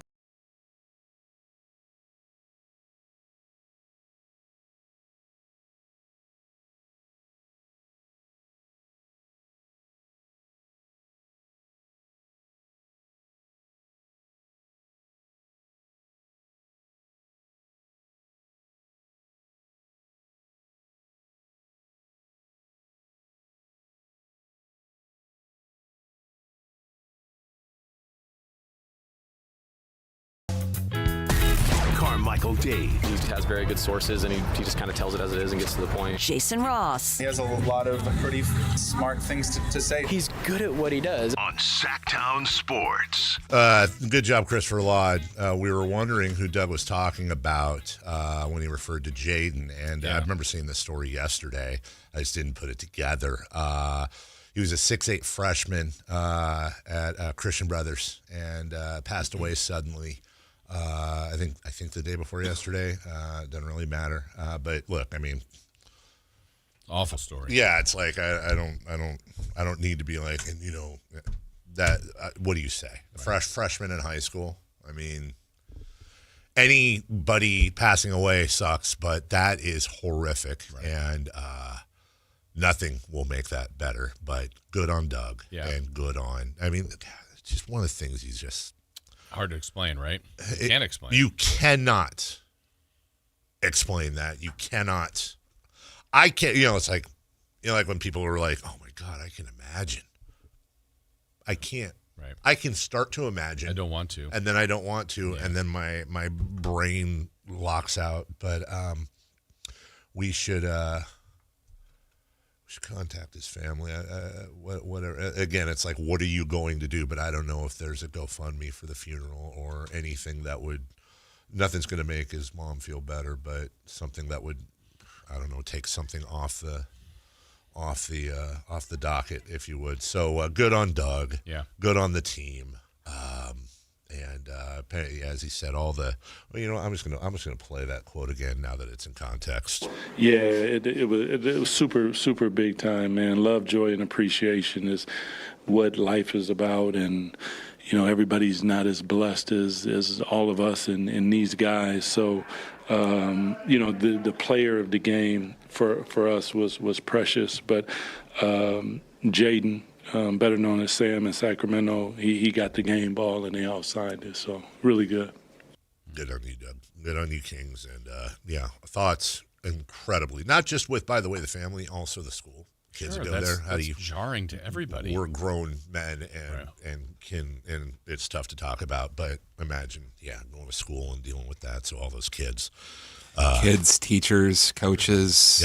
Yep, exactly. And Sacramento is a very big city and also an incredibly small town, all at the same time. So, anyways, there is literally no as often transition out of that. So, we'll talk about Concanipple breaking Keegan Murray's three-point rookie record in the Hornets win. Jason, he has 20 games left. He's literally having a record-breaking season, but my goodness gracious. And it's interesting because, we had fun with his name and all that, and I'm sure he's quite used to that, but he's a stud. And not only is he a stud, but just kind of going with the conversation we've had, I wonder if, let me see here, Jason. Let me go to NBA standings. And obviously the Sacramento Kings dead last right now. But last, the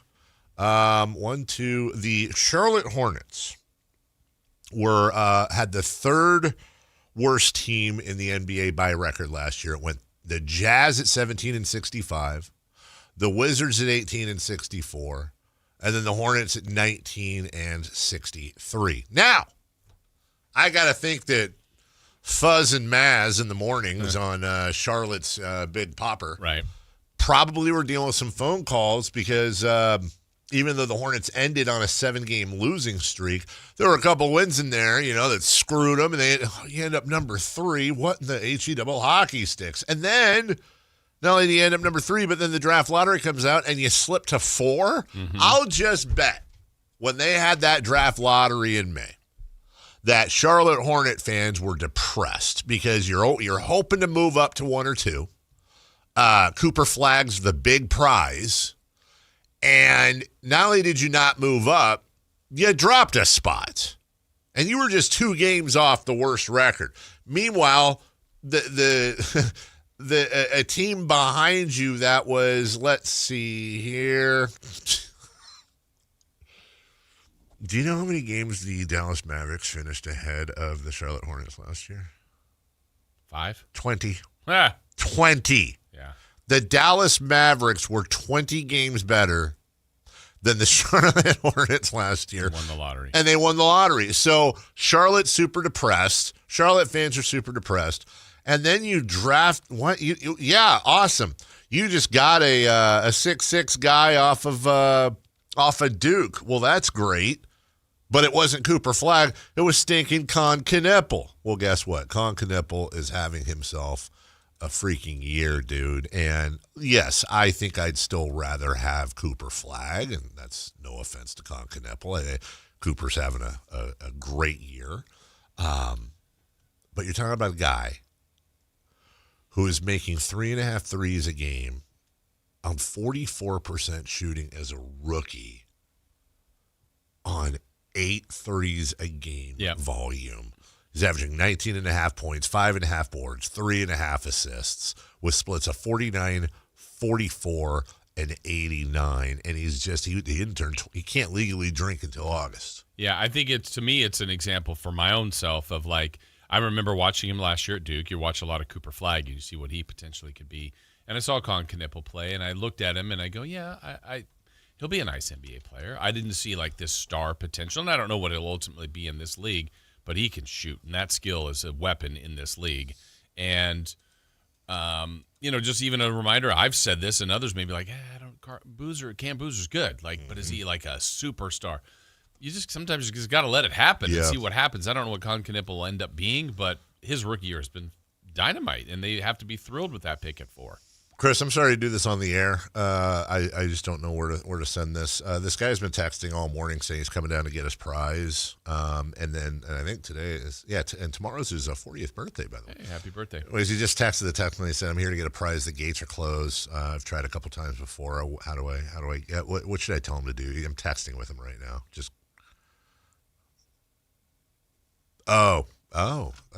That's true.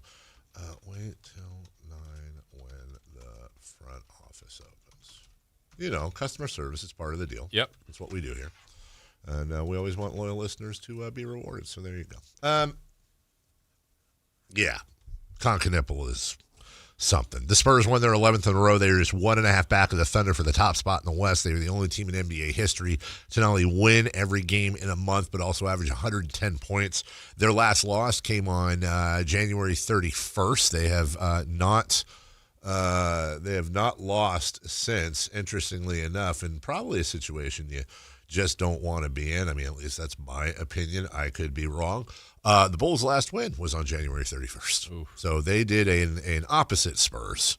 Remember when the Bulls were like surprisingly hot for 5 minutes? Yes. At the beginning in the year, yeah. They gutted that team, though. Oh, my goodness gracious. They are now 24 and 36, and got a feeling they're gonna join the Tankaroos soon. Meanwhile, the two bottom teams in the Western Conference, the Pelicans and the Kings, have won a combined 4 in a row. The Pelicans have won 3 in a row, and I just have a feeling the Pelicans are going to end the year on a high note. Yeah, also knowing it's not their pick. That's why there's no incentive for them. They're getting closer to the 6th worst record. I think they're only like a half game behind the Jazz, so they were at the bottom for a while. Now they just keep climbing up. I watched, because my friend had bet on the game, and I was thinking about him.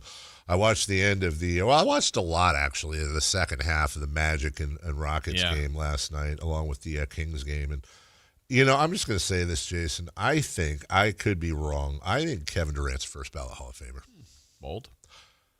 I also think that there's an argument. It's, this is one of those arguments that never has a winner. There's no way of proving it. I think Kevin Durant might be the best pure scorer the game's ever seen. And what do I mean by that? I mean, obviously you're going to take a Jordan. LeBron scored more points. I just don't know that I've ever seen somebody that is so ridiculous, that scores so easily. And I'm trying to look for historical comps. This might be a bad one because it's a little before my time, but just in watching film, maybe a Bernard King, but better. And King was no slouch. He's so flipping good, dude, and it's so effortless, and people forget, like, the dude's basically 7 feet tall with shoes on. Yeah. He moves like a small forward. And I want to look at something here. Well, he's now at 32,000 points, had 40 last night. He's going to catch Jordan. Yes, he will. For number 5 all time, and depends on how long he plays. I mean, he's just keeps going up. His career splits are 50, 40, and 88. That's stupid. Yeah. That is absolutely stupid. The only time his career low in scoring was his rookie year when he averaged 20.3 points a game. You're talking about a guy that has averaged 30 or more points per game twice. He's averaged 29, 1, 2, 3 times. And it's not even that. Like I said, when you take Jordan years out, and I'm sure more than just Jordan and LeBron, probably Kobe in there. There's just something about the way excuse me, Durant plays. And you go, I don't even know, maybe this is a better way to put it. Like, I don't know that I've ever seen a player who can have people play perfect defense on him, and it just doesn't, it absolutely consistently doesn't matter. It just doesn't matter. And last night, dude had 40, and he practically did it in his damn sleep. It was insane. Durant, right side, crossover left hand. I'm going to try a 3 for the tie. It's up, and he'll knock that down in front of Wendell Carter Jr. Great game. By the way, here's Knippel's rookie season record. Con. This is history. Got it! The new rookie record holder for three-pointers made is Con Knippel. I think LaMelo Ball is an absolute wiener. But one thing I'd love to see, and I'm not a Miles Bridges guy either, so there's 2 reasons why I don't like the Hornets. Because of Con Knippel, but probably mostly because of their play-by-play guy, I would like to see them do well. Okay. I want to see their play-by-play guy, or I want to hear their play-by-play guy if they're doing. He's one of my favorites in the league, and he walks that line between being incredibly loud and excitable, but also weirdly, it doesn't always feel over the top to me. And they're, I think he's kind of over the top, but I enjoy. I don't look at that as a That's not a problem. I think that's who he is, though. I think you're right. Yeah. And all I can say is I have no logical reason to say this. It should fall on me wrong because I generally don't like. I don't know what it is that it doesn't fall on me. Maybe it's because wrong. it's Charlotte, and that's like a nice little boost for them. You know what? Great point. Honestly, if he was like the Warriors player, I'd be like, this guy stinks. Would you want them to, because I think they're at 10 years in a row, break the Kings postseason drought record? Oh, man. I don't want anyone breaking our records. We own those. Okay. We can have merchandise and everything. You'd wear longest NBA drought shirts? Why do we not put that banner in the rafters? Right? It's an accomplishment. Yeah. Let me put it this way. Which is more difficult? Which has happened more than history? A team winning back-to-back championships or somebody not making the playoffs 16 years in a row? Yeah. Yeah. But we don't put a banner up for that. It's literally one of the most unique records in all of NBA history, and we don't celebrate it. Celebrate all of those things. When we come back. And our differences. What's hot? What's not? And we'll recap 3 of the key. Kings Mavs next. The Sactown Sports 1140 newsletter right to your email. Get your latest on the Sacramento Kings, Athletics, and Republic FC with the Sactown Sports 1140 newsletter. Visit SactownSports.com to join. Guys, did you know your testosterone affects everything in your system, including how you feel and perform every day? Right now, Revive Men's Health Sacramento will check your testosterone for free. Knowing your T levels is the first step in understanding if you have low T. Your testosterone level impacts your energy, libido, sleep, weight, hair loss, mood, and even ED.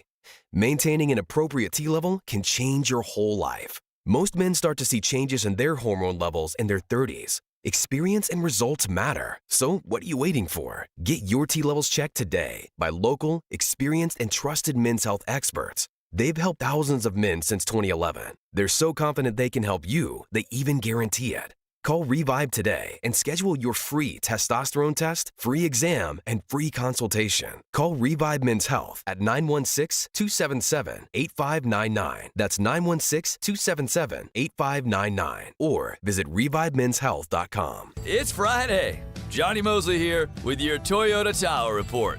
Toyota and I are breaking down the latest weather and mountain updates so you can roll into the weekend fully prepared. Maybe even looking like you planned ahead. Thanks, Johnny. The best day of the week up in Tahoe. Mostly sunny, light winds and a high near 55 degrees. Tonight, lows around 31. Looking ahead to Saturday, mostly cloudy with a chance of afternoon rain. This report is brought to you by your local Toyota dealers. Toyota, let's go places. When the final buzzer sounds, the action keeps going with the Sactown Sports Live events calendar. March 15th, rock legends Jefferson Starship take the stage at Hard Rock Live Sacramento, bringing decades of classic hits and high-energy performance. Then, March 20th through the 22nd, Hot Wheels Monster Trucks Live storms into the Cal Expo grandstands with massive trucks, big air, and edge-of-your-seat thrills the whole family will love. April 18th, international comedy star Russell Peters delivers a night of sharp, non-stop laughs at Thunder Valley. On May 1st, the iconic James Taylor performs live at Tahoe Blue Event Center for an evening of timeless songs and unforgettable moments. Friday, June 12th, country star Keith Urban brings his electrifying live show to the Nugget Event Center in Reno. And on August 16th, Kane Brown takes over Ironstone Amphitheater in Murphys for a summer night packed with chart-topping country hits, concerts, comedy, and can't miss live entertainment. Find your next big event now on the Sactown Sports Live events calendar. Capital Casino is conveniently located in downtown, 411 16th Street, and has been a part of the greater Sacramento area for over 20 years. They offer the best variety of games in the region in a safe and friendly environment, and there's plenty of parking, all well lit and monitored by security.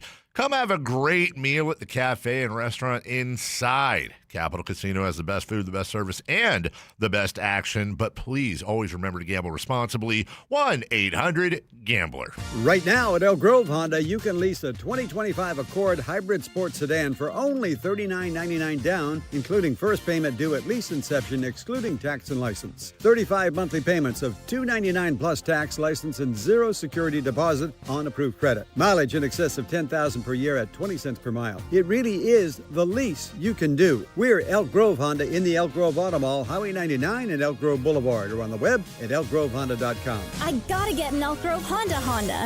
What's hot? Yeah, hot. Real hot. And what's not? It's not good. Brought to you by American Energy Heating and Air, Sacramento's complete heating and cooling company, and second opinion partner.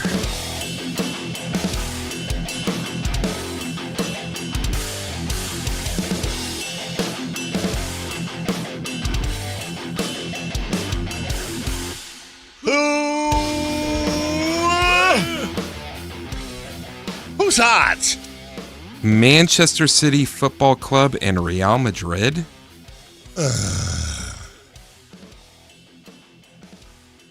Why? They got drawn again for the 5th season in a row in the Champions League knockout stage.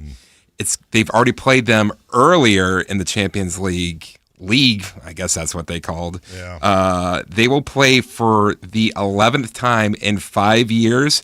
To put that in perspective, the only teams Manchester City has played more is Newcastle, Liverpool, Manchester United, Chelsea, and Tottenham Hotspurs. Manchester City and Real Madrid are not in the same league together. No, they are not. It's also Tottenham Hotspur. That's what I said. No, you said Spurs. Mr. English football. It's actually League One. You know what? Do you know what the Sacramento Kings winning a championship? If you said what is the thing you want to see in sports the most? Yeah, that's Sacramento. Wow. Yeah, I know. Sacramento Kings winning a championship is easily number one. You know what's a sneaky number two for me? Is if Manchester City gets relegated because of these punishments that are allegedly forthcoming. And here's what did they do wrong? Well, Manchester City's ongoing financial fair play saga and the so-called 115 charges could, in theory, lead to a punishment so severe it effectively relegates the club from the Premier League.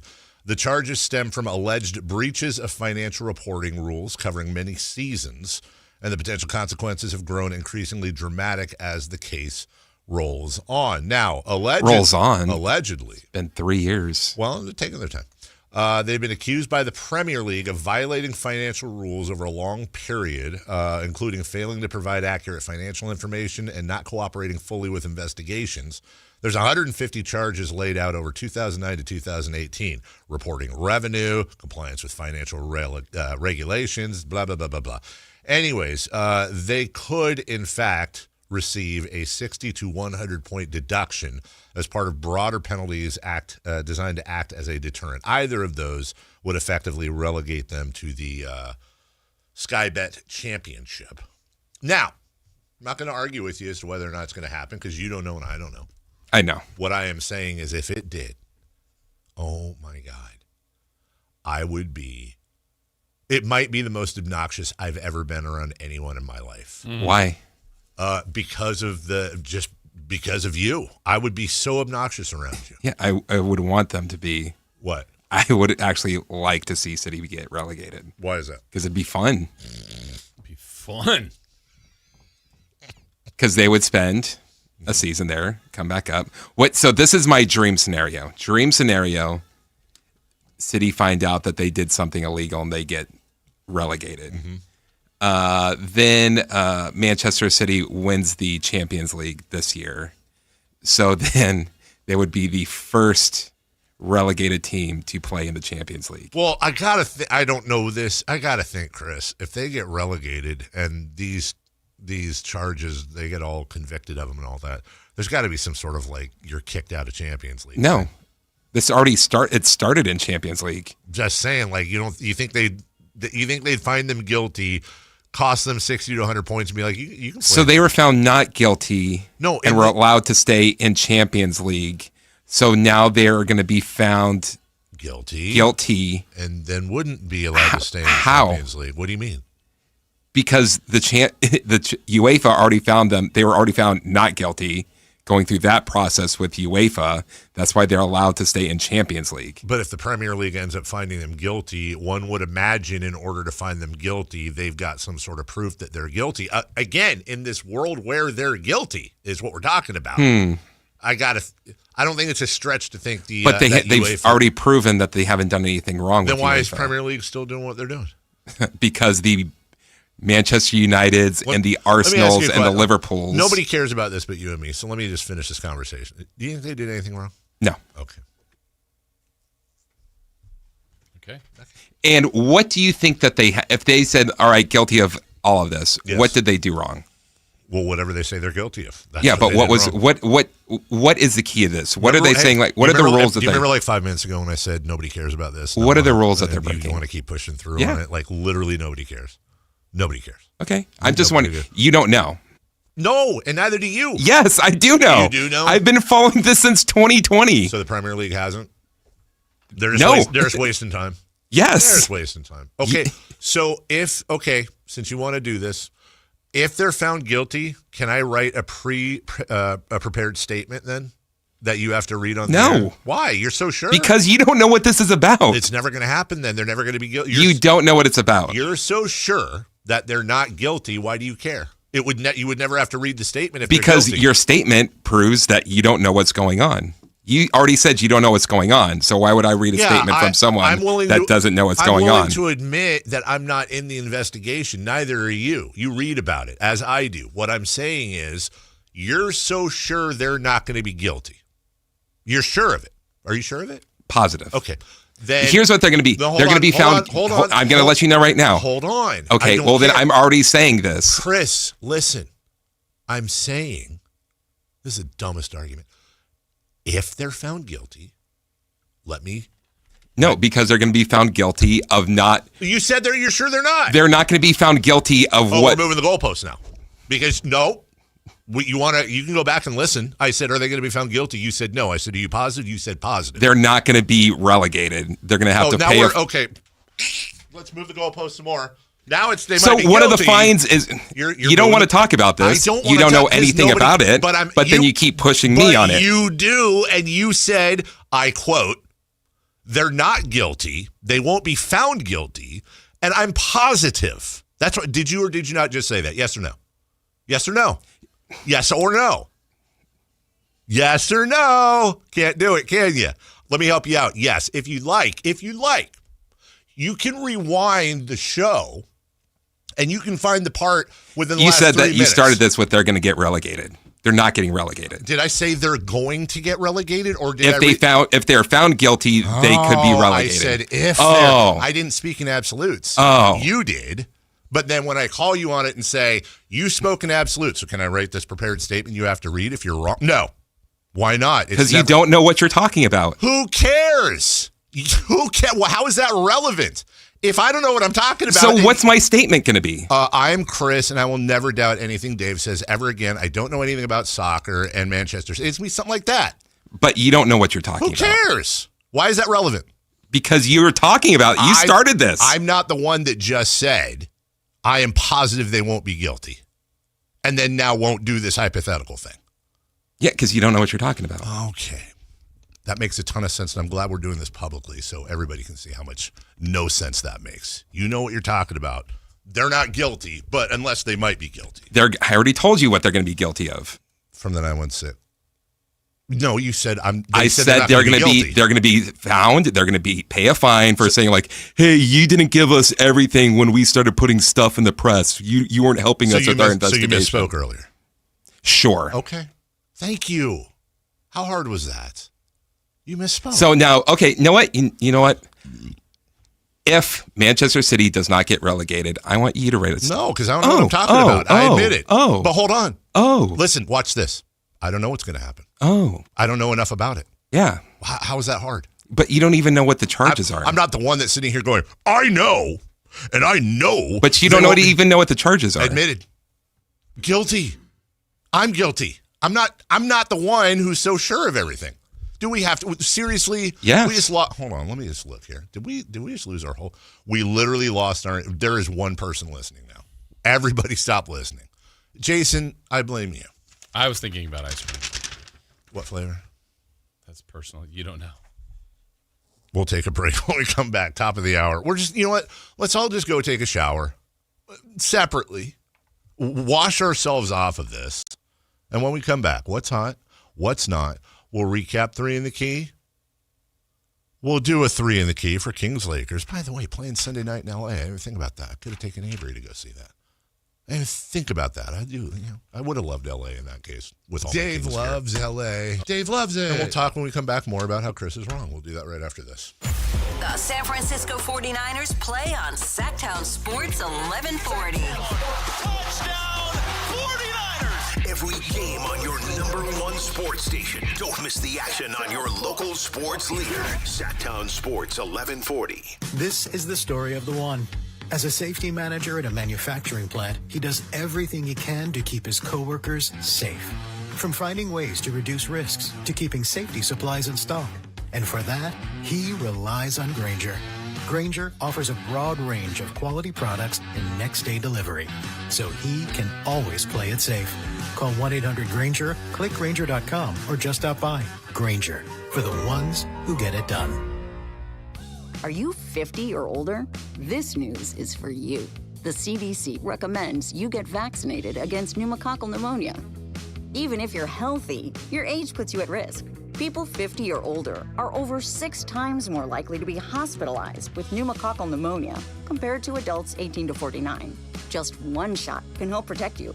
Learn more and schedule at vaxassist.com. That's VAXassist.com. Sponsored by Pfizer. Progressive Insurance knows pets, and one of the biggest differences between people and pets is that we don't eat things off the floor. But dogs definitely will, and it makes them so happy, no matter what it looks like, smells like, or what state of decomposition it's in. We all want to go through life that carefree, and that's also why you should get Progressive Pet Insurance, because they eat things off the floor. So protect your pet from all the questionable life decisions they make. You know where they drink from when you're gone, right? Progressive Casualty Insurance Company and Affiliates. Covered subject to policy terms and conditions. Hurry in and save big during Honda's President's Day sales event at Folsom Lake Honda, your one-stop Honda shop. Hurry in and save on our best selection of new Hondas. Each is priced to sell now. Folsom Lake Honda is your one-stop Honda shop for great pricing on a giant selection of new CRVs, HRVs, Civics, and Accords with low finance and lease options. Plus, get an instant cash offer for your trade. Get to Folsom Lake Honda or go to FolsomLakeHonda.com. Folsom Lake Honda, yeah, your one-stop Honda shop. Get ready, Sacramento. The Sacramento Boat Show and Big RV Show is taking over Cal Expo, March 5th through March 8th. It's 2 huge shows, one massive event. Don't miss it. Get details now at 2hugeshows.com. KHTK HD1 Sacramento, KYMX HD3 Sacramento. From the Power Business Technology Toshiba Studios. Sactown Sports 1140. The Carmichael Dave Show. He's on the microphone when he's not on the microphone. He's playing a song, and when he's not playing a song, he's on the microphone, and then boom. With Jason Ross. No, he didn't. Yes, he did. Call or text at 916-339-1140. It's the Carmichael Dave Show with Jason Ross on Sactown Sports.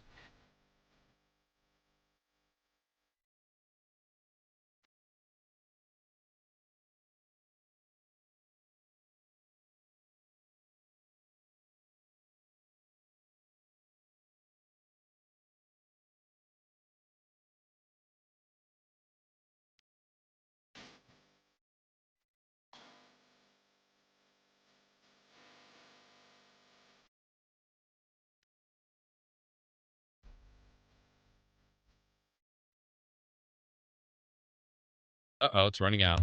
Hello. They say I'm crazy. I really don't care. I do not. Final hour.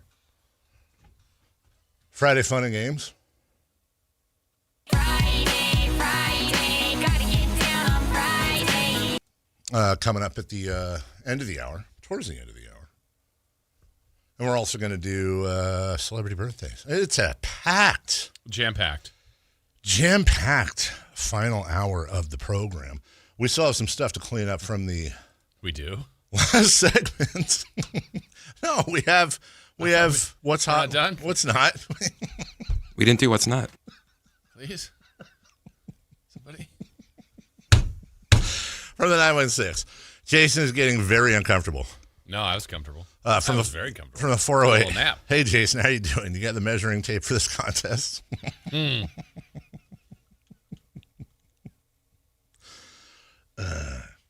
Just to recap what we were talking about. Please. Full detail. Let's extend this out. Because I have yet to share my thoughts on it. What are your thoughts? Back to you. I don't even know what was happening. Okay. We're not. I promise you. This is an honest to God question. How much of that argument, though, did you actually understand as far as from a sports standpoint?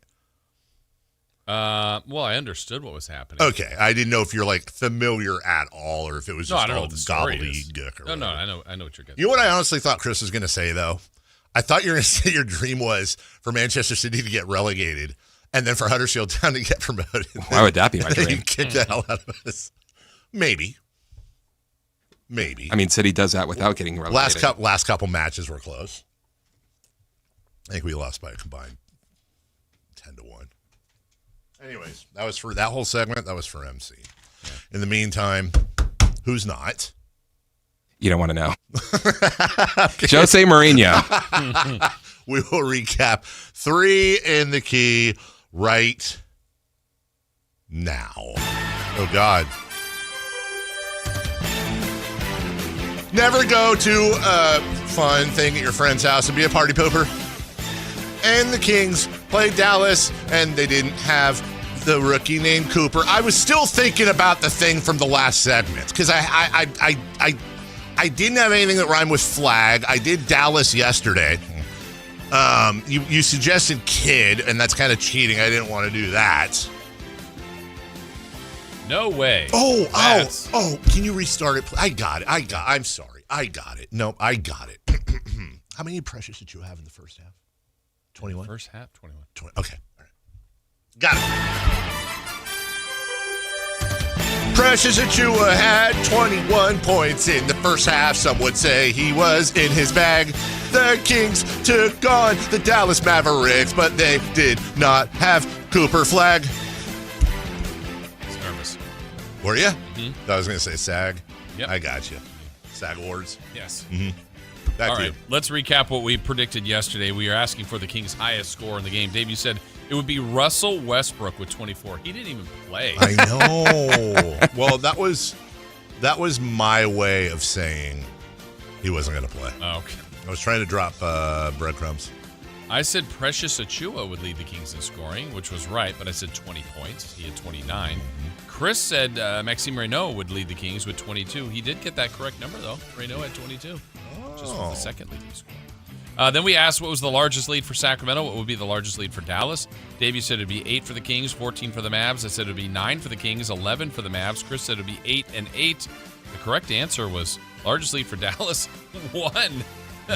Kings was 8. Wasn't great. Domination. David Trailer came out for a new Pokemon game in honor of Pokemon. Who's your favorite Pokemon? Dork. The only one I think I know is Pikachu. Right? That's the yellow one. Gumby and Pokemon? Gumby and Pokemon. Back to you. Charizard. Who? Charizard. Did he work on the weekend? Here? Can you think of a rhyme with that, Dave? Nope. Dave, your random stat. You said double-digit points for Killian Hayes. He had 5. He had, I think, 3 in the first quarter and was on pace. I remember watching it. He was. I said there would be a buzzer-beater game winner with kind of a lean towards it happening with the Dallas Mavericks and the way the game was going. I'm like, oh, no. But it wasn't. Didn't happen. Chris, though, said there would be a beam for the second time this week. He is correct. Oh, for a change. Good job, Chris. Good job, Chris. Good effort, too. Good to go. I'll read your statement. But there is a game on Sunday. Ready to do that one? Get your mind right. Okay. All right, here we go. Let's go. One of the greatest kickers of all time in the NFL. His name's David Akers. The Kings travel to L.A. Sunday night to take on Los Angeles. I did a curveball at the end. You see that? You thought I was going to... Dave loves L.A. Dave loves it. I didn't even realize. I could have taken Avery to it. She wouldn't have cared, but I could have taken her to the game Sunday if I was... Peace, too. Oh, David. Chris, you'll be... Patrick Stewart money. Would you believe me if I said that I did speak to him yesterday and you were a very brief, but you were a topic of the conversation? Really? Yes, you were. Because part of the reason we can't get together this weekend is he is doing voice work for a certain cartoon that he is on. And I mentioned that he asked me, had I seen it? And I said, to be honest, not a ton. But my producer, the guy I work with, is a massive, massive fan of your work on that program. And he said, and I quote, "Oh, that's great." And then we moved on to other stuff. But you were a part of the conversation. I didn't know that you worked with the complete psychopath. Sounds like he has a lot of fun doing that, by the way, which is grand. You didn't ask him about Nancy. No, well, that was... Yeah, he would definitely not like that if he found that out about me. That's 100% correct. All right, what's going on? All right, first prediction for Sunday's game, Kings high score. Who will it be? We don't know with all these guys out. Who will it be? You know what? I think he's going to have a big bounce-back game. I do. DeMar DeRozan. With? 23. I'm going with Clifford, is it? Neek, 24. Clifford the dog. Staying with the big burger, Maxime Reynaud. How many? He's going to have 23. Okay. Is it Charizard or somebody's saying it's Charizard? Charizard? Charizard? Yeah, he did the car show on the weekends. The Charizard. I thought I got it. I got it. Now you did. I got it. Little Doug Browner. Yeah. The Charizard. Luka's line. Points, rebounds, assists. He just got it too? Come on. That was a gem. I had to listen to that whole thing between you two. I know. Well, no, it was delayed. We got it. It was very funny. Did you throw in the black flag? Oh, no. No, it was Cooper. Oh. I miss Karzar. Yeah, I mean, he's still with us. But I'm saying, why can't we bring that back on the weekends? That was that show. I don't know anything about cars. I'm with you. He's thoroughly entertaining. And some old guy named Buck would call up and be like, I have a 76 Chevy Chevelle, and when I drive it under 30 miles an hour, it goes, what is it? And it's your fan belt. Yeah, Doug would be like, do you have a yeah, okay, well, it's your fan belt, and you need to set it to 2.74 gigawatts. And next call. Yeah. He was Doug Browner was AI before AI when it comes to cars. Yeah. Anyways. Lucas Line, points, rebounds, assists. 26 points, 12 boards, 9 assists. I have 44, 8, and 8. Chris? I'm sorry, what was the question? Cars are. Yes or no? Lucas Line, points, rebounds, assists. He will have 24 points, 8 rebounds, 8 assists. Okay. And then, Dave, a random stat for the game that you're predicting that will happen on Sunday between these two. JJ Redick, technical foul. Redick T. I have Reynaud and Achua with double-doubles in the game. I think we're going to have to call Maxine in and out pretty soon. Because he's a reliable double-double. Yeah, I like it.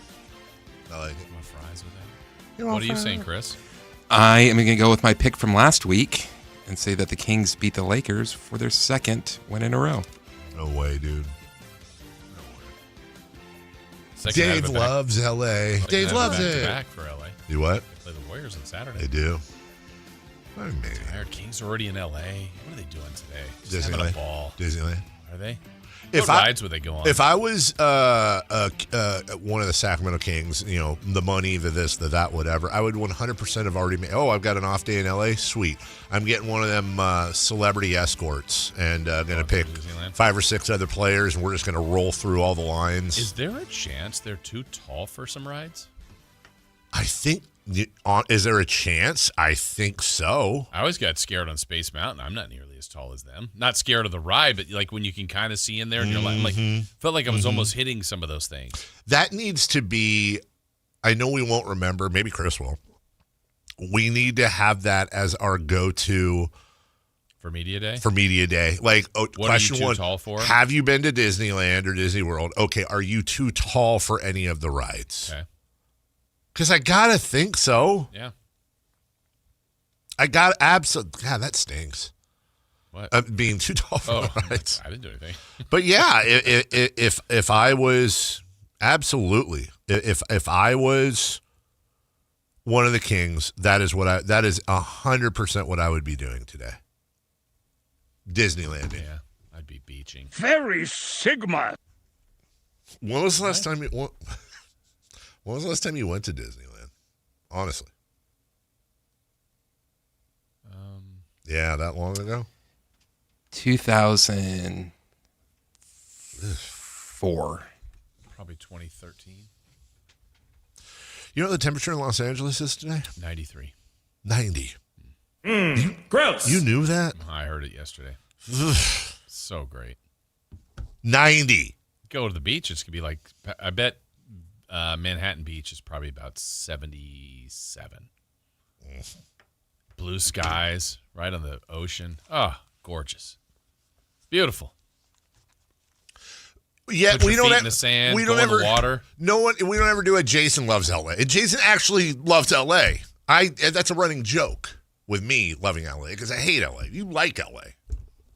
You don't ever get the I love LA. Jason loves it. Because you say that you hate it. I do. You talk a lot about it. Because I have a kid there and a sister there and a Patrick Stewart there. Very Sigma. The Raiders are looking for a franchise quarterback, Jason Ross. Over the last 5 drafts, 15 teams have taken 17 quarterbacks in the first round. The Bears and Pats have taken first-round quarterbacks twice in the last 5 years. Justin Fields and Caleb Williams for the Bears. Mac Jones, the current San Francisco 49er, and Drake May. Drake may be good for a very long time. We don't know. Of the 32 teams in the NFL, 27. This was amazing to me. Have taken a quarterback in the first round since 2015. That's crazy. I don't believe the 49ers are one of them, correct? I don't. You sure about that? Hold on. Are they? Yeah. Absolutely. I'm obviously forgetting. You are. Just a few years ago. They took a quarterback in the first round. Oh, yeah. Oh, God, I'm blanking. This is great. Because all I'm thinking about is Brock Purdy. Yeah. When are you going to realize it? It's not him. No, it is definitely not. Brock Purdy is definitely not in the first round. No. God, you call yourself a Niner fan, Dave.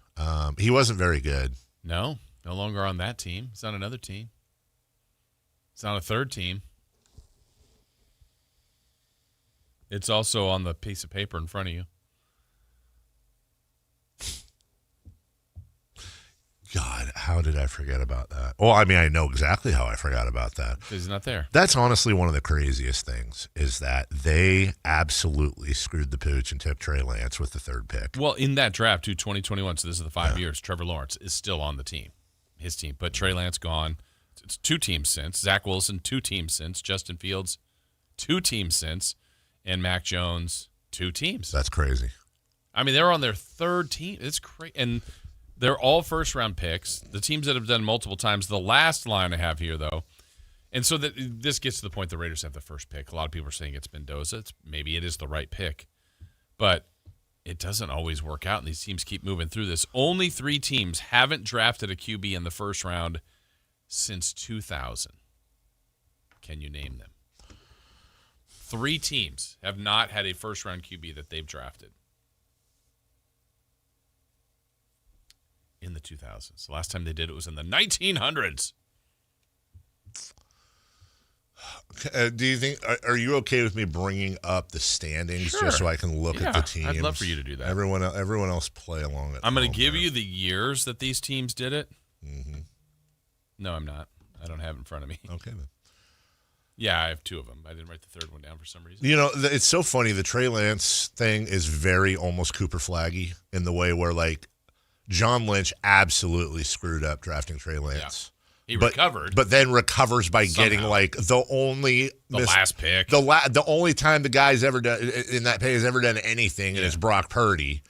Like, that, you want to talk, that's like, oh, we traded but the number 1 pick, Cooper Flaggy. It's like, I don't even want to credit John. I hope he admits that while was super holding lucky. on to Jimmy G. Right. And then, because they didn't love him. And not signing Tom Brady. Yeah, and then we'll just get this other guy just in case, and we'll see if he can compete with Nate Sudfeld. Sudfeld goes. They keep Purdy.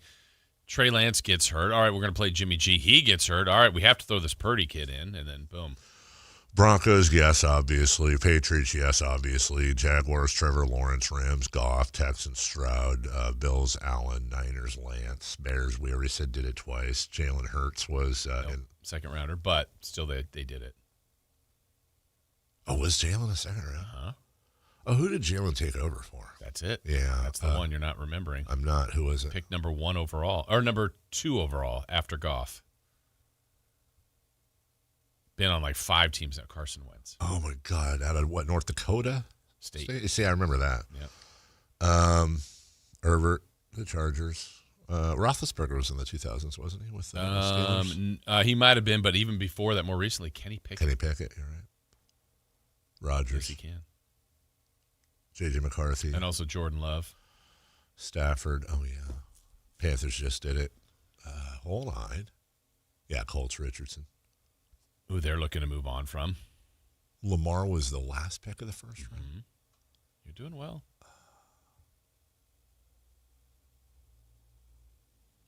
The Bucks?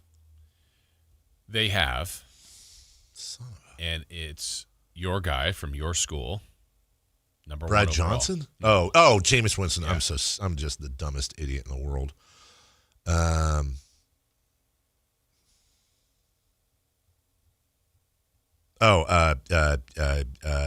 They just drafted him.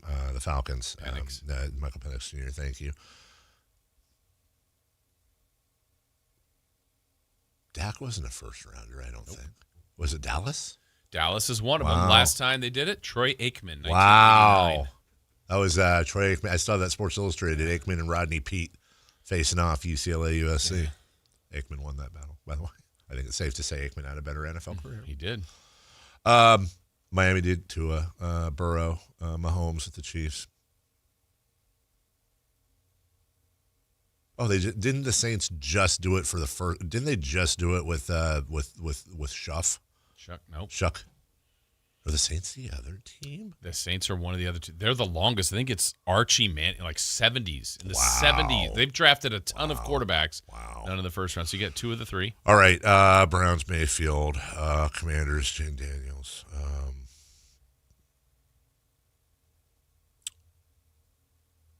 Giants, Daniel Jones, top 10. Dart. They just did Dart. Yeah, Dart.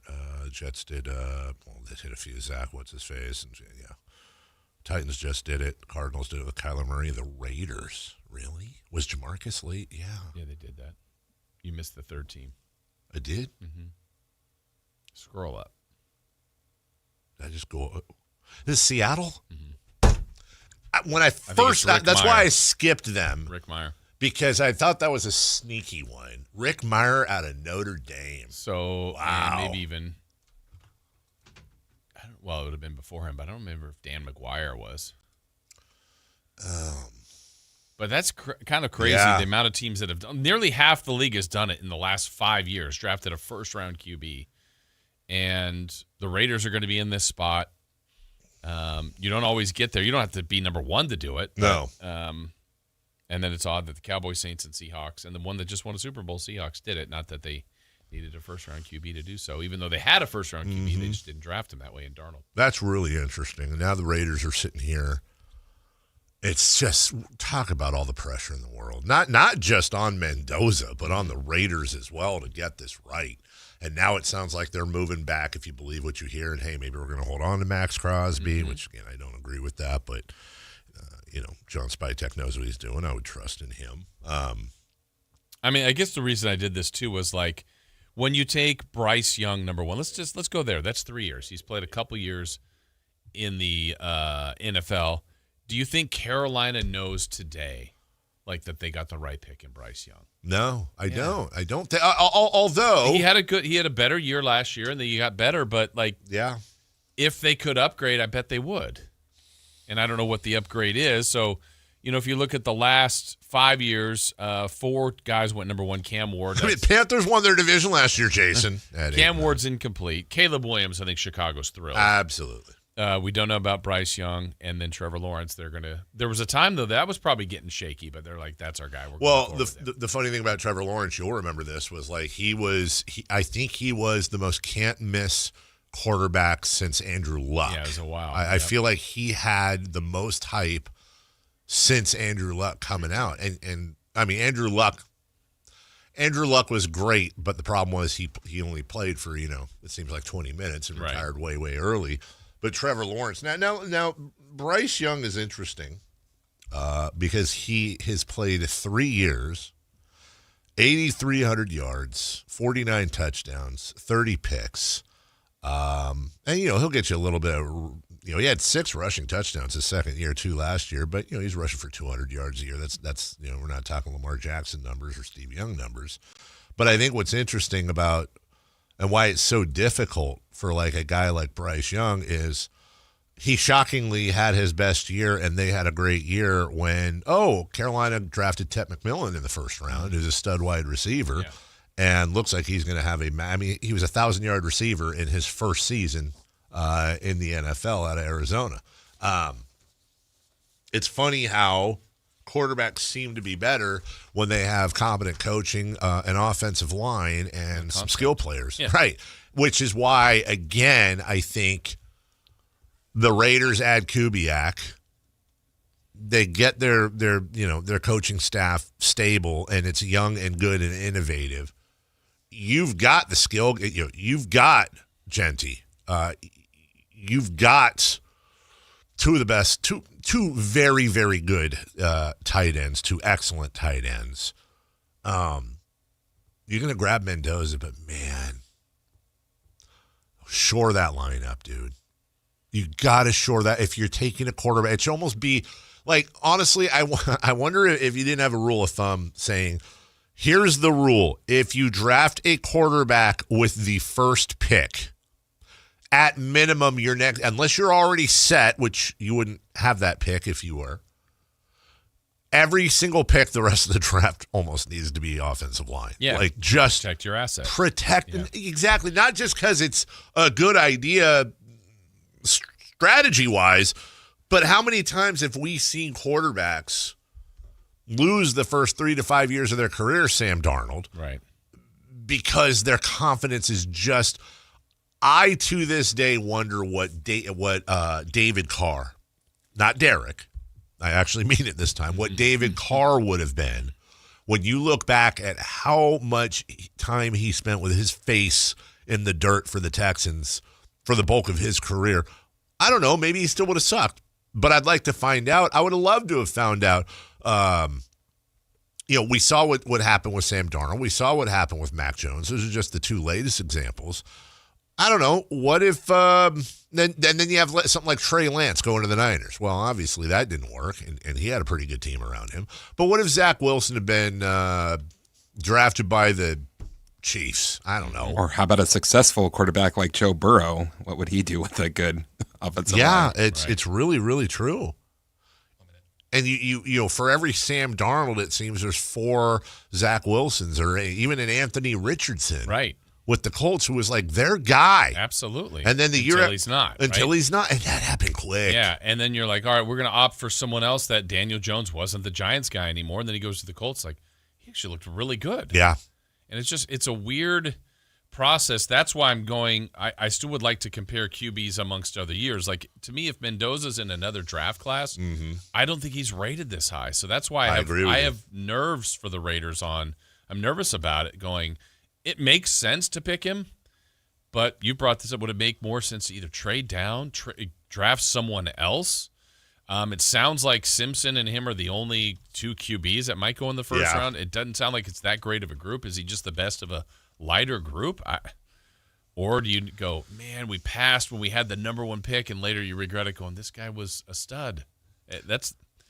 You want the number 1 pick, but there's a lot of pressure and stress on that. You do not draft Fernando Mendoza if you think he's the best quarterback in the draft. You draft Fernando Mendoza if you think he's going to be a perennial Pro Bowl quarterback. Right. You get what I mean by that. Just because he's the best quarterback, it does not matter. They need the position, but if you can get better somewhere else and or move it, that can help your team more. We'll take a break. When we come back, What's on Deck, brought to you by Trex Decking and Railing, celebrity birthdays as well. And then Friday Fun and Games with all of us, plus Matt and Kayla next. Listen to the #1 sports lineup in Sacramento. The Carmichael Dave Show with Jason Ross, Matt George, and Kayla Anderson. The Drive Guys with Kevin Gleason and Alan Stiles. Every weekday live and local 6 a.m. to 6 p.m. Online at SactownSports.com or download the app right on your phone. Your #1 source for all your Northern California sports. Sactown Sports 1140. Sacramento weather is brought to you by Elk Grove Honda. I'm meteorologist Ophelia Young from the KCRA3 Weather Center on this Friday morning. Skies will be partly cloudy today as temperatures climb to highs near 72 degrees with light winds. Evening temperatures drop to upper 50s. Get the latest forecast on the KCRA3 News and the KCRA3 app. At Elk Grove Honda, you can drive a 2025 Accord Hybrid Sport and enjoy a tradition begun with the first Accord in 1976. Ask about the least you can do. We're Elk Grove Honda in the Elk Grove Auto Mall, Highway 99 at Elk Grove Boulevard. I gotta get an Elk Grove Honda. Have you tried my Colombian tamales? Yes, but the Mexican tamales I brought are way better. Colombian tamales wrapped in plantain leaves are unmatched, you know. But the Mexican tamales wrapped in corn husks are the authentic ones. At least we can agree that they taste better with Pepsi. Without a doubt, tamales deserve Pepsi. No matter what tamales you love, enter for a chance to win a year's worth of groceries. Powered by Pepsi. No purchase necessary. U.S. residents 18 or over. Ends April 5th, 2026. Rules at PepsiPromo.com/free groceries. Pepsi is a registered trademark of Pepsi Go Inc. Paramount Pictures and Spyglass Media Group present Scream 7. When a new Ghostface killer emerges in the quiet town where Sidney Prescott has built a new life, her darkest fears are realized as her daughter becomes the next target. Determined to protect her family, Sidney must face the horrors of her past to put an end to the bloodshed once and for all. Starring Neve Campbell, Isabel May, Jasmine Savoy Brown, Mason Gooding, with Matthew Lillard, Joel McHale, and Courtney Cox. In theaters February 27th. All Americans should do what they can to prepare for the future. Donald Trump Jr. here with an important message. More and more Americans are looking for ways to diversify their hard-earned money, and gold is the perfect solution. For example, A gold IRA from my trusted friends at the Birch Gold Group lets you diversify your IRA or 401k into physical gold with zero taxes and zero penalties. You stay in control with a tangible asset that's held value for thousands of years. And right now, Birch Gold is offering a free info kit to help you understand how it works. Just text the word SECURE, SECURE, to 989898. There's no pressure, no obligation, just the facts. You can't predict the future, but you can be prepared, but only if you educate yourself. So take that first step right now. Text SECURE to the number 989898 today. That's SECURE to 989898. Capital Casino is conveniently located in downtown, 411 16th Street, and has been a part of the greater Sacramento area for over 20 years. They offer the best variety of games in the region in a safe and friendly environment, and there's plenty of parking, all well lit and monitored by security. Come have a great meal at the cafe and restaurant inside. Capital Casino has the best food, the best service, and the best action. But please always remember to gamble responsibly. 1-800-GAMBLER. Card collectors know there's nothing as special as a rare one-of-one card. And now you can hear a very rare one-of-a-kind sports card show right here on Sactown Sports. Whitey Gleason here inviting you to join me and Mr. True Sports Cards himself, Emran Pilati, for the True Sports Card Show every Saturday morning at 10 on Sactown Sports. It's the only sports card radio show in the nation. For all your hobby needs, get to True Sports Cards, 6661 Stanford Ranch Road in Rockland. And for hobby, insight, and fun, join us for the True Sports Card Show Saturday mornings at 10 on Sactown Sports.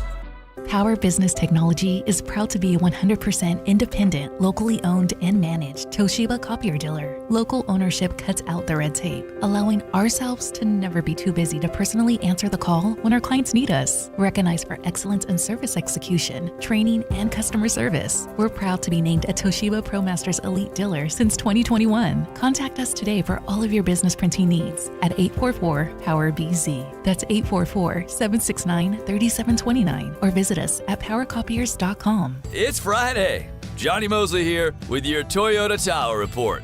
Toyota and I are breaking down the latest weather and mountain updates so you can roll into the weekend fully prepared. Maybe even looking like you planned ahead. Thanks, Johnny. The best day of the week up in Tahoe. Mostly sunny, light winds and a high near 55 degrees. Tonight, lows around 31. Looking ahead to Saturday, mostly cloudy with a chance of afternoon rain.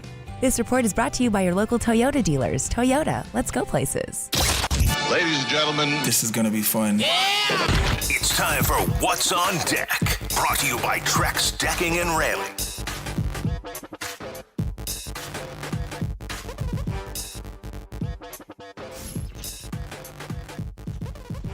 What's on tap? Yeah, I know I'm middle-aged. Thank you. What's on deck? Middle-aged man is yesterday as I was trying to nap. I turned on golf, and the game of golf. Either none of the big names are playing, or they're not contending. You know, I know some of the names, but I'm not looking at a Scheffler in there, and those guys. Golf is such a great. I don't know. Is this a good thing? I wonder how much this is. I would love to find this out, and I don't know how you would. I wonder how much of golf's ratings are middle-aged dudes falling asleep on the couch watching it. The TV's just on the whole time. Now, from a ratings, they want to ask that. From a rating standpoint, it's the same. The TV is on. They're not switching channels. All the commercials are running. That actually might be good for advertisers because then you can... Like subliminal? Yeah, like you can hypnotize people sleeping. I'll bet you. Man, I really need life insurance. I don't know why. You will buy life insurance. I really need some Pacific Life. Yeah, is that the one with the stupid whale? Why is the whale stupid? No, I don't mean stupid. Okay, it's a great whale. Okay. Sorry, but... I think it's a gray whale. That's the one with the whale slapping its tail in the ocean and it's all dun, dun, dun, dun, dun, or whatever that song is. That sounds rocky. Actually, you know what I think I did? I think that was actually Tusk by Fleetwood. It was. Yeah, that's it. Anyways, I'll bet you golf has more sleeping viewers by far than any other sport. The whole thing about golf is conducive to, you know what, dude? oh my God, we might be onto something here. Hold on. Let me just run with this for 1 minute. What if golf knows that? And they're like, yeah, you're going to have your Masters final round. Yeah, you're going to have all this stuff. But what we're going to, and people are going to be into it if you're into golf. But what we're going to do is we're going to actually make the entire broadcast conducive to dads taking naps. If you think about it, dude, the whole broadcast is like Verlaud with a 10-foot putt, and he rolls it, and it's in Chris Verlaud, but like it's never like, oh my God, unless it's in your life, right? It's always early afternoon. Always, like they could put lights out there if they want. Night golf, absolutely. Yeah. They haven't even thought about it. So they're like, our secret sauce is that there are hundreds of thousands of dads on a Saturday and Sunday afternoon that are on the couch with the TV on and Scheffler at the tee, and some kid go, don't turn the channel. That I think I'm that's still watching. Right. Now that you say that, why they get so excited at the end there is to wake you up. It's dinner time. Yep. It's time to eat. Time for supper. Wake up, sir. Here's more from Pacific Life. I mean, like Rolex, the watch of the blue. Like that. Tag here. Right. Even the commercials. I wonder if they actually go no commercials. That's why they do the playthrough. Yeah, the playthrough. Absolutely. You can keep doing that. Nothing changed. Maybe you wake up, scratch, roll over. You're napping. Yes, I know. I think we're on to something, guys. Cavs at Pistons tonight. That'll be a fun one. Yeah.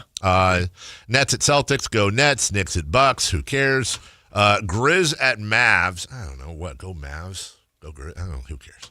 Nuggets at Thunder. Feel the Thunder. Lightning and the Thunder. That'll be a good one, maybe. I don't know who's playing for the Thunder. Maybe. And then when it comes to spring, have you watched much spring training baseball, Jason? No. Not yet.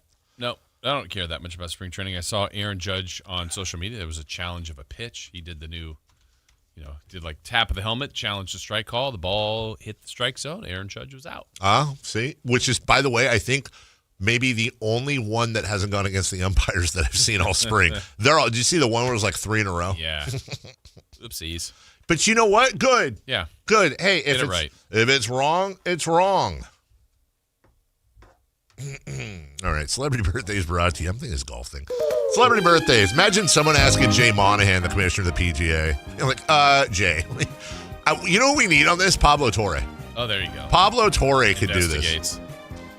Birthdays are meant to be spent with family and friends, whether sleeping or awake. And nothing says birthdays yummier than crumble cookies. Jason Ross. All right, guys. On this day, in what year did the album Hotel California get released by the Eagles? Chris? 1978. I'm going to say I think it's in the early to mid 70s, but I'm going to try to trap him and say 77. We have a correct answer, and it goes to Carmichael Dave, 1977. Well, I was right and wrong. It's a trap. It's a trap. A happy birthday today from Jersey Shore. Dave, your favorite show, Jay Wow. She's a horror director now. She is. A horror. Oh, okay. I heard the same thing, dude. Excuse me? Which, Jay Wow. I don't even know they made those anymore. Yeah. 45? 47. Dave is closer, 41. That's right. What? Sucker. Thought you knew something about Jay Wow. Yeah, you knew. Happy birthday to James. Very Sigma. Not him. He just... okay, I'm just going to be honest. The first thought I had was Vanderbeek. That's truly but I think that's because he's been in the news. James Woods? No. James Spader. Worthy. Big game, James.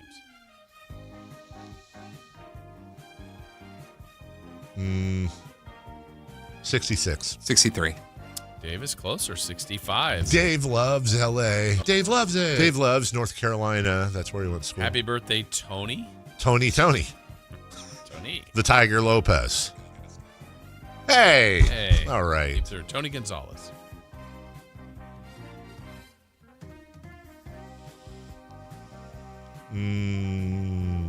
53. 61. Dave is closer, 50. Oh. Chris, you're getting your ass kicked today. Well, wait, who was it? Tony Gonzalez. Who would you think it was? I thought it was Tony. I thought I heard you say Tony Lopez. Oh, I was asking. I was saying we were trying to guess the Tonys. Sorry, I've got other work to do besides this. What? Our fabulous front desk person came up here and said, "Hey, the listener that's been waiting outside got his stuff." All right. Happy birthday, Ralph. Wiggum. Machio. Ralph Nader. Yes. Hey. Ooh. Go ahead, Chris. That's your guy. He is. That's your guy. We're all thankful for him. He gave us a seatbelt. He gave us a seatbelt. Gave us a seatbelt. Thank you, Ralph, for the seatbelt. 84. I think he's older. 85. Carmichael Dave, closer, 92. Jeez. Happy birthday, Chelsea Clinton. Grammer. Correct, Chris. That's Kelsey Grammer. How old is Chelsea Clinton?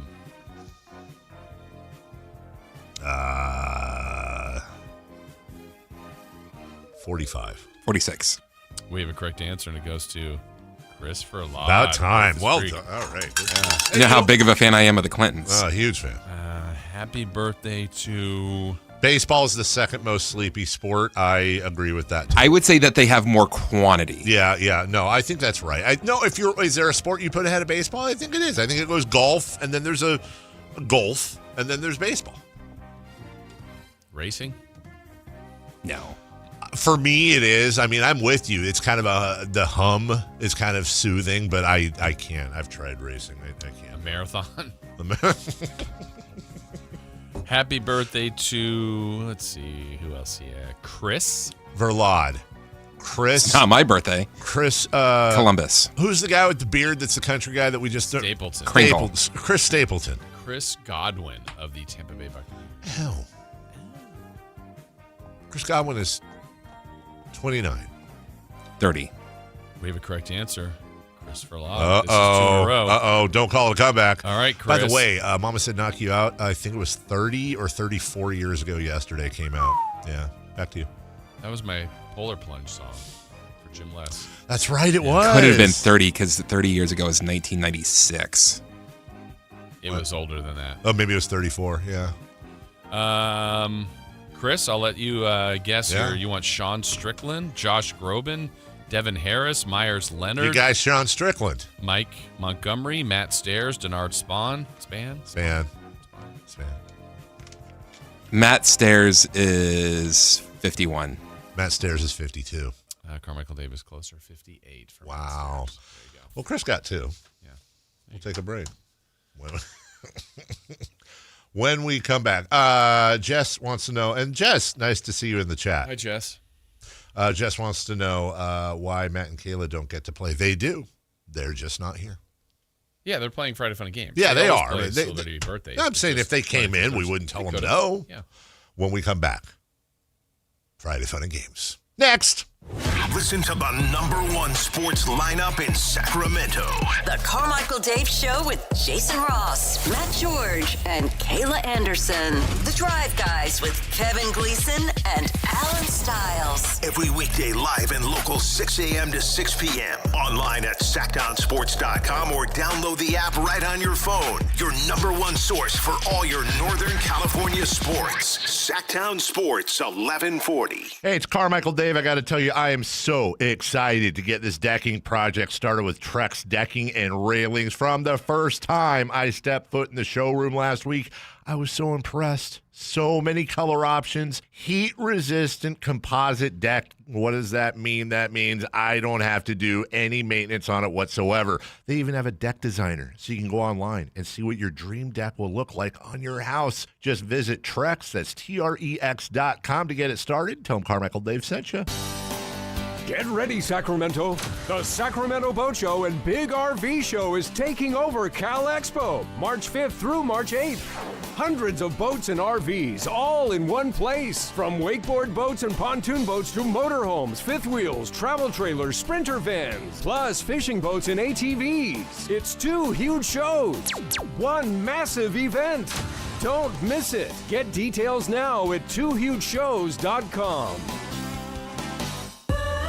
I love a day on the water with friends, but my moderate to severe plaque psoriasis sometimes holds me back. Now I'm all in with clearer skin thanks to Skyrizi. Risankizumab Riza, a prescription-only 150 milligram injection for adults who are candidates for systemic or phototherapy. Teaching music is my passion, but my active psoriatic arthritis can limit me at times. Now I'm treating my joint symptoms with Skyrizi. With Skyrizi, most people with plaque psoriasis saw 90% clearer skin at 4 months. Or if you are an adult with active psoriatic arthritis, Skyrizi helps you move with less joint pain, stiffness, swelling, and fatigue. Don't use if allergic to Skyrizi. Serious allergic reactions, increased infections, or lower ability to fight them may occur. Before treatment, get checked for infections and tuberculosis. Tell your doctor about any flu-like symptoms or vaccines. There's nothing like clearer skin. There's nothing like better movement, and that means everything. Ask your doctor about Skyrizi. Visit Skyrizi.com or call 1-866-SKY-RIZZI to learn more.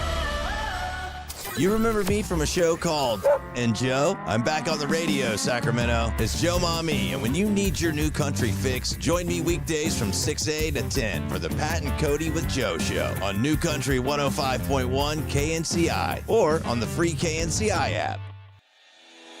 We have finally made it to Friday. Let's end your week the right way with Friday Fun and Games On the Carmichael Dave Show with Jason Ross. Friday Fun and Games. Friday Fun and Games. Hey, Friday Fun and Games.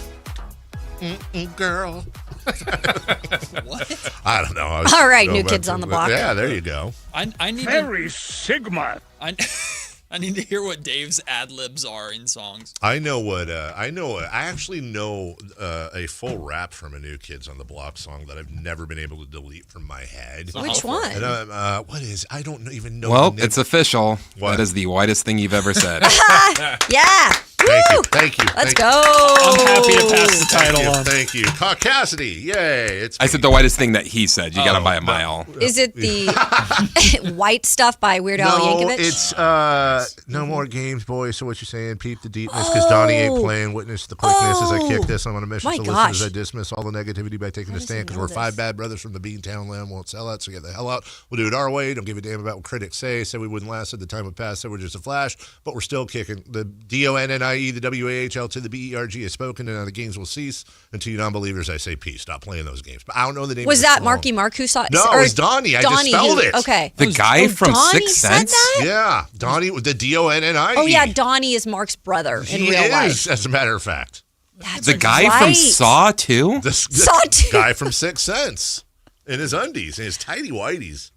I can't believe you know that whole rap. I can't either. And how do I not know the song? I don't know why, and I don't know the song, and I'm fine. You started the day I'm fine singing with that. Eazy-E. Wait, what's the first nice. the first line of that? No More Games, which is probably the name of the No More song, if I'm Games. being honest. No, there's a guy in the text line that has legitimately asked me 5 times to do the Freedom Rock song, which I don't feel it today, but sometimes things get it.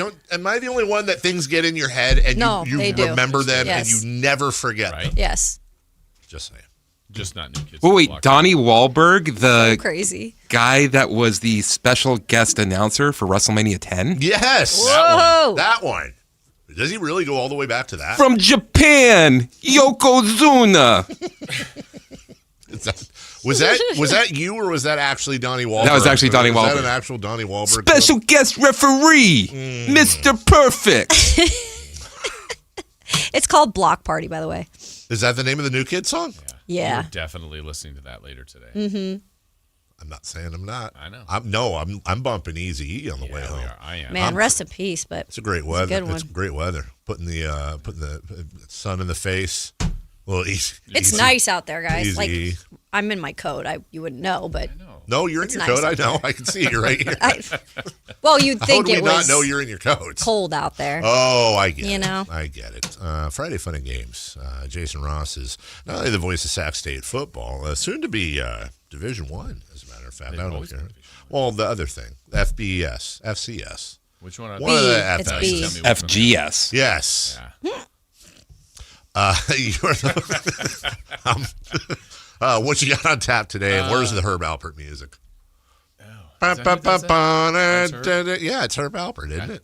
Sure. What, the music for the... That's what music you want? He didn't tell me anything. Oh, I thought that's what you always play. Yeah, if I'm asked sorry. For it, I didn't ask for it. I'm sorry, what's going on? We're doing Friday Funny Friday Funny Just Games. relax. Here we go. Sorry. Just We have you, Dave. We have Matt. We have Kayla. This is the order, keep in mind. So Dave to Matt to Kayla to Chris to Kyle. Kyle's in there, right? Hi, I'm Kyle. Yeah, he is. Okay. Kyle right here. So Hey, Kyle. this game, I just saw this on social media, so I'm stealing it. We'll see. It's nothing I invented. Okay. Copyright. 1 to 10 game, right? So Dave, just count out 1. 1. 2. 3. I like this so Chris? far. 4. You're not going to like this game Kyle, 5. why isn't he gonna like it? because I know this game. 6. 7. 8. 9. 10. All right, there we go. We got it. 1 to 10. Then now, Dave, you are going to lead us off in the next 10. You're going to replace one of the numbers. 4 with a word, a sound, Oh, I another hate this. number. This is a memory I'm gonna see game. if, exactly. It was testing your memory. So shoot. 4 could be I'm cooked. spaghetti. 4 could be wah. 4 cooked. could be a burp. 2 could be 9. You get to pick any of the numbers 1 through 10 and change it into something else. I am cooked. I am going to change. So I say, like, I'm going to change 8 to Can I do that? Cowbell? A cowbell. Get it. Yeah, I get it. make Okay. it. So you Okay. can- I got you. So then when we're counting the numbers later, I'm they're gonna, gonna replace I'm going to that. change 8 to the word easy. Easy. Okay, so now Matt starts. 1. 2. 3. 4. 5. 6. 7. Easy. 9. 10. All right, now Matt, you get to replace something other than 8, and we keep this thing going. See if we can get to 10. Oh, I got Oh, it. I do too now. 2 with woo. Okay. Woo! So Kayla's first. 1. Woo! 3. 4. 5. 6. 7. Easy. 9. 10. Come on. Oh Okay. my goodness. I it. thought You it was made it. coming to me first. All right, So, so now panicked. Kayla, you replace something. Okay, I'm going to replace 4 with It could be a word, it could be a sound, it could be another number, it could be whatever. Okay, love it. So, Chris, you go first. 1.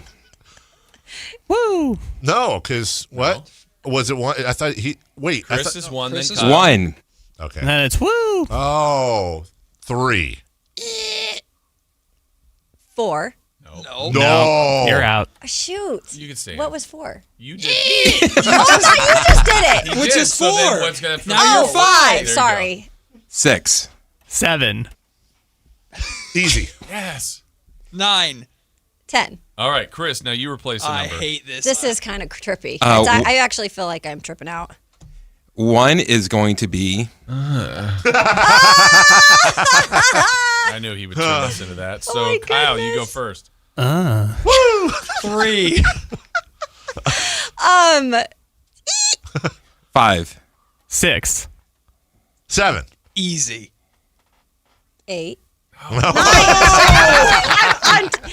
9. Sorry. I should be Chris? out. 10. All right, so now Kyle, you replace something. Okay. Oh my God. We're going to change 3 to just Verlad. Okay, here we go. So, Dave, you're first. You forgot. Totally did, dude. Yeah. Yeah. That's the impression. Okay. Woo. 3. No. Kayla, I did not have you being the one that would have the He worst just time. said 3. All right, start over, Dave. Oh my God. I already forgot what he said. Number 1 is. Forgot. Tell you again, it's Verlad. Woo. Verlad. 5? 6. 7. I know it's something. It is. Easy. Easy. 9. 10. All right, we're halfway there. Dave, back to you. You replace something. I'm having heart polyps, or what are they called? Palpitations. Palpitations. Pallips. Helps or something different. I'm going to change 3. No, you can't. You That's already already- did 3. 3 is something. Listen, you didn't understand. Can I finish? I'm going to change 3 times when I go home today because I'm hot. Also, gosh. in this game, I'm going to change 4. No. They've Times when you get home because you're also hot. Exactly. But 5, Uh-huh. I'm going to change 5 to. Okay. Okay. Wow. Matt, you're first. Just, it's gone, isn't it? I'm just at a lack of rhymes with words. 2. Woo. Yes. Nice. Verlad. Oh, God, I forgot what 4 is. This is getting complicated. Kayla made the noise. Oh, the Yeah. Well done. Oh. 6. 7. Easy. Okay. 9. 10. Okay. Matt, Okay. you're next. I'm sweating. I dude. know. I'm I'm telling you, this sweating. makes me nervous. 10 is going to be a ribbit. Ribbit. Okay. Okay. Kayla, you're first. Wait, what's going to be a 10 is going to be a ribbit? Ribbit, 10. yeah. Okay. 10 is ribbit. Okay. That was really good, actually. Woo! For Lod. Oh, yeah. Oh. Oh, crap. What was 5? You just did it. Yes. Well done. 6. 7. Easy. 9. Ribbit. There you go. Okay. So I Three get a numbers change. left. I'm stressed. 7. Okay. I'm so excited for this. Come on, something. Sour Patch Kids. Perfect. Okay. That's a lot of words. Yeah, that that's is good. a I lot. hope it comes to Kayla and Kayla forgets. All right. I probably will. Chris, you're first. Woo! No, Kyle. Oh, damn it. You. Nope. Verlad. Oh, shoot. I forgot. Give me a hint. I just did it. It's Dave's goat. Oh. Meh. Very good goat. Or sheep. 6. Yep. Sour Patch Kids. Yep. Oh, I know this one. It's not Woo. It's you did it. I did it. It's Literally been talking about it all it's day. easy. Yeah. 9. And 10. No. Oh, shoot. Ribbit. Oh my gosh. I was hoping to get through this. We still have 6 and 8. Who was next? Chris. 6 and 9. We will go We have 6 and with 9. Nice. Yay! Yay! For what number? Yay! for 9. All Yay, 3 yay. of them or just a Yeah. yay? All 3 of them. Yeah, it's Mr. Halliburton. Okay. Kyle, you're first. I did not like Is it that. me? Yeah. Verlad. Easy. No. Nope. Your noise. Oh. No. Oh. Oh, yeah. Yeah. That one. Chris. Bah. Kyle. 6. Yes. Sour Patch Kids. Easy. There's 9, right? Yeah. Yeah. It's the one I just did. Chris just played. Oh, I didn't hear that, by the way. Oh, it went like this. Yay! Oh, that's what. Okay. Yay. Yay! It's John Halliburton. Yay! And then 10 is Ribbit. Yeah, we have one more. Can we finish? This No. is- Can't finish. No. Can't my finish. brain has never worked so hard. Honestly, in my though. Let's life. see. Let's go through it fast. We'll keep Fast. 6 in there. Okay. 1. Nope. Nope. I know 2 is Woo. What's 1? 1 is What noise I made? what? Woo! Woo. Verlad. Kyle. Yep, sorry. 5 was... I don't remember. Goat. Go. Oh, Matt. Just 6. 6. Sour Patch Kids. What are we at? 8. Oh. We're doing this game again. Kayla's broken. Ocho. Ocho. Is it? What is Isn't it another Kayla noise? Oh no, It's yours. It's it is mine. Ribbit. Easy. Easy. no. Easy. No, 9 is not no. And then Ribbit. There we go. This That is was- hard. You know what? That was awful. I honestly, It was really bad. I actually disagree. We have to go. Our show's next. You're welcome for the lead-in. We're right back after this.